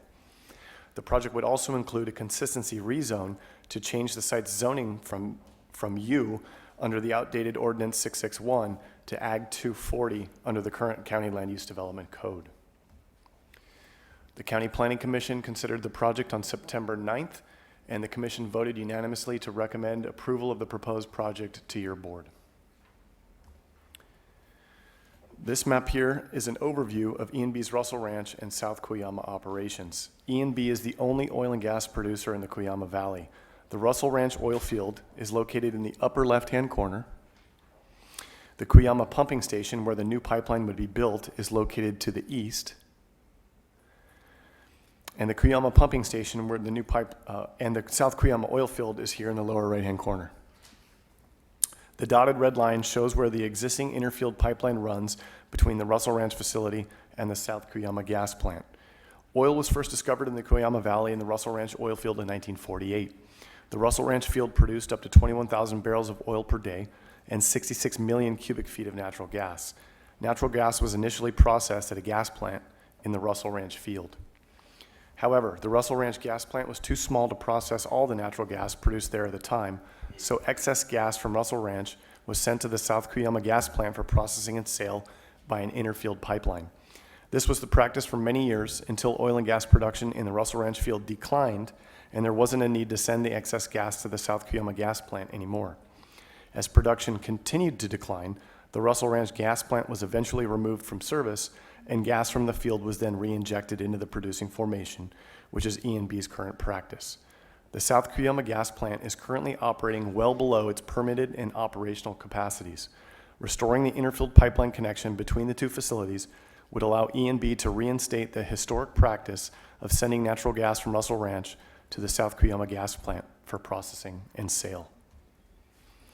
Physical construction associated with the project would occur within the fence line of the Cuyama pumping station, which is an existing oil and gas storage facility that covers an approximately 10-acre footprint. A 6-foot-high chain link fence surrounds the facility on all 4 sides. The entranceway is gated and 24-hour security is provided for the facility. This site plan shows where the new line would connect to the existing lines. The red dotted line shows where the new line would be installed above ground. Excess natural gas from E&B's Russell Ranch facility would be transported via the existing 8-inch line into the new pipeline before it feeds into the existing 3-inch line leading to the South Cuyama gas plant. The proposed gas line would be operated at low pressure and transport non-liquid natural gas. The gas would be sweet, meaning any sulfur content would be removed before the gas enters the pipeline. E&B would implement several safety measures to ensure the entire length of the interfield pipeline is in a safe condition to operate. These measures would include the following: pigging operations, in which the operator would run pigs through the line, which are devices used to clean out debris and prevent corrosion. A specialized type of pig can also inspect the line to detect anomalies and identify areas of the line that need further inspection or repair. A supervisory control and data acquisition system, or SCADA, would allow E&B to monitor the flow and pressure of the line and take appropriate action if operational parameters are breached. I'm sure. Yes, Mr. Briggs, Supervisor Carbajal. Mr. Briggs, and SCADA is what does the automatic shut-off technology, right? Madam Chair, Supervisor Carbajal, SCADA is it's a system in which the operator can oversee the pipeline operations. The automatic shutoff is an additional feature that can be integrated with SCADA, but SCADA does not necessarily include automatic shutoff. And we didn't do automatic shutoff on this. On this pipeline, it's essentially a 3-inch pipeline. It's going to be transmitting a fairly low volume of gas. For this particular line, the automatic shutoff is not required by federal regulations. The line would be overseen by PIMSA. And for this particular line, the operator chose not to have automatic shutoff. It would be fairly unusual to have automatic shutoff on a line of this nature. Okay. And does this line go through a population area? Madam Chair, Supervisor Carbajal, it does not. Okay, Russell Ranch is in a western area of the Cuyama Valley that's very unpopulated, very rural in nature. It would run an 8-mile stretch. The line would not go through Cuyama or New Cuyama, and it would head directly to the South Cuyama field and gas plant there. So it would not run through population centers. Thank you very much. Mr. Briggs, it looked like it was very close to 166. That's correct, it is. How- It's just south of 166. How far exactly? At its closest point, probably within 50 feet of the highway. So is there any protection from the highway to this? Let's assume there was a car accident and car flips over and hits the pipeline. Madam Chair, two factors would add safety to the operation of this line. Number one is a low pressure line. It's not under high pressure, so the chance of an incident affecting the highway is very low to begin with. And then secondly, the entire length of pipeline along the 166 would be buried, approximately 4 feet deep. Oh, I thought you had said it was above ground. There is one segment of the pipeline that's going to be located above ground, and that's shown here within their facility. Okay. Only this 1,100-foot segment would be above ground. Okay, well, thank you for clarifying that. You're welcome. Madam Chair, Supervisor Farr? if I could ask a follow-up question, because I was going to ask about that too. So the existing line that this would connect to, either end is underground, That's correct. but this is going to be above ground. That's So I'm correct. just wondering why this wouldn't have to be underground as well. Madam Chair, Supervisor Farr, we don't have requirements to locate this particular pipeline underground. And one of the reasons why E&B is proposing it to be above ground is that there are certain valves and what they call a pig launcher and receiver, where they put these pigs into the line. They have to have an above ground feature to access the line and work with the pigs. So they've brought this small portion of the pipeline above ground so that they can install these piping and valving systems. And then knowing that it's located within their facility, which is a fenced facility, they're not going to have any vehicles traveling in this area. They're not going to have people trespassing in this area. It's easier for them to work with and control the pipeline when it's above ground. Okay, but they also do the smart pig through the sections of the line that are underground now. That's correct. So, so the pigging isn't required to have the pipeline above ground in order No. to do the pigging? No. Okay. Well, I just wondered from a safety standpoint, because it's been my understanding that generally, if you have an oil pipeline, if it's above ground, you can notice quicker if there's a leak. With gas, it's more dangerous if it's above ground, because if it's leaking, it's out into the air as opposed to being underground, where it would be more protective of people. So, and again, I mean, I get the fact that it's on their property and it's fenced, and so that's why they're not worried about it. But I did think it was interesting that it's underground at either end, and why they weren't going to underground this section of it. Supervisor Farr, we are going to have the applicant say a few words after my presentation, and I would encourage that question to them. Okay, go ahead. Okay, so in addition to the pigging operations, the SCADA system, the project would also be equipped with shutoff valves installed at both ends of the pipeline. The pipeline would have cathodic protection, which is used to prevent corrosion. The inside of the line would be treated with a corrosion preventative pipe coating to extend its serviceable lifespan.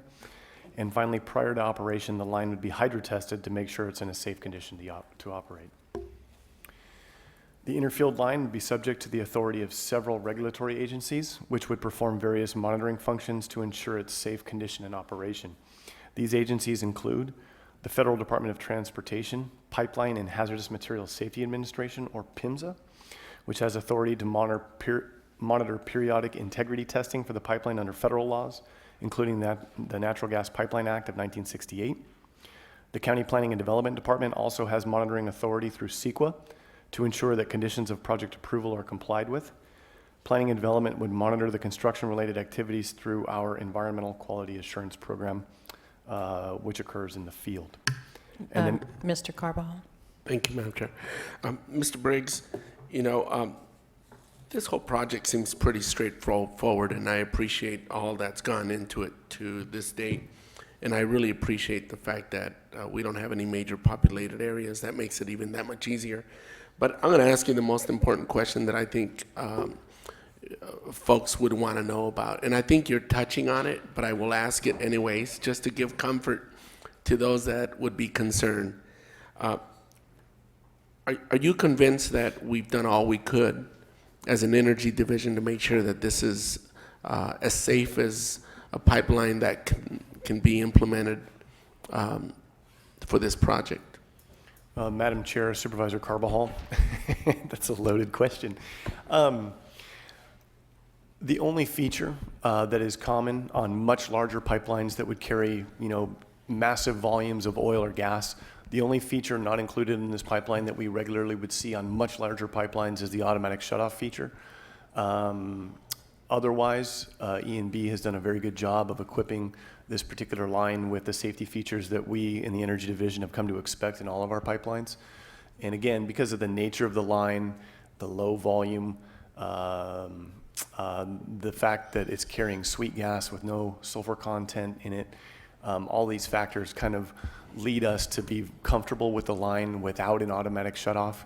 I think that the most important safety feature they have on the project is the SCADA system, which allows them to monitor the pressure and flow rates of the line, and if an anomaly is detected in the pressure or the flow, they can shut the project down manually. So you're satisfied with the safety components of this pipeline? Our staff is satisfied with the safety components of this project. Thank you very much. So if I could just follow up, and I appreciate that. I just need a little bit more assurance. What is the county doing to monitor the volume, making sure that it's at the right volume and pressure? They go hand in hand. So what is the county doing? Do you have a plan in place for monitoring, or are we depending just on PIMSA to do this? Madam Chair, so there's kind of two features to this project. There's the operation of the pipeline itself, which is strictly regulated by PIMSA. And then we have the gas plant, which is regulated by the county's SSRC committee. And the applicant is required to attend the SSRC. They're required to provide annual safety audit. We have a lot of oversight over that gas plant, which is where the processing of the gas is going to occur. And quite frankly, if something is going to go wrong, it's likely not going to happen on the pipeline. It's likely going to happen at the gas plant. And that's where we have much more direct regulatory oversight. Okay. Thank you. Okay. Okay. And then finally, the county's System Safety Reliability Review Committee, or the SSRC, would monitor components of the project which affect operations at the Cuyama gas plant under the permit for the gas plant. And again, through that permit, through the conditions included with the gas plant permit, the applicant is required to provide us with throughput reports on a monthly basis, along with a tremendous amount of other data. So we do get a lot of information related to the gas plant, and we do have direct oversight over the operations there. With respect to CEQA, a negative declaration was prepared to analyze impacts associated with the pipeline's construction and operation. The negative declaration was circulated for public review for 30 days from March 31st to April 30th of this year. Only the County Air Pollution Control District commented on the ND. Mitigation measures from the document were incorporated as conditions of project approval. As identified in the board letter prepared for this item, a mitigation measure was included with the project's proposed final mitigated negative declaration considered by the Planning Commission, but that mitigation measure was accidentally omitted from the conditions of approval included with the Planning Commission staff report. Staff recommends the mitigation measure be added to the project as a condition of approval to ensure all mitigation measures from the proposed final M&D are carried forward as conditions in the project, if approved by your board. Overall, the project can be found consistent with the county's comprehensive plan and with all requirements and development standards under the county's Land Use and Development Code. The proposed rezone from unlimited to Ag 2 would provide zone district consistency with the county's zoning ordinances.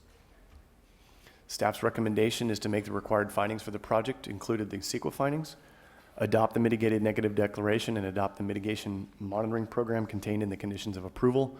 Approve the project subject to the conditions of approval included in Attachment B of the Planning Commission Action Letter dated September 9th, 2015, as revised in the board letter dated October 20th, 2015, and finally adopt the ordinance for the proposed rezone.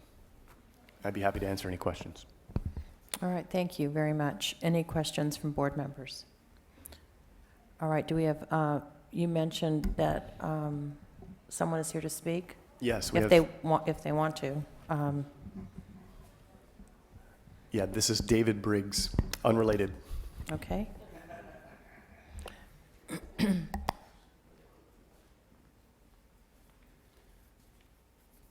Madam Chair, members of the board, thank you for considering this project for EMB. My name is David Briggs. I'm with MF Strange and Associates.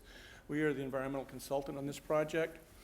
As Mr. Briggs mentioned, this project is to reinitiate a past practice of bringing in the gas from the Russell Ranch unit to the South Cuyama unit for processing. I would like to correct a couple things here. There is going to be automatic shutdown on this process. The SCADA system is going to be tied in to automatic shutdown valves adjacent to the compressor plant at the Russell Ranch unit and adjacent to the gas plant at South Cuyama unit. So it does include automatic shutdown. The question came up about why the pipeline was above the ground at the Cuyama pumping station. This was to avoid any negative environmental impact of trenching that 1,125 foot of pipeline down below 4 foot depth. Also, one thing that the illustration did not show is that the Cuyama pump station is approximately 10 foot above Highway 166. So it would take a tremendous force for a vehicle to get up there to impact that pipeline. So it's also isolated by height from Highway 166. And just to reiterate some of the safety programs in this pipeline, it does have cathodic protection to protect the external pipe from corrosion. There is going to be corrosion chemicals applied to the pipeline to protect the inside of the pipeline, in addition to the pigging operations, which will clean off any debris to prevent under-deposit corrosion. The pipeline has been hydro tested to 200% of its planned operation capacity pressure. It will be monitored by the remote SCADA system, and this monitoring is also going to be web-based. EMB has hired a consultant to monitor this process 24 hours a day. So if there is any leak, in addition to the automatic shutdowns, we will automatically be advised.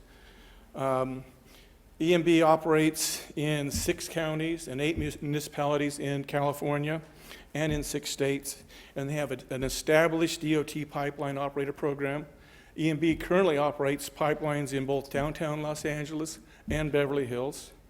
All welders that work on this pipeline are qualified through PIMSA. And as Mr. Briggs pointed out, this line is a gas line, not a liquid line. So All right. again, we Well, appreciate your considering this. Thank you. All right, any other public speakers? Mr. Allen? No request to speak. Okay. Mr. Carbajal? And Thank you, then- Madam Chair. You know, this is in my district. It's in Cuyama, and I appreciate staff's good work on this. I appreciate the operators stepping up and complying with all the requirements outlined by staff. I think that staff has really made a compelling argument about the fact that this is as safe as you can get it, and all the features that really go towards safety. This is a historic line that the operator used to use in the past, and this is just reestablishing that. So to that end, I'll make a motion to approve this project as outlined in staff's recommendation A through C. All right, we have a motion and a second, and I know Supervisor Adam, did you? All right, do we have any comments? Then all those in favor say aye. Aye. Passes unanimously. Thank you very much. Yes, let's take a 5-minute break. We'll come back at 2:20.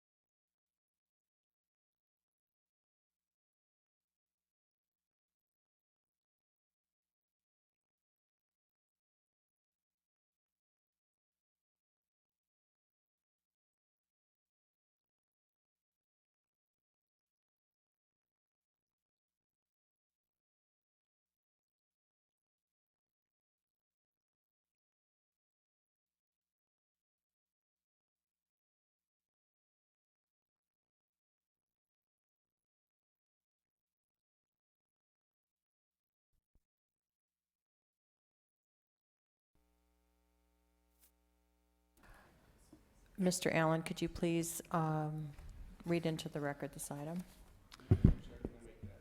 Oh, I'm sorry. I'm sorry, Supervisor. Go ahead. Thank you, Madam Chair. I guess I just wanted to alert the public and my colleagues on the board here that I have been working with staff and members from the agriculture community throughout the county, my district all the way to North County, about the item that recently came to our board dealing with berry hoops and the heights of berry hoops and the de facto policy that we have ended up with by not having an appropriate height that's relevant to agriculture practices.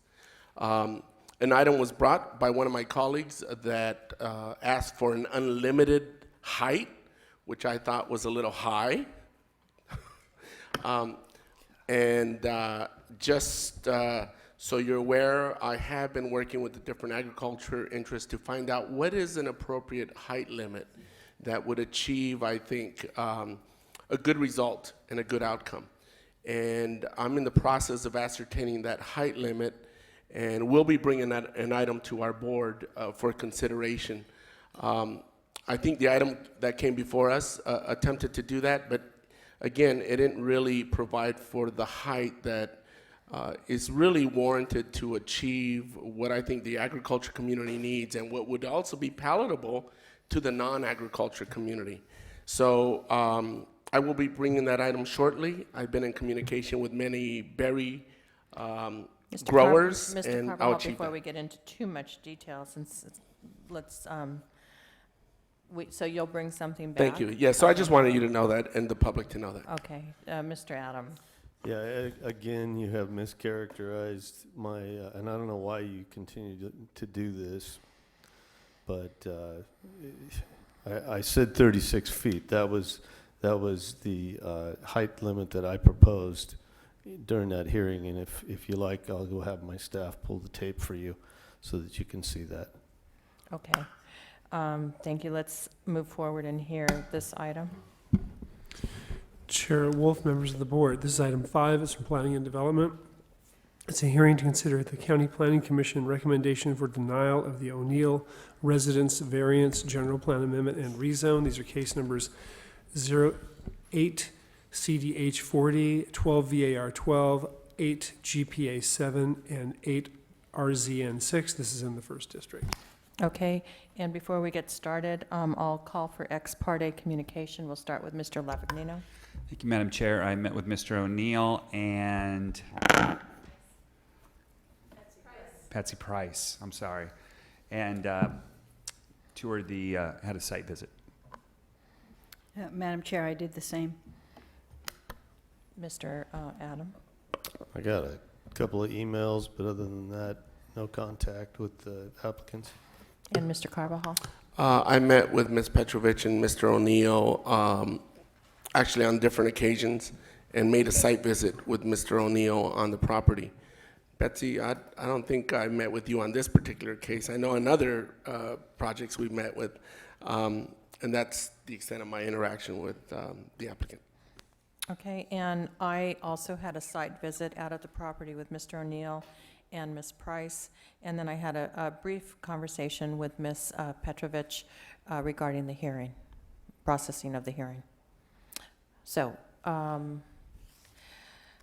speaking of the hearing process, we have a hearing time estimate. The staff presentation for 10 minutes, project applicant is noted for 15 minutes. Public comment, we'll see how that goes forward. We'll go back to staff for 5 minutes. The applicant will have 5 minutes, and then the board will deliberate. Ms. Petrovich had asked for 20 minutes, so I think that that's reasonable given the time of the day. So we'll go ahead and move forward with that, Ms. Petrovich. So you'll have 20 minutes. All right, so we'll go to staff.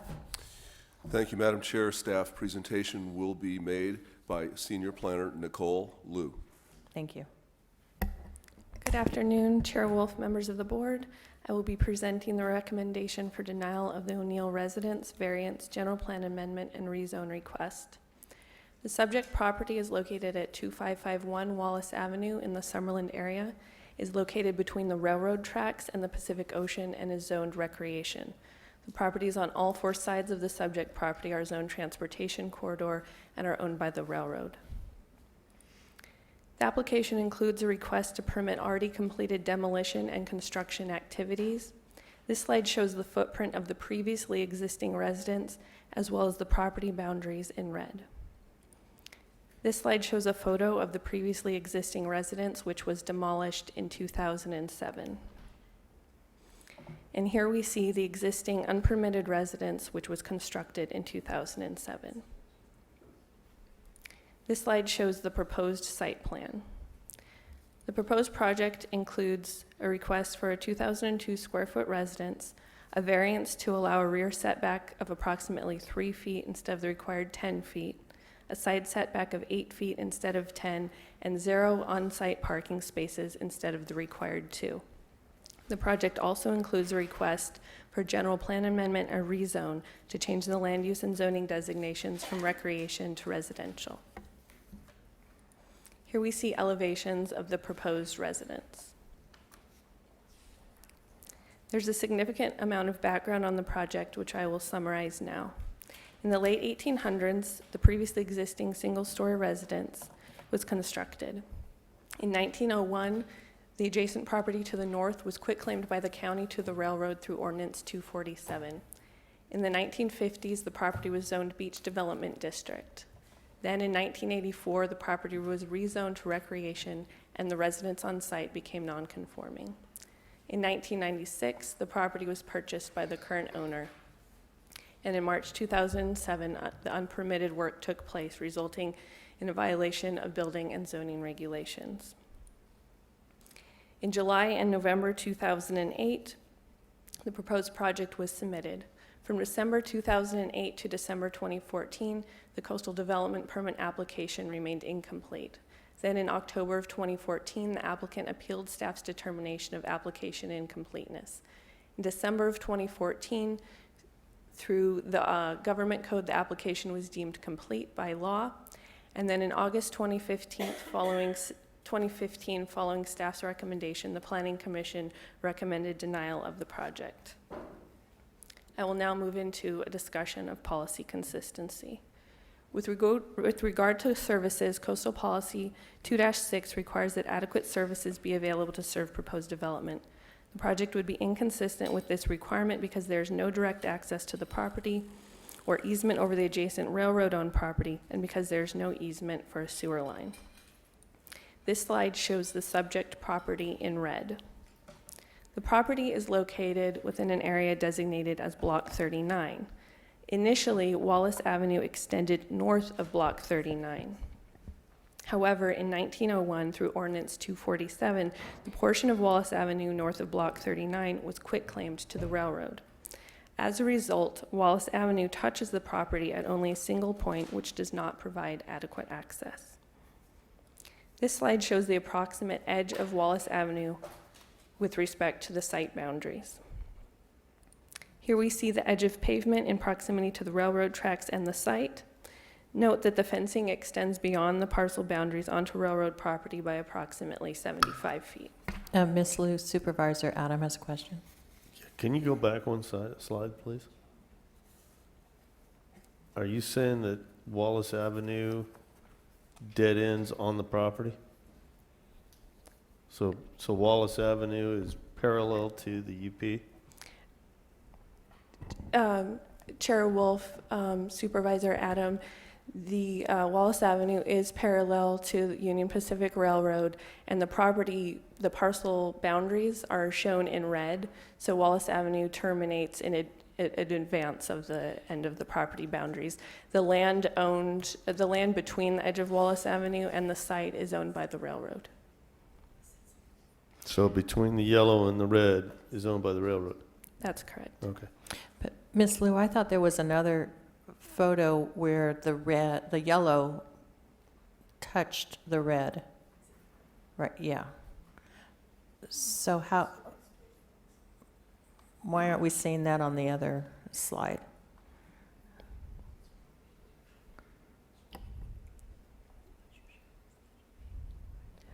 On this slide, I am showing the edge of pavement on the site physically, whereas on this slide here, I'm showing the edge of Block 39 as it pertains to the edge of Wallace Avenue.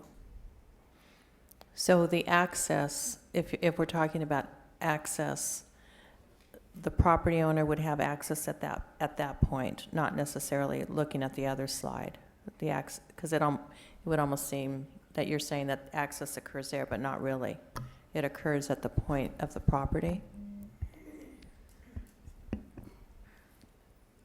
Well, I guess basically what you said is that it's pavement, but the access hits at the point of the property. From a legal perspective, the access touches at one point. From a physical perspective of what's on the ground, the edge of pavement ends as it's shown on this slide. Okay.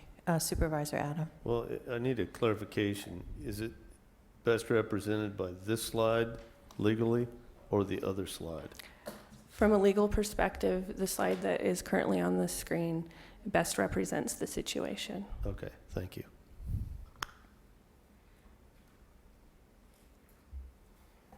Moving on to a discussion of visual resources, Coastal Act Policy 30251 requires that development be sited and designed to protect views to and along the ocean and to be visually compatible with the surrounding area. And Coastal Land Use Policy 4-9 requires that structures be sited and designed to preserve broad, unobstructed views of the ocean from Highway 101. The property is subject to a 15-foot view corridor height limit. However, the applicant is asking to build to a height of 29 feet. This slide shows the existing unpermitted residence as compared to the approximate height of a single-story, 15-foot tall residence. The proposed new home would exceed the height of the home shown here. The subject property is visible from Lily Avenue, Greenwell Avenue, and Highway 101. The proposed partially constructed 2-story residence with lookout tower would block ocean views and interrupt the horizon line of the ocean beyond. Therefore, the project would be inconsistent with applicable visual resource policies. Ms. Liu? Another question.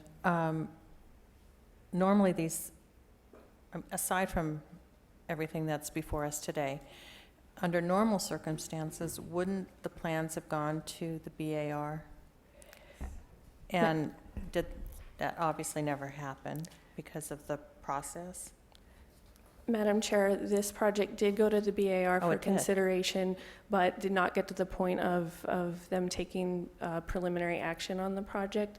But you bring up a good point because the BAR does have the ability to vary the view corridor height limit if they find that through clustering, protection of views would be greater with a higher structure.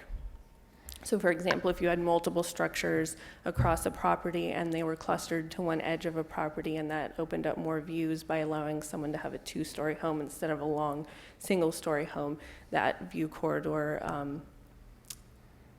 allowance could apply and would be applied by the Board of Architectural Review. So I just didn't see in the record, although it might be in here, that it went to the BAR and what their comments were. Is it in the record?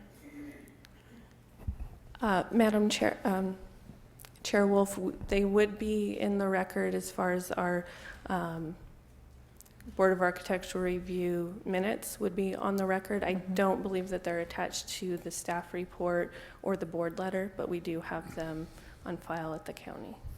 Okay, thank you. Supervisor Lavagnino, then Carbajal. Thank you, Madam Chair. Who would they be able to cluster with? Or where would he be able to, or are you just saying you cluster the building? I don't understand the clustering part. Chair Wolf, Supervisor Lavagnino, from a staff perspective, the allowance to exceed the view corridor height limit would not apply in this circumstance because the property is so small that there really is nowhere to cluster on the property. But if it was a different property that was much larger, the clustering provision would be more applicable. From the staff's perspective, it does not apply on this property, although the BAR could make that determination. Okay, now one other thing. Do we happen to have like a view, I mean, what existed there previously from the freeway or? No, not from 1890. I mean from like 2007, before this was built, what the old one looked like from the road? Supervisor Wolf, And Levanino, I do not believe that we have that photo, but my understanding from the applicant is that it was approximately 18 feet in height, and the applicant does have an exhibit in their presentation that may show that. Great, thank you. All right, Supervisor Carvajal? I think Supervisor Lamanino asked my question. What was the legal nonconforming structure before this? And I guess they have a picture of that. So thank you very much. Thank you. With regard to geologic resources, Coastal Policy 3-4 requires that structures be set back a sufficient distance from the bluff edge to be safe from the threat of bluff erosion. The project would be inconsistent with this and other geologic policies, as the submitted geologic report does not account for erodible fill materials that have been placed at the base of the bluff in determining the geologic setback, and it did not properly identify the factor of safety. This slide shows the area of fill that was placed on the site. We would also like to note that the comments from the P&D geologic reviewer were provided to the applicant more than a month in advance of the August Planning Commission hearing, but no response to that letter was provided until the applicant's letter dated October 29th. And the applicant would not authorize the county to conduct peer review on the most recently submitted geologic response letter. So at this point, it is unclear if the most recent letter addresses the concerns of the P&D geologic reviewer. With regard to the general plan amendment and rezone, specifically, findings must be made that the request is in the interest of the community welfare, that it is consistent with applicable policies, and that the request is consistent with good zoning and planning practices. These findings cannot be made because it would not be in the interest of community welfare or consistent with good zoning and planning practices to rezone a property to residential where no adequate access or ability to extend sewer service exists and where the property is subject to geologic constraints. And because, as discussed earlier, the proposal would be inconsistent with applicable policies. Before moving on to the staff recommendation, I'd like to briefly address the letter submitted by the applicant on October 29th. In the letter, the applicant states this is simply an appeal of the county staff's conclusion that it could not deem the application complete because of the access issue. However, the application was deemed complete by law in December 2014, and in a letter dated June 23rd, 2015, the applicant withdrew the appeal of the incompleteness determination. Additionally, the letter stated, we also understand that the county staff will be recommending a summary denial of the project because of the alleged lack of access. We presume that the county staff will expedite the scheduling of a hearing on the summary denial so that Mr. O'Neill will have an opportunity to be heard without months of further delay. Typically, in order to save on costs to the applicant, full environmental review is not conducted on projects which are recommended for denial. And clearly, per the withdrawal letter, the applicant wished to proceed to hearing as soon as possible. Because the project includes a general plan amendment and rezone, the Planning Commission is required to make a recommendation, and the board is the final decision maker. Therefore, the project is not being heard on appeal. Lastly, I would like to note that at the August Planning Commission hearing, I incorrectly referenced a railroad letter dated June 9th, 2009, and the correct letter is dated July 31st, 2013, and is included as attachment 15 to the board letter.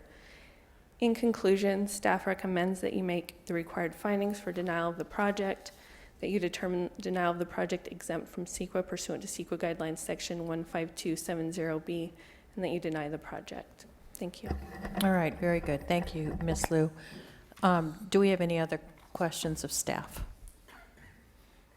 Mr. Adam? Yeah, you know, you've got one back here about halfway. There's no page numbers that I can discern on these things. So about halfway back, there's a picture of the right-of-way with the yellow line depicted right there in the middle. Not down, yeah, right in the middle. There you go. And then that doesn't quite. There you go. Perfect.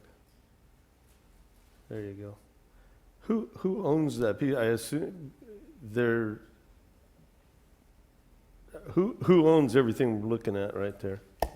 Chair Wolf, Supervisor Adam, that property is all owned by the railroad. So where's the access point for the applicant? This At this point in time, the applicant is my understanding is that the applicant is accessing his property over the area shown here past the edge of pavement off to the right. The area with the large amount of graffiti actually is, I think, the entryway for the vehicles, which is located on railroad property. So the current access is over railroad property, but there does not exist, but no easement exists for that access to occur. Okay, well, if we're going to have the applicant come up next, maybe they can talk about that slide again. Thank you. Okay, we will now hear from the applicant and Ms. Petrovich. We have, I believe we all have your PowerPoint, and you'll have 20 minutes. I will need that laser back, please. Do we have a laser pointer? Thank you very much. Make your slides. And how do I? Any time left over you can keep for rebuttal if you don't use your 20 minutes. Oh, thank you very much.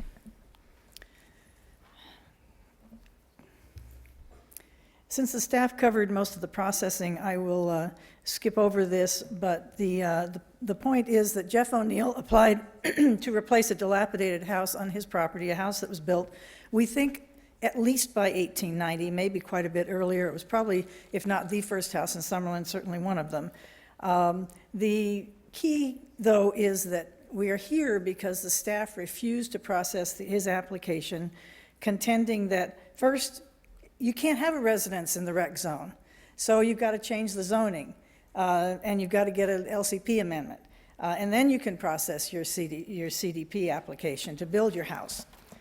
The problem is that the staff, well into years after he started paying for the processing, both county fees and consultant fees, the staff up and said, well, you don't have legal access and you haven't proved it, so we can't get you or your utilities to your property. And incidentally, there are geologic constraints and there are inconsistencies with county policies. Now, at the Planning Commission, they backed off on the geologic issue, they backed off on the policy issue other than the access. But today, we have them all coming back again. You have findings in your packet that cover the full gamut of county policies. We do not think that's appropriate. As to sewer, you have a can and will serve letter we presented to you, and we believe the only real issue with that is also the same access issue. And we believe that issue is a fiction. It has no evidentiary basis other than a 2005 memorandum written by an employee of the County Surveyor's Department based on an incomplete, no, that's not true, an inaccurate reading of Ordinance 247. And to tell you the truth, despite many meetings we've had with the staff, we have yet to see any evidence supporting the staff position. We still don't see that evidence in the staff report or the PowerPoint. I'll cover the geologic really quickly because I don't think it is an issue. There's no substantial evidence in the record that it's an issue. The applicant has spent tens of thousands of dollars on reports, none of which support the staff's findings. The latest peer review raised issues. It didn't say that there was anything wrong with the report, just raised issues, questions. They could have called the engineer and geologist and straightened out those questions, but instead they wrote a long peer review at the applicant's request, or the applicant's expense, not his request. And then we submitted a current report from the engineer and geologist and got a call from the staff a few days ago asking, well, can we do peer review between now and the hearing and surprise you with the result? We said, no, we're not going to pay for that because geology is not the issue, it's access. But let's hit the visual issue. The visual corridor overlay is to protect significant coastal view corridors from US 101 to the ocean in areas where such view corridors currently exist. Well, come on, those view corridors have not existed since 1890. And at least since about 1947, you'll see we've got photographs, the eucalyptus trees, in addition to the then existing house, further obstructed the, quote, view corridor. This was well before the view corridor overlay was adopted. The original north wall of the old house still remains in place. The new house is on the old house footprint, and incidentally, that is not habitable. What you were shown as the new house is not a house at all. It was framed. It does take up the view corridor as the old house did, but there is no greater view blockage than there has been historically, and there's no existing view corridor at this site. So here's a photograph, a current photograph of the existing vegetation. As you can see, the vegetation screen is substantial in this 2015 aerial photograph. And then this is a modification of an exhibit that the staff had in their packet. They just got theirs plain wrong. The proposed ridge line of this house, which is here, is in fact 4 feet higher than the old house was, 4 feet. And it's no wider. So you are certainly not perceptibly wider, and you've got trees on both sides. So there is no view corridor. That's just a non-issue. And I think it's important to emphasize that BAR has not completed their conceptual review of this at all. So heights, of course, vary as the plans go through BAR review. That certainly is not a basis for denying this, our appeal, our objection to their objection to the illegal access, because here we go back to the basic issue of legal access. We're going to show you a series of slides that will show the unpaved road running along the frontage of the O'Neill property. That road is only partially owned by the railroad, and you'll see why I say partially. We call this road the unnamed access. It's also called Wallace Avenue. Whatever you call it, has provided access to this house for over 120 years. It's still there today. And by denying Jeff O'Neill's right of access, the county's denying him the right to due process and equal protection. He's already been denied the use of his home for 8 years. And here's the U.S. Constitution: nor shall any state deprive any person of life, liberty, or property without due process of law, nor deny any person within its jurisdiction the equal protection of the laws. Here are 2 cases. We sent a whole raft of cases to your county council, but here's one where a landowner sued because the crossing that allowed his property to gain access to the public road was closed. And it's very similar and the same to our situation, except that it's the county who's now contending the road effectively is closed. And the court, of course, said, nope, if you own private property, you have right to access the public roadway. I included the statute of limitation defense mentioned because your county council has suggested to me that since Ordinance 247 was adopted so many years ago, the statute of limitation has run. That is not correct, because until you act today, if you act in a way that takes away the access and says he does not have legal access, in fact, there's been no damage to Mr. O'Neill until then, because he's been able to access his house continuously. And then, as you can see, in 1923, which was only 22 years after the county adopted that ordinance, the court said, you can't give away, barter away to the railroad or anybody else streets and alleys. This is 2015. As you can see, those trees are very dense. They provide a visual screen. You can clearly show the road. The railroad does not own that road. And you can see the visual screen. Here's 1947. You've got the unnamed access that crosses the railroad there, and it comes down. It goes right in front of the house, and then it crosses back over the railroad and goes up to Greenwell. So it was a loop road. It wasn't just an access road. It was a loop road. And, of course, you can see the visual screen there, too. We have a 1928 photo that shows all of this, not so much the visual screen because it's too hard to read. I didn't put it on this slideshow because you just can't read it. But take my word for it. 1928, the house was there, the road was clear. 69, again, the access still going in front of the house and crossing the railroad, and the visual screening. 1972. Okay, let's stop the clock. Did you want me to go back to that other slide? No, actually- we'll ask Supervisor Farr as a question. Thank you, Madam Chair. If we could go back to the photo taken in 1969. So where is the beach and where is the top of bluff in that photo? Well, here's the foot of the bluff, the toe of the bluff. Mm-hmm. Here's the house. Here's the top of the bluff here. You can see this vegetation. It's not the best photo, but it's the best we could do. You can see the top of bluff. You can see the old garage was there, and then the house and with all the ukes around it. Okay. And there's the road, sorry. The road, Here's the tracks, this dark line is the tracks.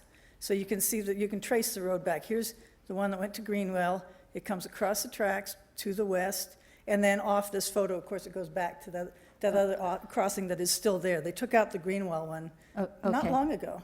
Okay, and then if you could go to the 72 photo, which is later. Yeah. Now you can see it's gone. Crossing's gone. Yeah, okay, actually, I'm kind of looking at where the location is of the bluff and the beach, and I think maybe the next one shows it better. It's also a 72 photo. Yeah, now here. So, looks like between 69 and 72, the owner at that time put riprap down on the beach to stop erosion. No, there's riprap here, and actually, we don't know exactly when it was, but actually, that was either the county or the railroad. We had some really high waves during this event, this period, and the bluff suffered damage. No, your next photo for 72. Well, it's there too, but I'm saying back here, you see this? Mm-hmm. You can see some of that. It's just that some of these photos are so bad, we've picked them for certain reasons, but if you sit there with a magnifying glass, you can see a lot more. It's just hard for us. We wanted to put slides up I you can could see read. all the riprap down to the right. Now, that looks like something that the railroad would have done, but I'm just wondering about that.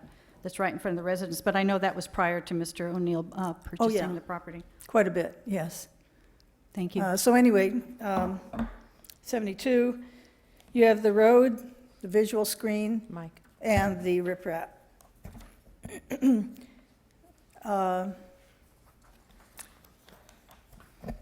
83, again, you have the road, and then you have the visual screen. 87, you can get a pretty good view here of what the old house looked like. And you can see the garage if you squint just to the left on the picture. The garage is gone now. And then 2002, again, you can see the house. It's in the same location as the old house. As I say, the garage is gone, but the screening is still there. So the road is still there. The visual screen is still there. 2013, same thing. Okay, stop the clock. Madam Chair, thank you, Ms. Petrovich. If you'd go back to the 87 photo. Sure.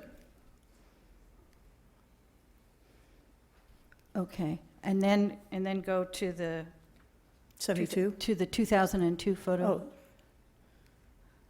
Oh. Okay, so it looks like there was quite a bit of fill material put there. Still have the riprap Between the on the two? beach.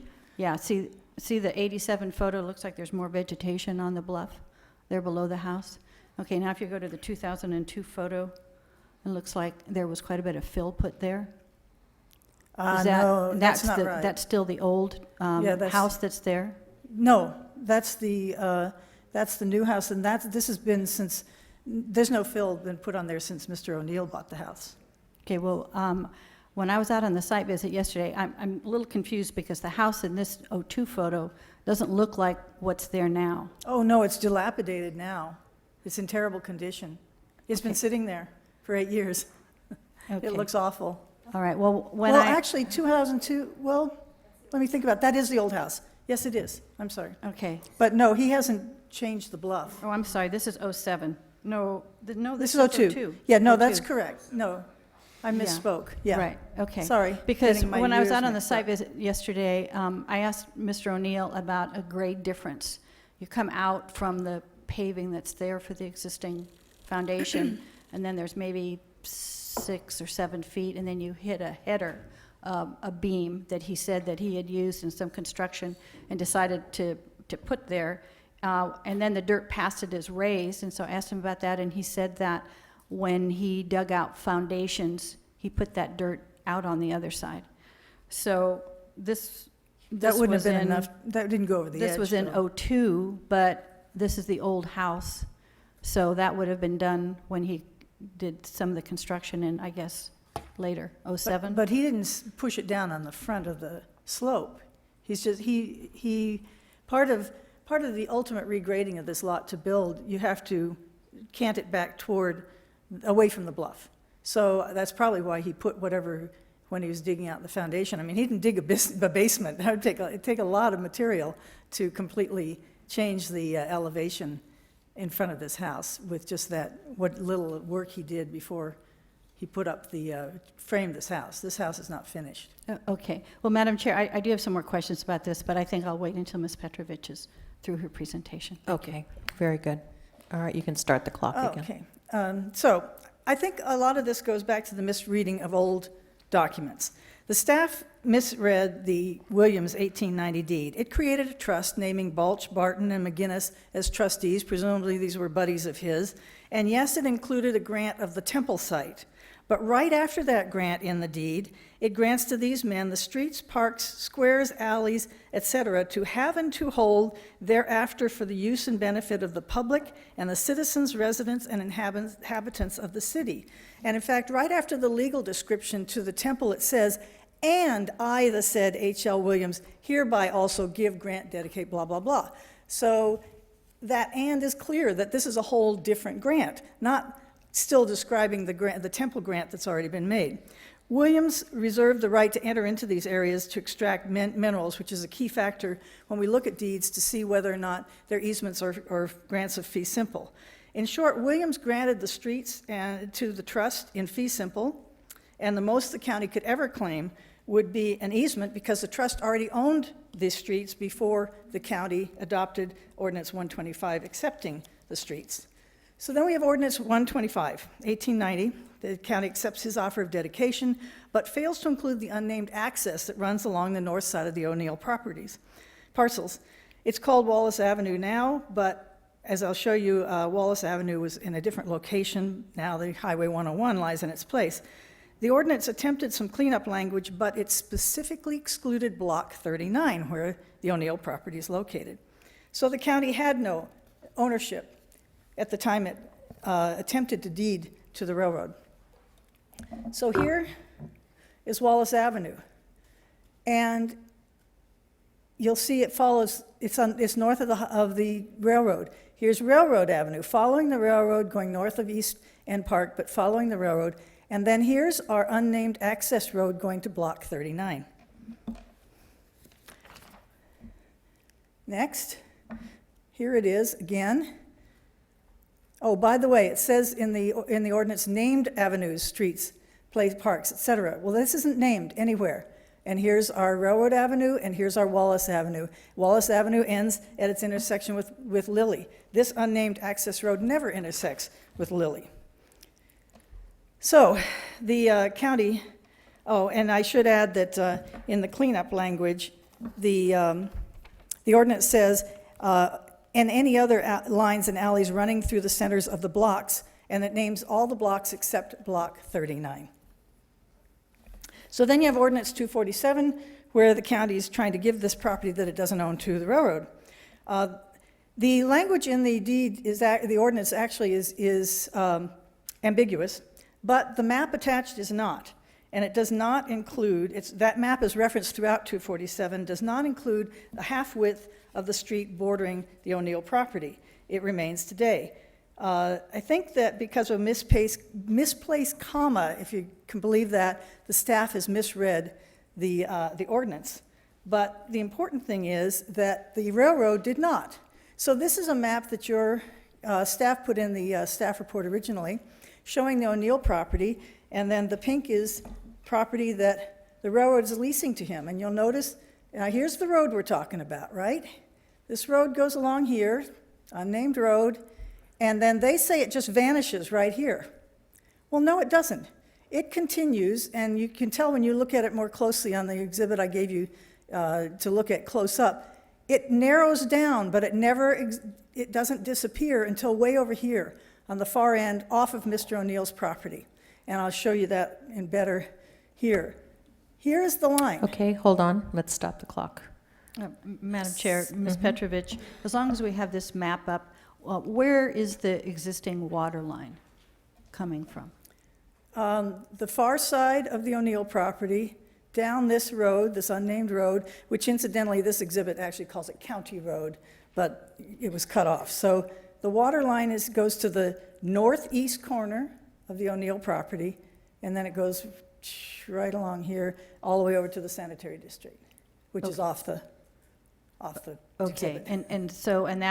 and you are saying, the applicant is saying that that's where the sewer line route would also be. Yes. But staff is saying that the railroad hasn't given permission for an easement for the sewer line in the same location as the water line on their property. Right. And that's the issue.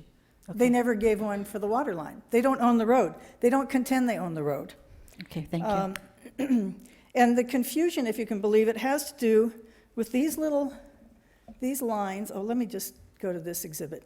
This is a blow-up of the 247 map. See these two dotted lines on either side of the red? And we were trying to get this southerly line, but it's hard with this kind of exhibit. It's an old exhibit. These two lines actually are what the ordinance was talking about, and I think where the staff has gone wrong. The ordinance states that it refers to the whole of the street lying in Block 40, lying south of the line drawn on the north side of the line change. So you've got two lines here, this line and this line, and it says 50 feet wide. So it's the 50 feet between these two, this southerly line being the one that defines the grant, and everything north of it was being given to the railroad. And here is a record of survey that I hope helps you, because I know this is confusing. This record of survey was done in 1924, the Williams Estate. So you'd think they'd know what was going on since they owned the property and since they'd been involved with this property since the very beginning. But you can see this same line. This line shows very, very clearly that the railroad was never given that 30 feet between the line and the north boundary of the O'Neill property. The O'Neill property is the last three, the westerly three lots on this exhibit, south of that line. So they went to great effort in 1920 to make that very clear, and we're still arguing about it today. Here's a better picture of it for you.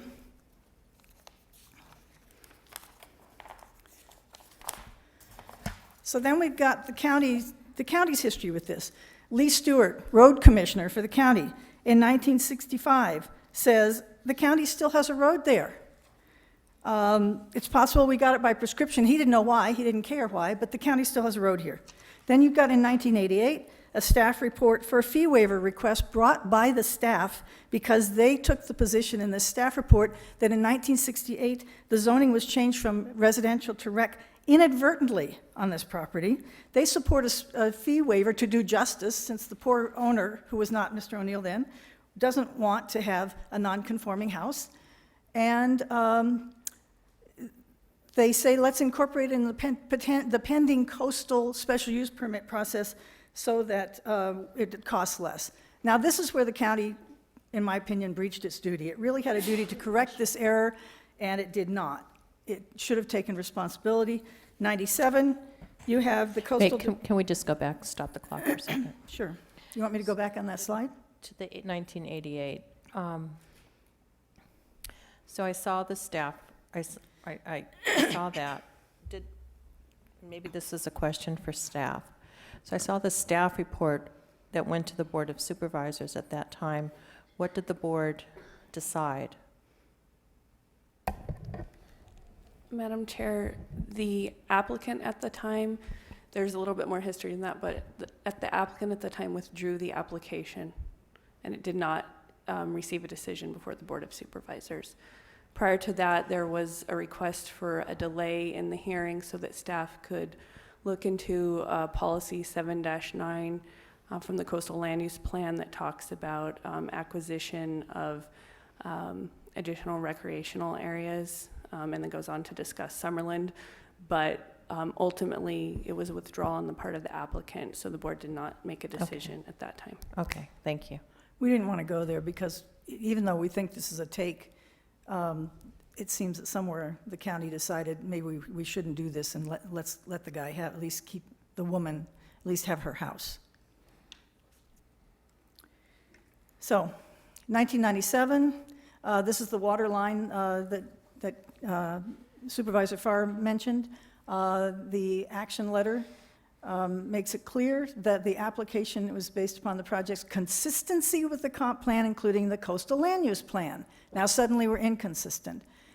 This is, of course, a water lines for that residence, the O'Neill residence. 1968, they say that in the findings that the 1968 rezone was inadvertent and that the water line is in the road right-of-way. And then you've got, in 2007, the letter from Deputy Director Ward talking about the history of this specific property and the constraints on the site, and it being unlikely that it has a significant potential for viable recreational use, and the consensus between the two staffs is that an amendment is feasible and a rezone, and that the Coastal Commission staff has indicated initial support for that because of the unique parcel and situation. So the bottom line is that Jeff O'Neill relied in good faith on many assurances over time from the county staff. The recreation zoning for this property makes no sense. The property predates all county policies now being cited. The Ward letter was the final reassurance to Jeff, and he spent 8 years processing this application. He spent also enormous sums of money. And you recall that slide showing the lines, the two lines angling from southeast to northwest. It demarcates the railroad's holding and excludes the access road to Jeff O'Neill's property. And it wasn't included in the land leased by the railroad to Jeff because they don't contend that they own that. So we've provided overwhelming evidence that the county did not give away the public roadway. It had no legal authority to give away the roadway. Can we stop for a second? Sure. Sorry. Do you need me to back up? I hate to interrupt your train of thought. You've said it a couple times, and I just need some clarification, that the railroad is leasing property to Mr. O'Neill? Yes. So can you go back to that slide? Yes. So what is the property that is being leased to That Mr. pink. This is rights from his lease. They made that pink. I didn't make that pink. And it stops at the road. So he's leasing everything in pink? Yeah. And so here's the road where it abuts his property. And here's where it narrows down to nothing, just at the east end of this entire block. Not at the east end of he's the white in the center. And how long is are the lease terms?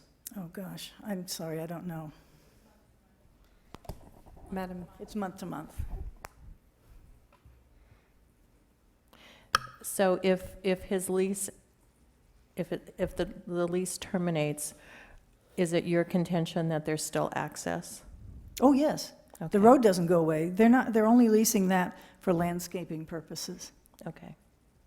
All right, thank you. Should I keep going? Okay. So Supervisor Adam, then Supervisor Farr. Oh, sorry. Should I go back to that exhibit? Yeah, why don't Okay, you? Sorry. Well, I don't know what their questions are going to be.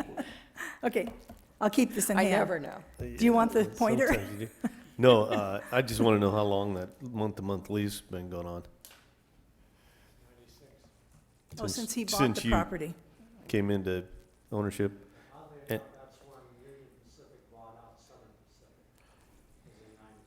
Was it happening before that?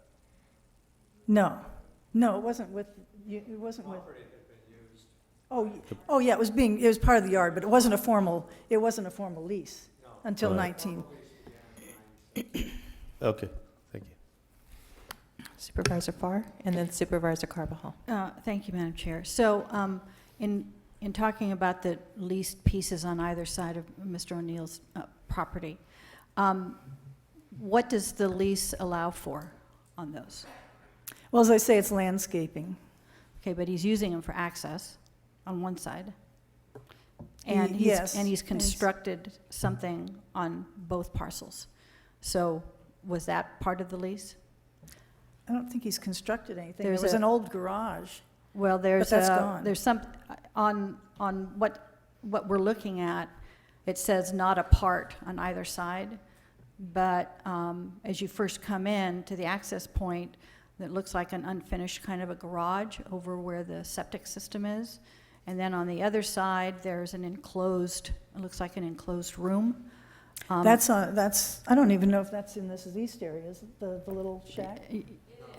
Oh, it's in the leased area, but that's been there for a long time. So is that? That's on railroad property. So is that a part of the lease? I mean, did the railroad give permission for that construction on the leased property? It was already constructed. It was on, I think it's been there as long as the house, or pretty much as long as the house. Well, I don't know. I know that there was a replacement of the septic tank, and that pad is kind of built partially on top of that, because I asked Mr. O'Neill about that. So I know that the septic replacement has been in recent memory, so that would have had to happen after that. I don't know. I can't answer the question. Maybe Patsy. I was just going to show you where it was, but if you'd like me to respond. Yeah, why don't you, do you want me to put up a different slide? Go back to the beginning? I can go back to that. I don't know if there's a good photo. And does this help? Is this a good one? At least I can point there. Mm-hmm. Chair Wolf, Supervisor Farr. My name is Patsy Price. I'm a land use planner and agent for the applicant. If the structure that's on this side of the property, the one-room structure, that has been there since prior to Mr. O'Neill's purchase of the property and lease. On the other side, Well, over actually, here, I'm just wondering, I think it's called a shed, shed. but it looks like an enclosed bedroom. I believe there have been some improvements, yes. It's on railroad property and not part of this project application. Okay. The other structure, the pad with partially constructed walls, Mr. O'Neill did start to construct a garage, which is on railroad property. It's not part of this project application because he has not received permission from the railroad to construct a structure or to make that part of this project application. Okay, thank you. Madam Chair. So before you, okay. You need Patsy? No. We have a council is going to say something. Madam Chair, Supervisor Farr, I just wanted to clarify, the beautification lease for these premises that are being discussed provides that the premises shall be used for beautification purposes, maintenance of lessee-owned fence, and storage shed only, and also provides that no excavation work shall be performed on the premises, nor shall any permanent type improvements or facilities be installed or constructed thereon. Okay, and that's the terms of the month-to-month lease that the applicant has with the railroad. Madam Chair, Supervisor Farr, that's correct. Thank you. Supervisor Carbajal? Thank you. How long has this residence been there? Well, we know for at least 1890, because that's where the historian's report says he could last document it. Or first find, the oldest document, I should say. And habitation has been continuously? As far as we can tell, yeah. Okay. It just became, by the time Jeff got it, it was pretty dilapidated. He lived there as a tenant before he bought it. It was just pretty old. It's close to the ocean, it's wood, it's older than all of us, some of us put together, so. No, I do recall many, many years ago also running into Mr. O'Neill in the community when I was working as staff and visiting this area as well, so. Harold Somita owned it for quite a long time, of Somita Nursery. Ms. Petrovich, I have a question again, going back to access and that one point, and we can see it here where the yellow triangle meets the pink that's being leased by Mr. O'Neill.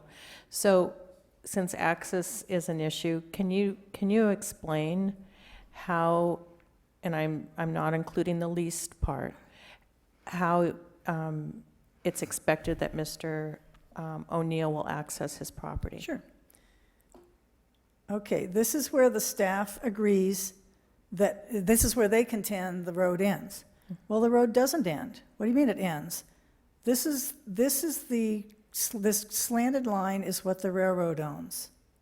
This triangle is what the trust owns, I believe, and that the county, if it had an easement, would have an easement over it. It is not railroad property. It just isn't. It is owned, I can go back to that survey where you can see very clearly that the half width of the road remains all the way to the end here of his property and beyond. So that's why I say that there's just no evidence from the staff to support their contention. They are misreading the text of the ordinance and ignoring the fact that the ordinance keeps saying, according to the map that's attached. Well, this is the map. And this map doesn't show that that road goes away. This map shows to the contrary, that road is still there. So whether the trust owns it or the county owns it,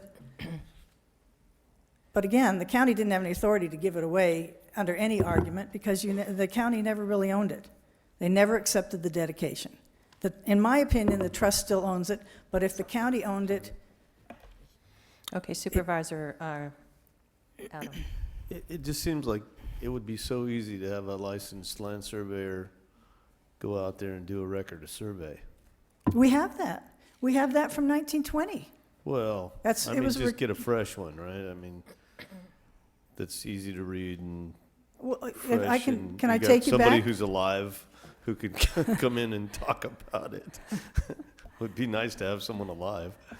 Well, I mean, that's why you record surveys. I- And nobody's recorded any survey to the contrary that I've been Well, able to find. I understand that, but you're making representations, and not that I don't believe them, but it would be easier if you just got that story corroborated by a licensed land surveyor and with a new map that says nothing has changed. This is still the ownerships that I find, and this is how they all fit together. I mean, You got a 1965 letter from your own road commissioner saying the county still has a road there. I hear you, there's lots of pieces. I but understand. had But the you- county's taking I the mean, position without any evidence that this easement or this road is not legal access to his lot. Now, how can you do that? Well, you know, there's people that settle these disputes, and they're called surveyors. Well, there's also courts, but we Yeah, thought we'd come to you absolutely. because, That's, but, you know, we're talking about something that's relatively cheap. I mean, I just find it, and maybe this is just editorialization, I just find it a little odd that we didn't have that piece in all this for as much money as clearly is being spent, and how much the next step will cost if we come up with the wrong answer for you. Okay, Well- why don't we go, looks like you're almost done with your I am. presentation. Yes, So I let's am. get Thank the you. clock going again. So we provided overwhelming evidence that the county did not give away the public roadway that runs across the entire frontage of Jeff O'Neill's property. Whether it's owned in trust for the good of the public or whether it's owned by the county for the good of the public, it was not given away.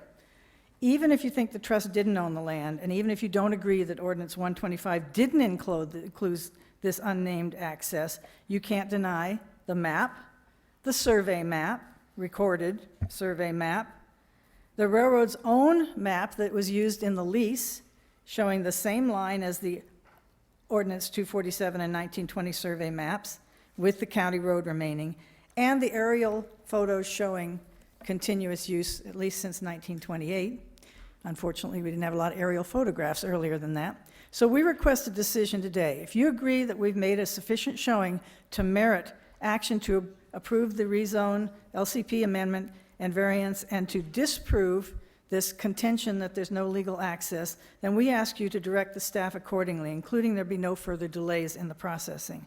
If your board disagrees with our position, then we would like a final decision so that we can go to court. 8 years is just too long. It's ridiculous that it's taken this long. And we need an answer, especially since the county acknowledged it made a mistake in 1988. The evidence in Jeff's favor is irrefutable, and the staff still has not provided any evidence to the contrary. Thank you. All right, thank you. We'll add, you'll have 40 seconds to your rebuttal. Madam Chair? And it looks like we have some questions for you. Sure. Supervisor Farr? Thank you, Madam Chair. I'm going to go back to the bluff issue.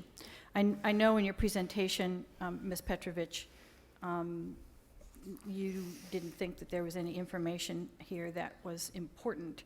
And I know that there has been some back and forth between the applicant's geologist and the report, and one that was then peer-reviewed later, and then the latest response, I think, back from the applicant's geologist. So, and I know that the peer reviewer geologist talked about a discrepancy which the applicant's geologist disputed. So I don't know, I pulled these out of the geology report. I don't know, do we have any slides that would show any of this? Was that out of our report? Do we have maybe the one that you have that's like this?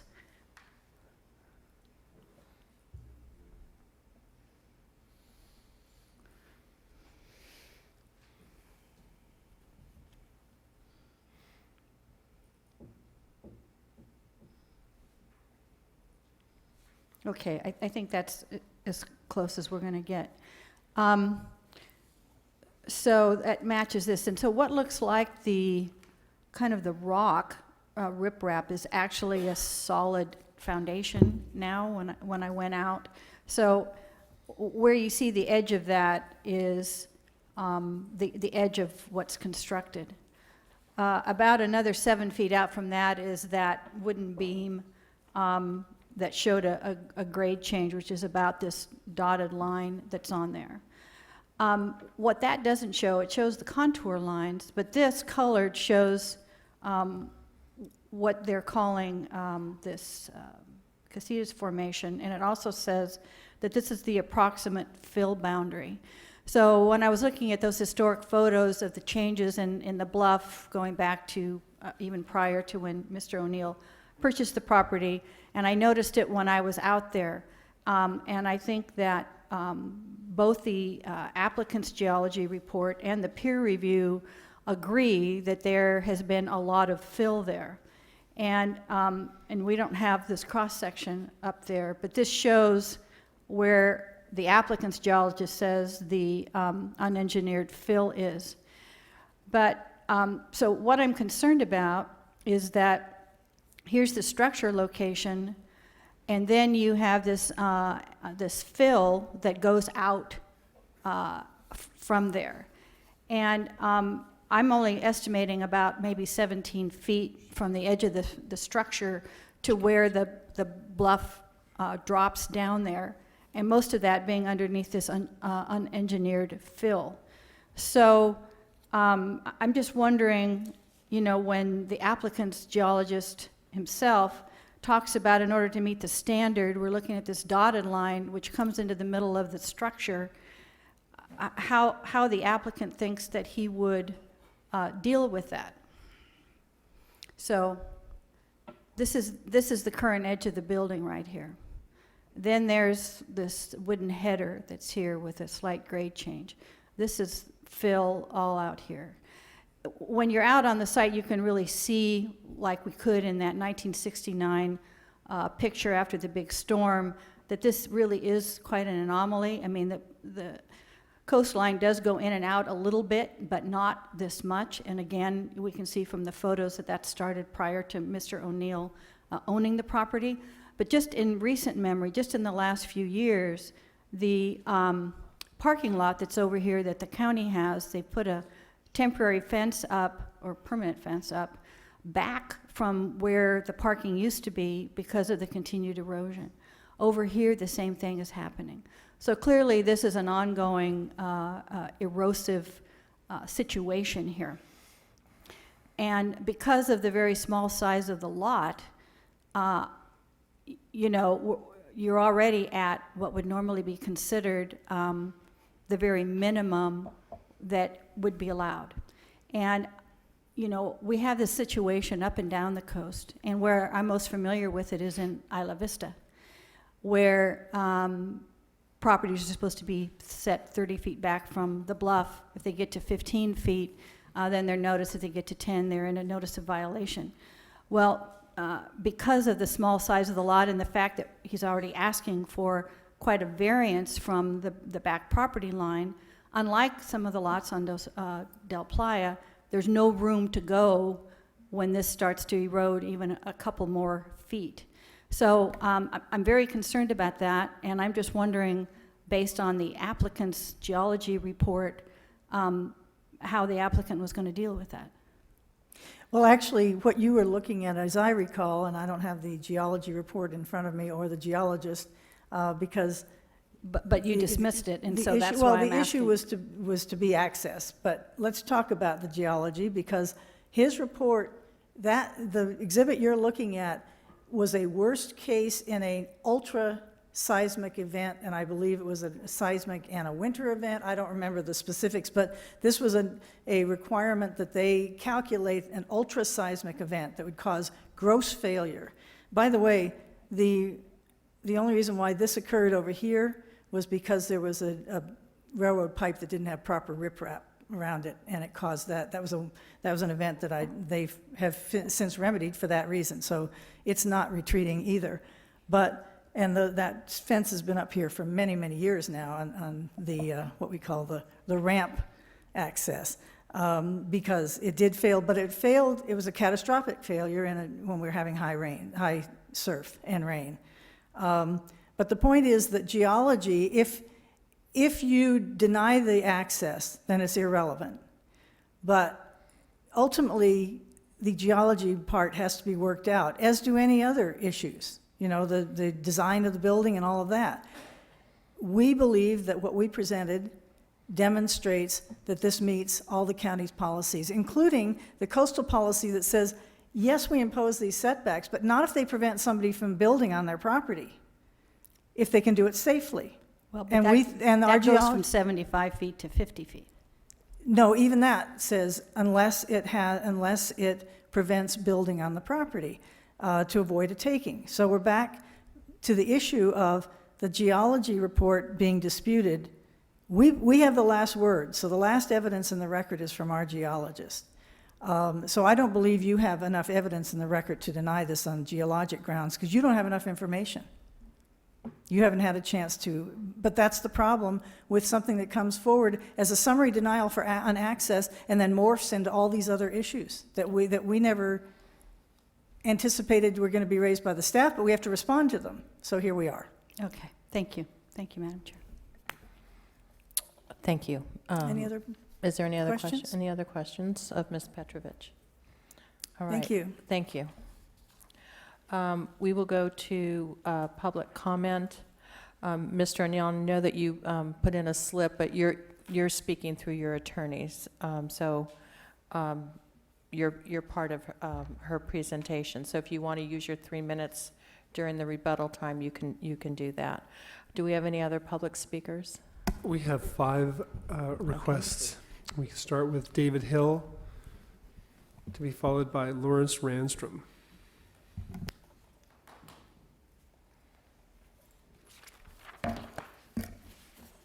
This is a tough problem. It's complex. I did write a letter, and I'm just going to go through it. I don't know if you got, well, I guess you're getting copies right now, and I'll be brief. My name is David Hill, and I'm speaking in support of granting this request for a variance and for the zoning change and the general plan amendment. I've lived in Summerlin for over 25 years, and I've served on the boards of several community organizations, including the Summerlin Citizens Association and the Summerlin Community Plan Advisory Committee. I'm speaking today as an individual, however, and it's my own personal opinions that I'm giving. Normally, I'm in favor of strongly maintaining our well-thought-out design and land use rules without exceptions, except in extremely rare cases. But this is a unique situation, and one of the issues that we struggled with on the SunPAC was what options to allow for obtaining variances in unusual cases that don't fit the usual mold. And I think this is one of those cases. I think planning and development has, for the most part, done a proper job in describing the issues, but I think mistakes have been made over the long history here by both the applicant and by the past staff for the county. Most of the technical issues over zoning and easements and access, I think, can or have been dealt with or can be resolved And if the project gets built, the visual qualities and the public views will be vastly improved over what's presently there and has been for quite a number of years. Granting this request will finally resolve those long-standing issues, which have been time-consuming and expensive for the county and the applicant. And I think it's in the best interest of the community and the county and the applicant to approve this request today. Thank you. Thank you.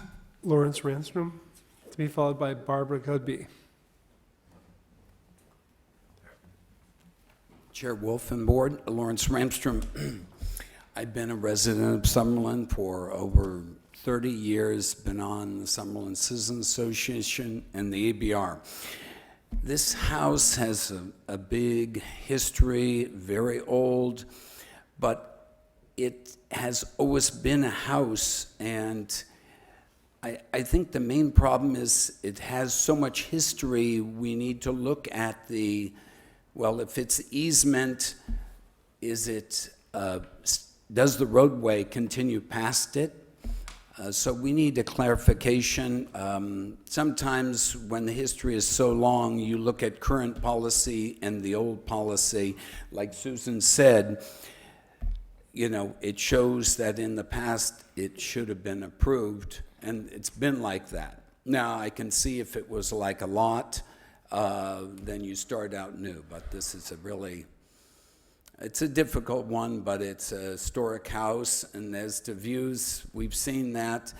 We would rather like to see a nice, new finished house than graffiti, present. Thank you very much. Thank you. Barbara Goodley, to be followed by Mary Jo Yeager.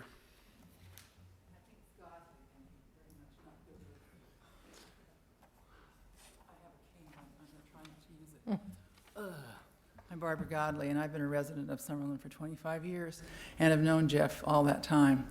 He has been a wonderful citizen. He's been on the BAR, the Board of Architectural Review, the Summerlin Citizens Association, and I was chairman of Summerlin Beautiful for many years. And I've been in Jeff's home many times before it became what it is now. And I would like to compare his home with the houses just to the north of him on the same stretch of bluff. There are many homes along there that are quite close to the bluff. They are 2 stories. They're very similar, and I don't see that there's any really difference. And I think Jeff has worked a long time to have a beautiful home, and I know he will have a beautiful home because I know the kind of construction he does, and so I hope you will validate that. Thank you very much. Mary Jo Yeager. And our final speaker after Mary Jo is John Hale. Hi, I'm Mary Jo Yeager, and I'm president of the Summerland Citizens Association. I moved to Summerland in 1993 to be postmaster, so I've been involved with the Summerland Citizens Association since that time, and with the county, and with Jeff. He's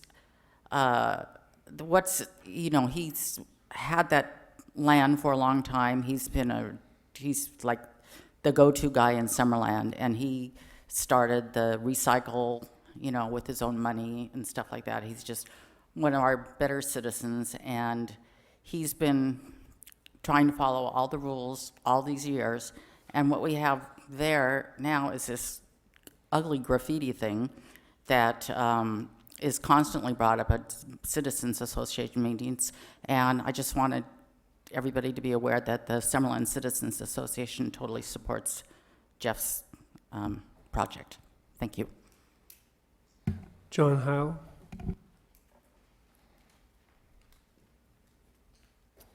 Good afternoon. My name is John Heil. I'm a resident also of Summerlin for the past 5 years. I stand in opposition to the recommendation as well. I reside on Golden Gate Avenue, 2565, directly in line with the view of the house on the coastal bluff.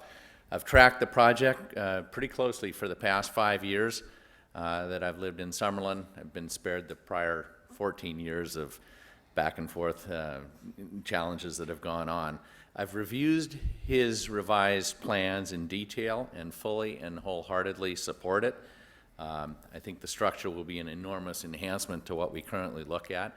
And I believe I speak on behalf of my resident neighbors in the immediate community who have a similar view, and witness there's no one here standing in opposition to what Jeff proposes. I think we all support that, and the community would love to get it behind us, and so I leave it at that. Thank you.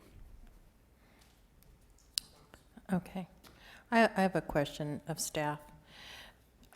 So I had asked before about the BAR process, and it seemed like it didn't, there was no, it didn't really complete itself, you might say.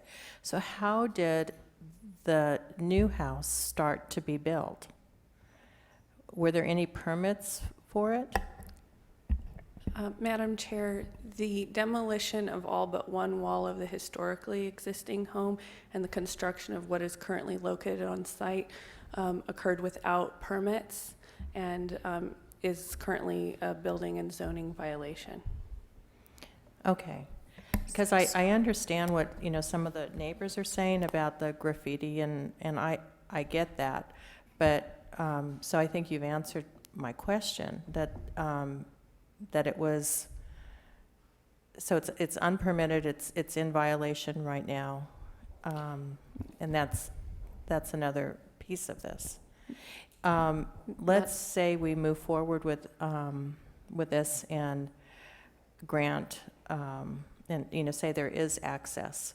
Would Mr. O'Neill have to tear down what's there now and start over, and go back through the BAR process and get, I'm assuming he has to do that to get proper permits?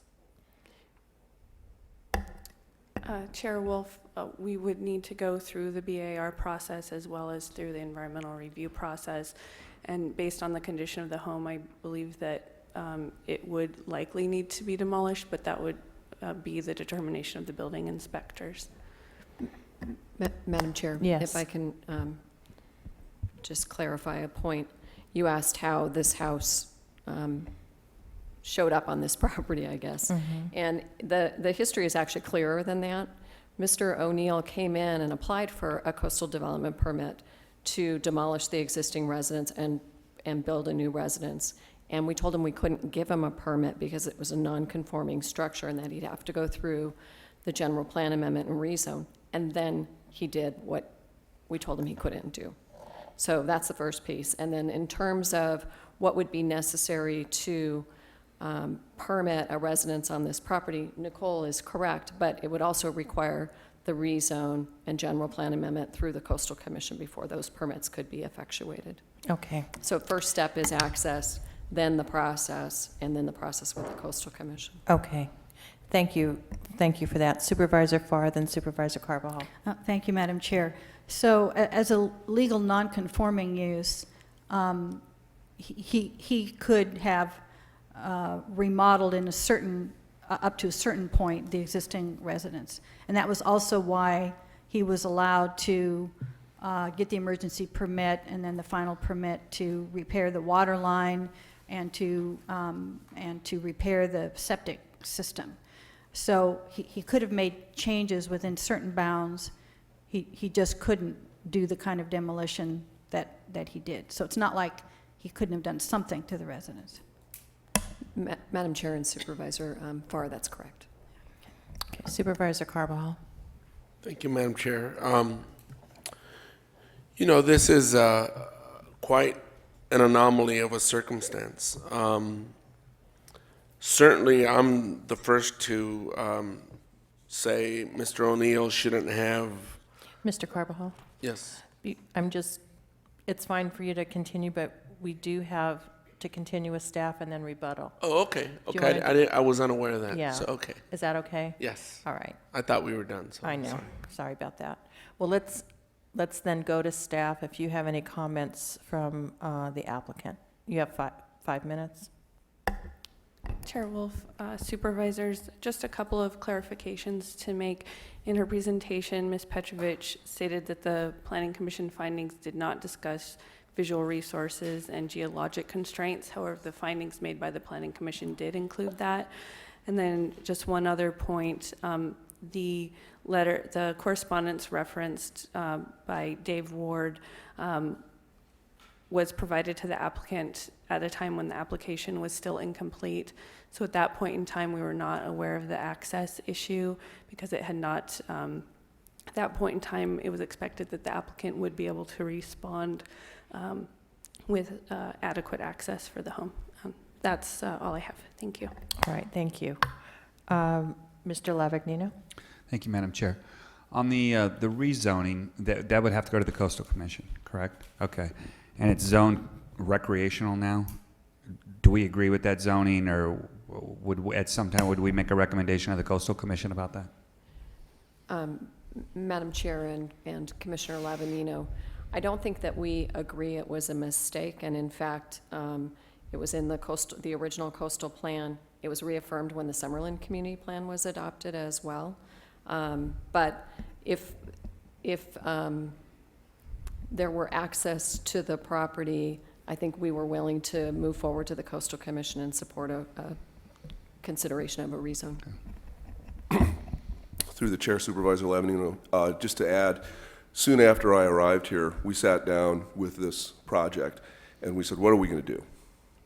And we said, look, the guy illegally demolished the building. We could go pedal to the metal and just say, okay, you're done, and take it that way and make it just an enforcement case. But we decided, no, we're going to try to help this guy out. And so we were moving forward with the intention of doing just that. And until we ran into the access issue, we were moving forward with a recommendation of approval of the things that he would have needed to change it back to residential. So I just want to make that very clear. Second of all, and very closely related, obviously access is the issue. And after much internal discussion, county staff came to the conclusion that he does not have access. Obviously, Ms. Petrovich disagrees with us. So for me, that's the key issue. And the other issues are maybe important, but right now that's the key issue. So for me, we've made the recommendation that it should be denied. And that will probably result in the access issue getting resolved. So that's our recommendation. However, if you wanted to go in a different direction, I think that the focus should just be on that access. Supervisor Adam made a suggestion. I'm not an expert in that field, but I would say that whatever the next step, one way or the other, has to be to resolve this argument over access. And so that's what I would think would be the best approach, and you can do that through accepting staff's recommendation, or perhaps you can do it a different way. Any other questions? All right, then we'll go back to the applicant, and we'll set the clock for 5 minutes and 40 seconds. And if Mr. O'Neill wants to use some of that, that's fine. Before you start, Ms. Petrovich, Mr. Guzzoni has a comment.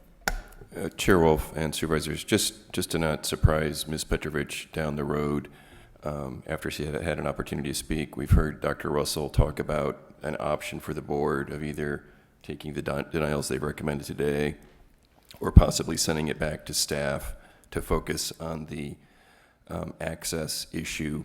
And I think it would be worth discussing before Ms. Petrovich's final comments, just the role of CEQA on this, because I assume that planning would be recommending that if it went back to planning with the idea of coming back with an approval recommendation, that would include CEQA review. And I just don't want any surprises on that as we move it forward.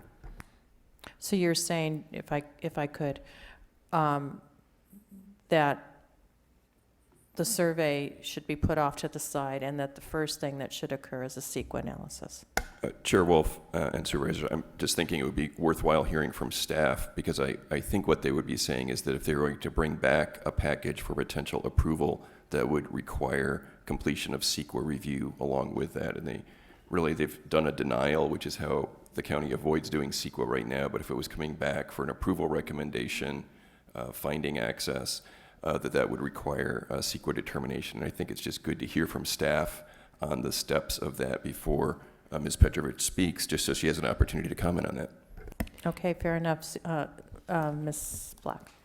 Madam Chair, I think what we're suggesting is that the access issue be resolved first. But I think Mr. Gazzoni is correct. We will need to do secret review if the board gets to a point where they want to approve the project or are in a position to approve the project. But access is the critical issue and really needs to be resolved before we take it another step and do secret review. Okay. May I have my slide show back up again?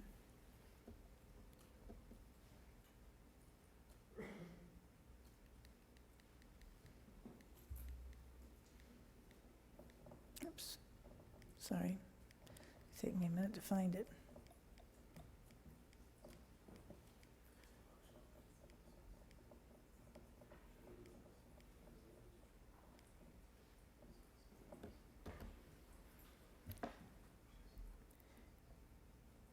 I appreciate the staff's comments, but I guess I would ask the question of staff, which they've never made clear, because all the indications have been that this was something they could recommend.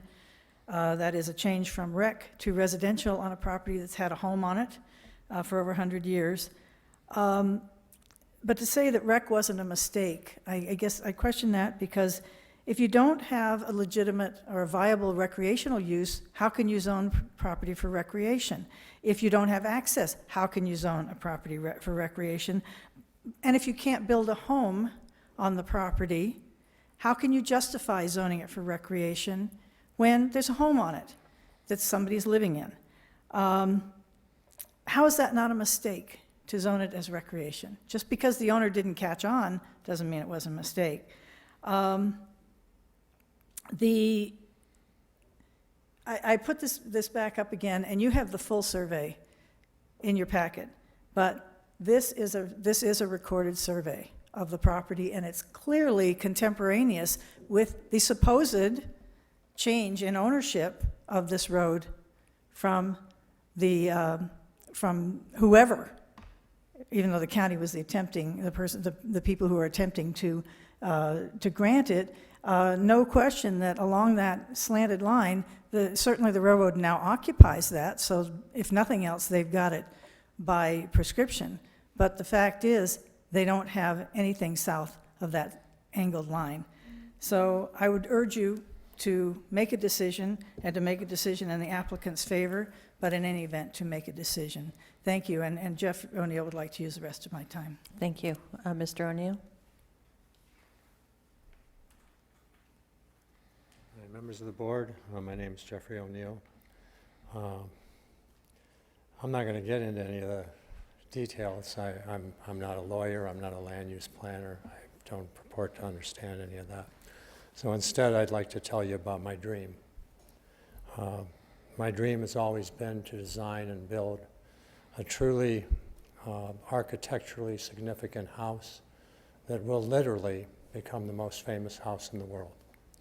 And I think we've got a design that works towards that, with the somewhat eclectic elements of the sailing ship design on the outside, from the bow of a ship with a narwhal head and the horn substituted for the bow spar, to the rear of the ship with a nameplate, the crow's nest. On the inside of the house, it's a submarine, complete with a periscope that pulls down from the ceiling, through which you look through a electronic camera mounted in a rail cannon on the outside deck that you can pan and scan and look at the islands or the dolphins or the whales. It's going to be an interactive house that kids are going to love. There's all kinds of just cool features, and I think if the board approves the project, eventually you're going to be proud of it. And other people are going to wonder, boy, and he had to fight so hard to get this. Well, what was the deal there? So anyway, I don't have any kids. This is my legacy. It's not a spec house. I'm not looking to flip it and make a lot of money. I'm going to die in that house.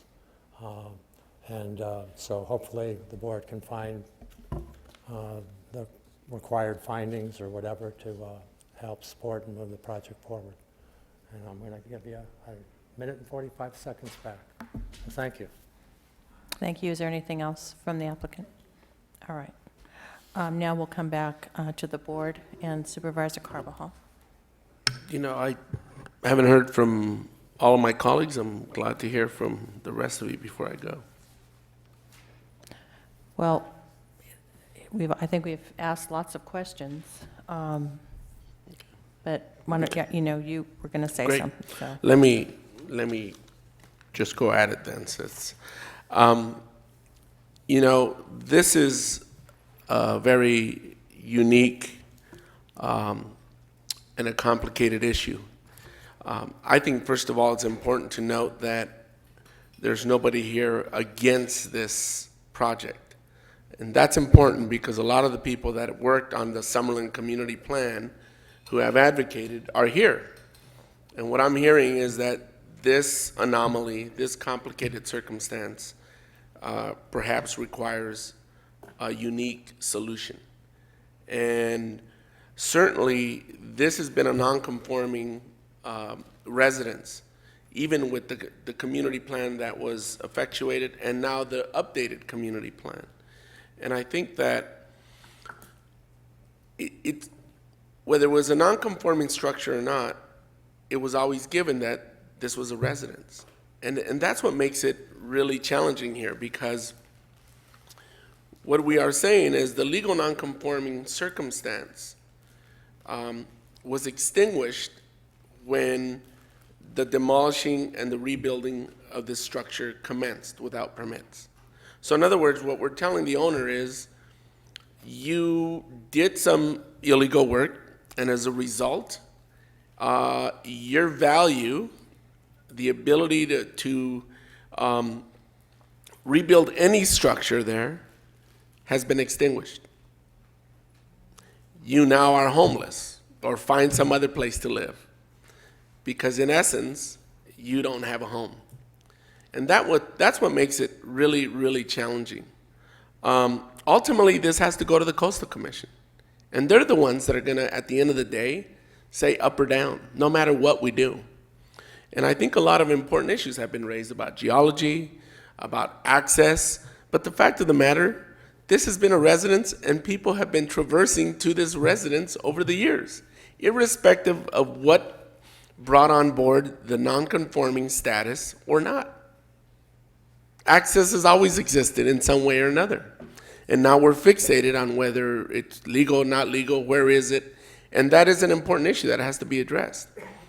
But for me, the most important thing is that we don't have all the information we need to proceed, but I think we need to identify a path so that Mr. O'Neill could continue working through the process at the county.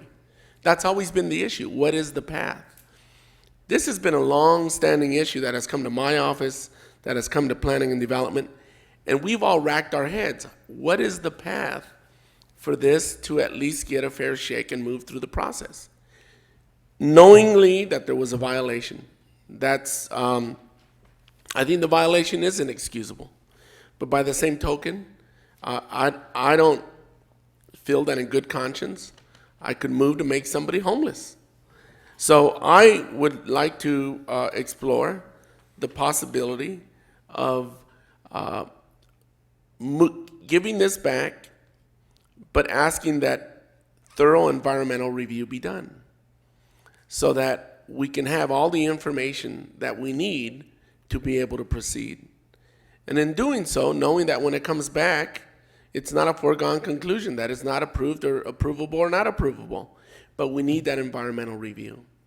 And that's what sounds appropriate to me. Geological issues have been raised, access issues that continue to be worked on. I think that is one way that we could proceed. But it would take the applicant understanding that that would be a cost that would be borne by the applicant, and that the county would have to be indemnified to be able to continue with this process. That's the only path that I see. The other way is to just completely provide the variance, move with the rezone, and provide for the amendment. And I'm not sure that we have all the information to be able to do that at this point in time. Council, do you get where I'm at? Does that make sense to you? Maybe you could help me here. Madam Chair, Supervisor Carbajal, just to clarify before what sounds like a motion you're about to make, if the board were to send the project back to staff for further processing and analysis, I'd just like to clarify that because the application has been deemed complete as a matter of law, the county would not be able to require the applicant to submit new surveys, which have been discussed, but the applicant could voluntarily submit additional info. And if I could just add to that, I think Supervisor Carbajal, in moving towards a motion, had discussed both CEQA review and the indemnification concept, by which I believe Supervisor Carbajal meant that if the board, after considering the project and CEQA review, ultimately decided to issue approvals and permits, that a standard condition of approval is indemnification, but that's the indemnification you're addressing? Yes. Madam Chair?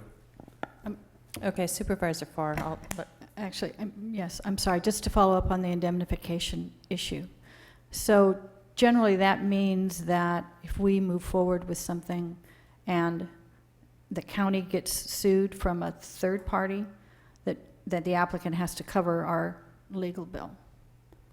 Chair Wolf and Supervisor Farr, that's correct, and I believe that's what Supervisor Carbajal was referring to, not that the applicant indemnifies us today, but that in the event when the project, if the project came back and the board ultimately approved it and there was third-party litigation against the approval, that the standard condition of approval is indemnification by the applicant.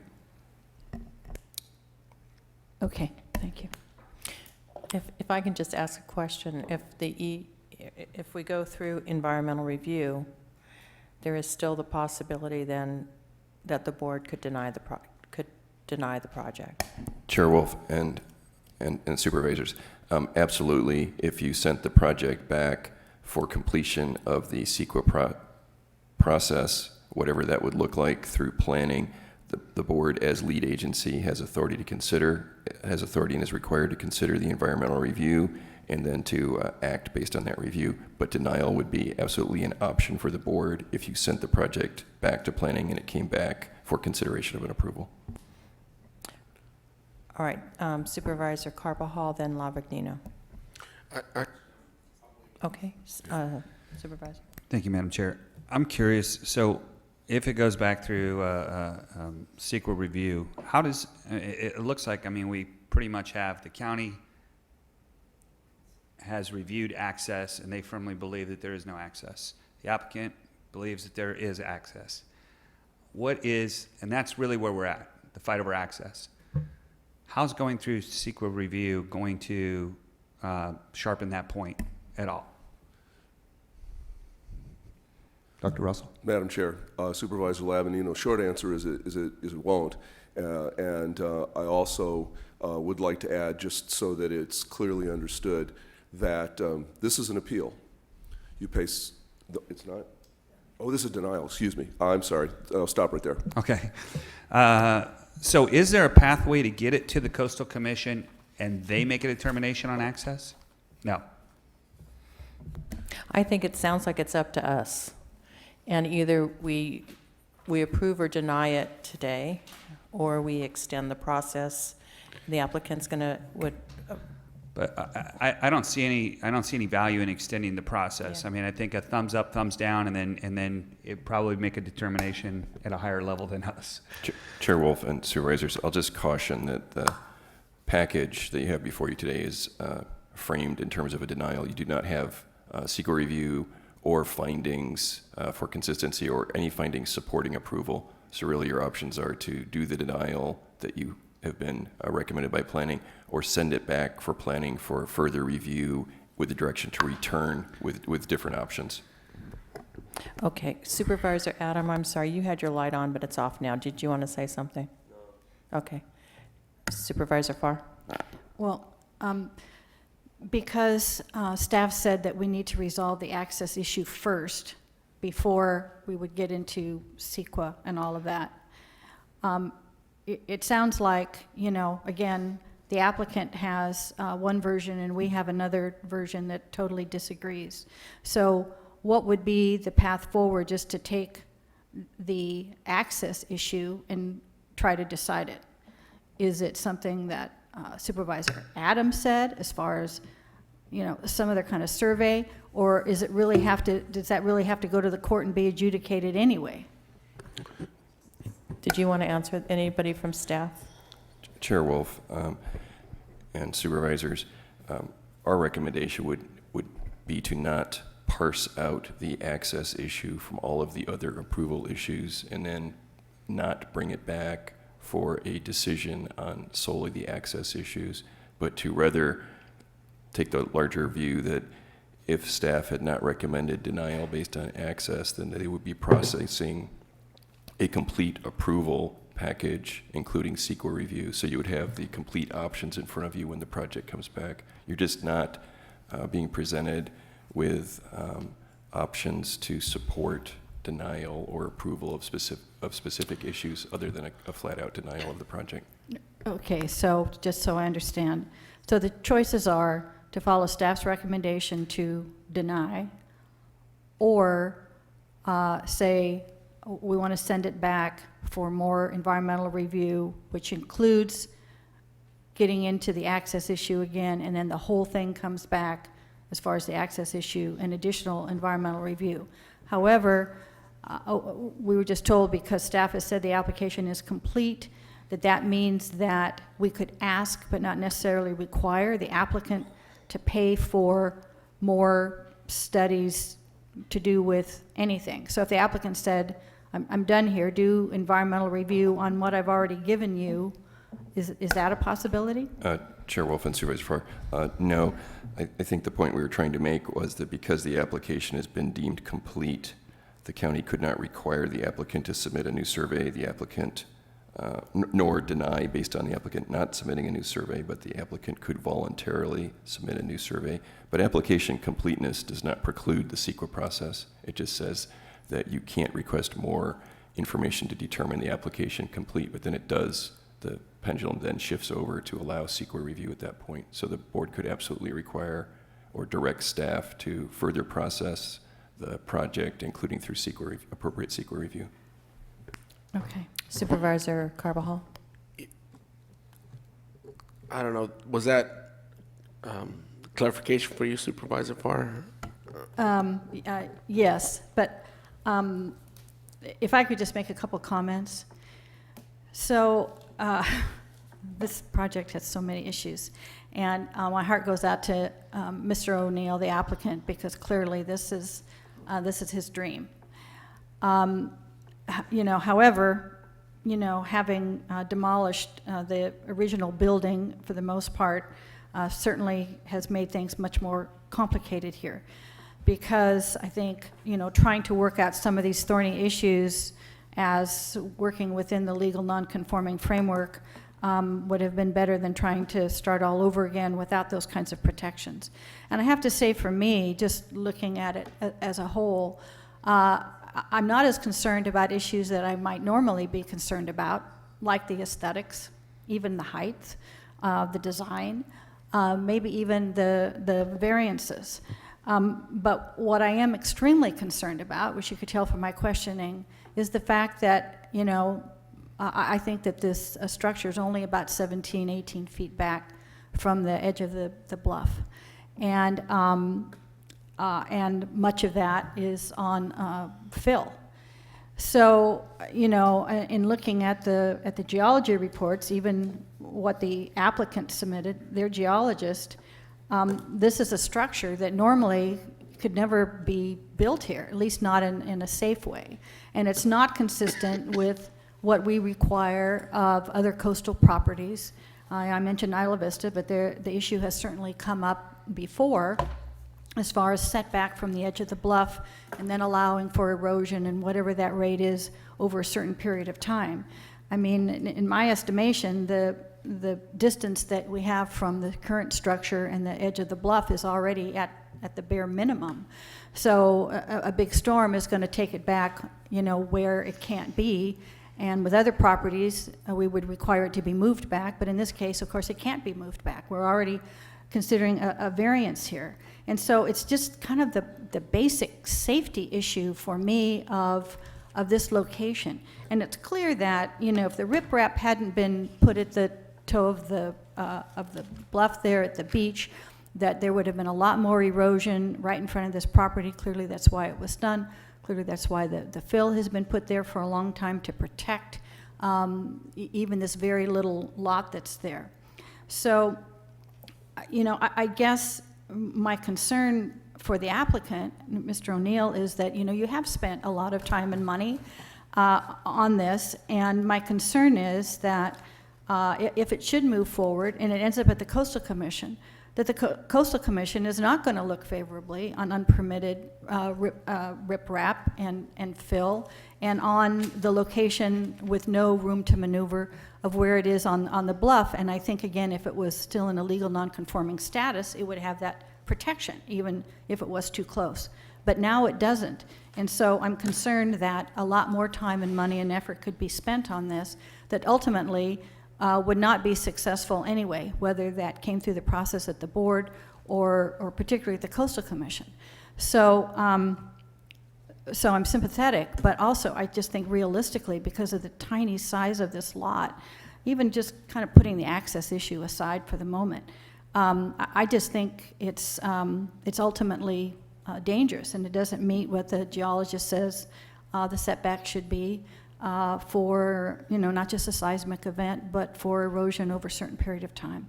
So, you know, Supervisor Carbajal, I want to be supportive of you and what you want. This is in your district. And again, I appreciate that this is Mr. O'Neill's dream project, but it's such a small lot in such an erosive location. Madam Chair? Yes. You know, in light of what we just heard about whether we do more environmental review or not, I think this is such of an anomaly that it warrants a unique decision. So I'm going to go ahead and just move that this item come back for approval with findings for a rezone, the land use, the LCP amendment, and a variance. And take that route. I think further environmental review is not going to lend itself to anything different. I think there's been a legal non-conforming situation there. There's been a residence.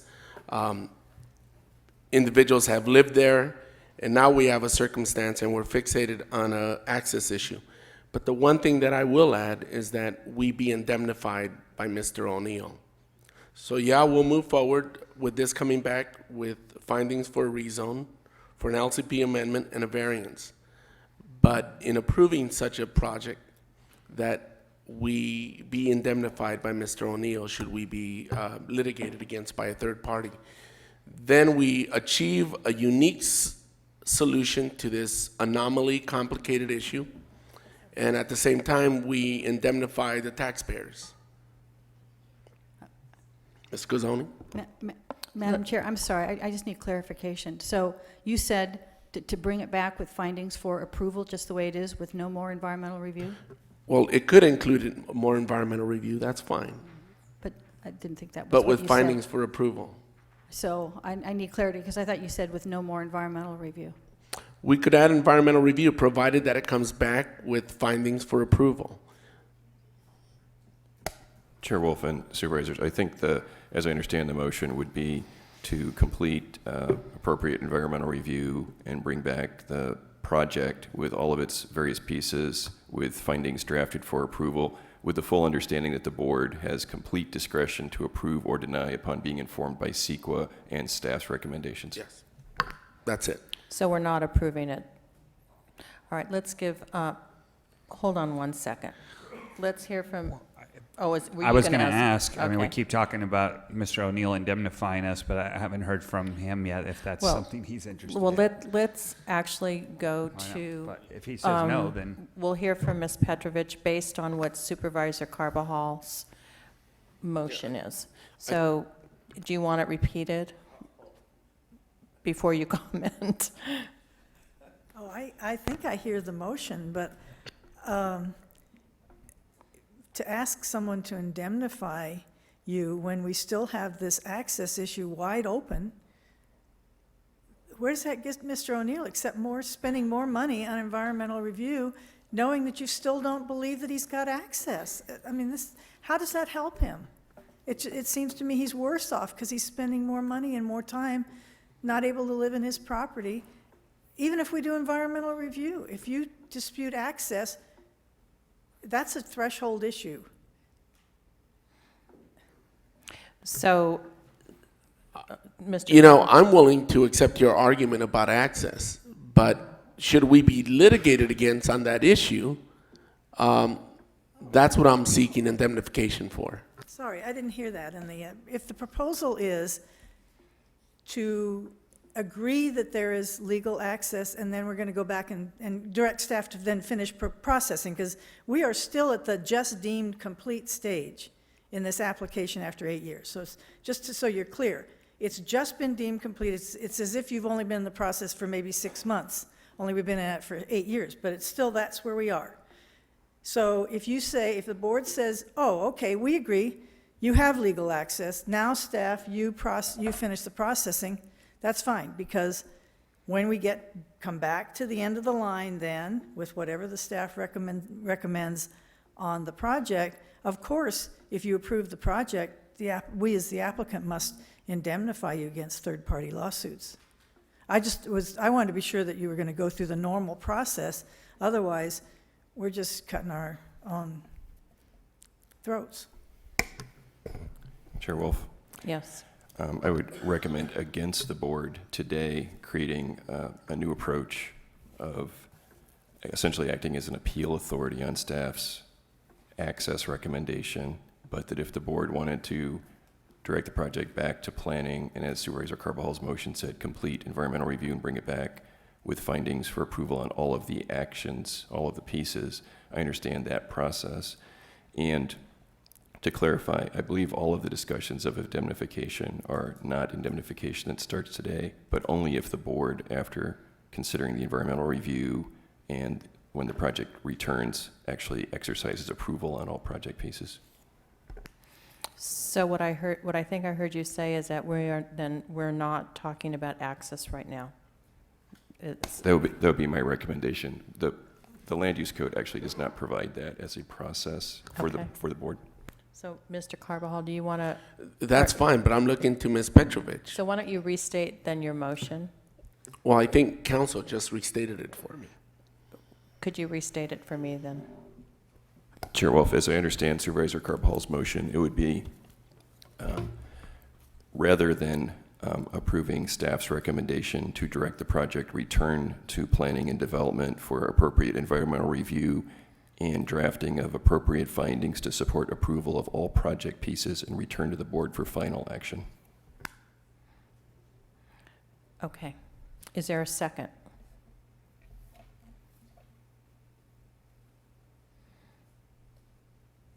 All right, the motion. Can you repeat it one more time?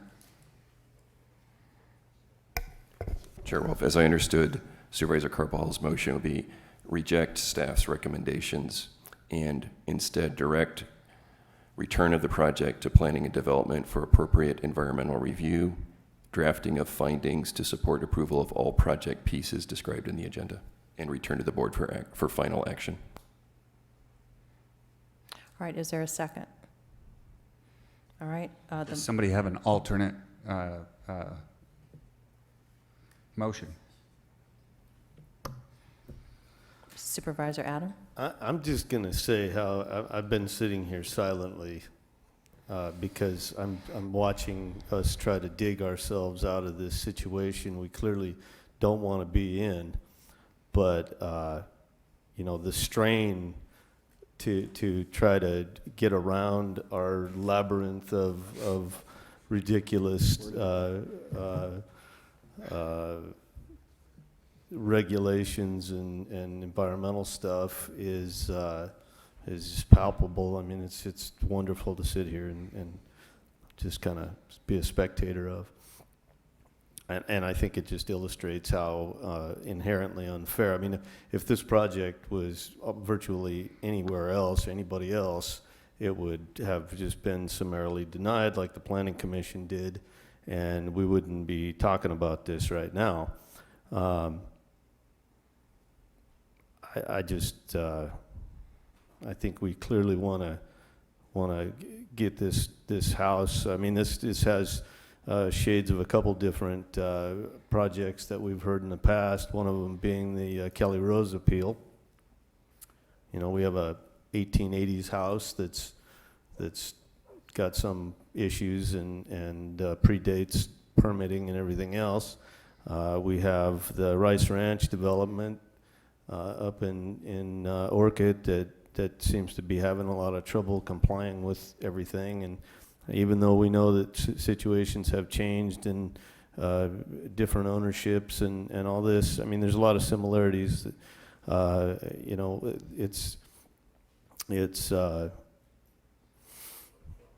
yeah, no, hang on, you're gonna like this in the end. You know, I've been sitting here silently letting everybody ruminate on this, and I'm gonna second Supervisor Carvajal's motion because they've sat there long enough and proved really the absurdity of this whole environmental deal. And I really think, honestly, Ms. Petrovich, that if you had a surveyor go out there and put down a brand new map of all of the current ownerships as they currently sit, I think that it's going to prove your point. I agree with the way you're interpreting the map. That's the problem, is P&D has an interpretation of the map, and it doesn't clearly state who owns that parcel. And if you had a licensed California surveyor go out there and place the ownerships on a map that was large enough to accommodate the writing, I think instead of just dotted lines and solid lines being center lines of roads and that kind of thing, which is confusing to most people looking at those kind of maps, you would find that you were correct. But that's the problem. We don't have that. So, you know, I think that would have cleared that up for us, but we don't have it. But I'm going to second your motion because I think that it is a house. It's been there for all these years. I do agree with the access argument, and I think that at the end of the day we can accommodate this and accommodate the neighborhood that doesn't want to see some piece of blight out there for another 10 years while we go, all of us go spend millions of dollars to argue about it. Supervisor Lavagnino. Thank you, Madam Chair. Well, today's the day I wish I would have become a land use attorney, because you practically have to be one to kind of figure out all the ins, outs, avenues, and byways of which we can do this. You know, I think some valuable arguments were brought up, especially the geology is something that's obviously, I look at Mr. O'Neill and he doesn't want to build a multi-million-dollar facility, house on something that's not going to be there forever. But I think with further environmental review, we can find out that case. As far as access goes, and this is what I say about being an attorney, we're up here all the time, and I always hear people talking about, well, we don't have access, but we've done this for years, prescriptive rights. We always go this way through this guy's private property, and we always go, this is where we always surf, so we should always be allowed to surf here. We should always have access across this guy's property. So it's interesting that we got photos going back to 1905 or whatever, when photography was invented, showing it there. Since I'm not an attorney, it just comes down to common sense for me generally. And I look at, you know, you already have a house there. We've got an eyesore currently there. You know, I would hate to be looking down on that all the time. I'd much rather see a nice house there. I don't think, you know, all those other things about view shed and how it's zoned, those are obvious mistakes. I mean, you know, you're not wrecking anybody's view shed because we've already had the house there. We've already had trees there. And as far as zoning it, there's no way it could be zoned recreational. I mean, I think that was a mistake. So I'll go ahead and support this with the further environmental review and bring it back. And I know that's probably not what you were looking for, but, you know, I think it's better than the alternative. Okay, well, you know, I'm going to go ahead and support the motion, but I do it with trepidation because I'm really not sure that this is the best path forward. In a lot of ways, I feel like it's just going to delay. We're not approving anything. We're just delaying and getting more information, environmental review. And I feel like the issue of the access is I had to get out my really strong glasses, to read the map and what was stated above it, and it's very complicated, and I'm not feeling confident one way or another, except I am confident in knowing that there is that one spot for access. That I understand, but in real terms, I don't know what that actually means. I would not have been in favor of approving a variance. I think Supervisor Farr made some really good points. I'm still kind of baffled by the fact that we're looking. I think what Ms. Petrovich said is you may not even need a variance if, I think this is what you said, if the house was redesigned and it was maybe smaller and moved back a little bit. So I don't think that that's really an issue. So I guess the bottom line is this is, in Supervisor Carvajal's district, I don't have a lot of clarity on this matter. Again, there is a part of me that would have just rather have gone with staff's recommendation and let this have moved forward. But this is going to further delay the process. It's going to cost more money for something that there is no assurance for the applicant that we will even approve the project. So anyway, that's where I stand. Supervisor Adam? Well, I just wanted to say a word about the geology, and Supervisor Farr made the assertion. I don't know where she got it, but that the house was built on fill. And I think that I would think that, and Supervisor Lavanino, 1928 was the first. I happen to know when the photography, because of my experience with the federal government. I know when the photography started, and it was 1928. The geology had to be there during the time that the house was built. I don't think they had the capacity to move that much dirt and to make a feature like that. And so they probably sweetened it up over the years and maybe placed some riprap around it, but I don't think that the place where I think that's got to be an infeasible amount of dirt to be moved and compacted at that time. And even if it was, it's a feature now. So especially when the applicant does have a geologist that's willing to sign off on it, when it slips into the water, then he could buy it. And so it won't be your fault. Supervisor Farr? Thank you, Madam Chair. Just in response to Supervisor Adam, I didn't say that the house was built on fill. I said that the fill comes within a few feet of the house. And of course, the issue with the fill is that when you already have an area of the coast that is very erosive, particularly in big storm events, or if there would be an earthquake, then even with the existing bluff, it's eroding and moving back, and there's clear history of that in that area. And if you have uncompacted soil, it's that much more erosive and much more subject to change in an earthquake. So even though the old original residence and even the existing construction may not be on fill, it's a lot closer to uncompacted soil than it probably was years ago before a lot of erosion happened, or when they very first built that building in the 1880s. That's my concern. And I think that you raise a good point, because we've talked about indemnification, and I know that Mr. O'Neill wants to live there, till the end of his time, but a lot of times properties do transfer, and once the the county approves something, or goes through the process, then the assumption is that it is safe and it has met, you know, all the different requirements. So if somebody else buys the property and it's there and something happens and you know, the house does start to fall down the bluff, which, you know, has happened in other places, then, you know, they're going to be looking back at the county and say, why did you approve this? When clearly, you know, it was too close to the edge of the bluff and there was all this uncompacted fill, et cetera, et cetera.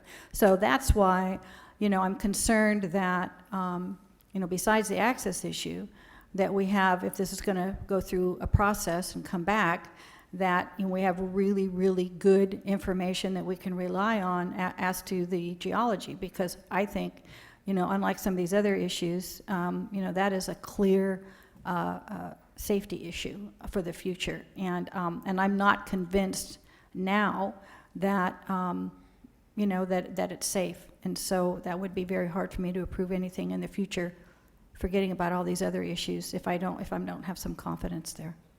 All right, thank you, Supervisor. Adam? Well, first of all, the house has been there for 120 years, so that geologic feature has weathered a lot of storms in the 120 years. If this was a new construction, that would be a different matter, because everybody seems to think, I'm not sure I agree, but everybody seems to think they know how much the bluffs are eroding, and we have to make some assumptions for planning purposes, and that's all well and good. But in this case, and this is a unique case, it's been cited numerous times today, you know, Mr. O'Neill's got a house that's been there for 120 years, so demonstrably it's pretty stable. And so, yeah, I don't know if to reduce those kind of fears about indemnity over the years. Maybe we can condition this on a hold harmless recorded on the title of the property, where you know, all subsequent owners can't come back and get us for approving the occupancy of a home there. And I think that whoever it is, once you disclose that's an element of that property, and I think in California real estate law, you're going to have to disclose that anyway, right? I mean, we got a pretty strong disclosure law, and so I think that whoever buys it afterwards, I mean, Mr. O'Neill for now, and whoever buys it afterwards is going to have to buy it understanding there's a bluff at the back. And I don't think anybody's going to purchase it without seeing that. And so I think they're buying the assumed risk along with the property. Okay, thank you. So we have a motion, we have a second. This is not approving anything. It's sending it back to staff for further environmental review, correct? Chair Wolf and Supervisors, correct, as well as the rest of the motion was return with findings drafted for approval of each of the components of the project. Well, that's what I'm not clear about. So you are saying that we are going to approve the project? Chair Wolf and Supervisors, no, the motion was to complete environmental review, draft findings for approval of the component parts, and return for final action by the board. The board would have complete discretion to approve or deny when it returns. And that would be after the environmental review? That's correct. Okay. I'm confused. I'm sorry, Madam Chair. Mr. Gazzoni, I mean, why wouldn't the motion be send it back, do the environmental review, staff does their analysis, makes their recommendation, and it comes back? I mean, so it sounds like now staff isn't going to have any discretion as to making a decision as to recommendation other than approval. Chair Wolf and Supervisor Farr, that was the motion. You can certainly, when it returns, hear from staff on that, but you've heard from staff today. You don't have environmental review, and the motion is as I stated. Okay. So staff, it would be, isn't basically instructed to come back and recommend approval, but that doesn't mean that the board would have to approve it based on environmental review. Chair Wolf and Supervisors, I'm not suggesting what staff's professional opinion would be. It's just that the motion is to return with findings for approval of the component parts. Are you okay with that? I'm with that. Supervisor Lavagnino? Don't we do this all the time? I mean, something comes for approval, we say we don't like it, come back with findings for denial, then you can approve or deny it. Or they bring something that says they want to deny it, and we say come back with findings for approval. I mean, I don't know why we don't have a book that just says, hey, here's the findings for approval, and here's the ones for denial, and you pick the one you like. Well, I think that the complicating factor, at least for me, is the environmental review piece that is now inserted into this. Right, it's going to come with it, so it's almost presupposing what the environmental report's going to say. But that's fine, we'll still have the option to make a decision. All right, let's do a roll call vote. Mr. Adam? Mr. Lavanino? Mr. Carbajal? Ms. Farr? Ms. Wolf? Aye. Passes with 4 ayes and 1 abstention.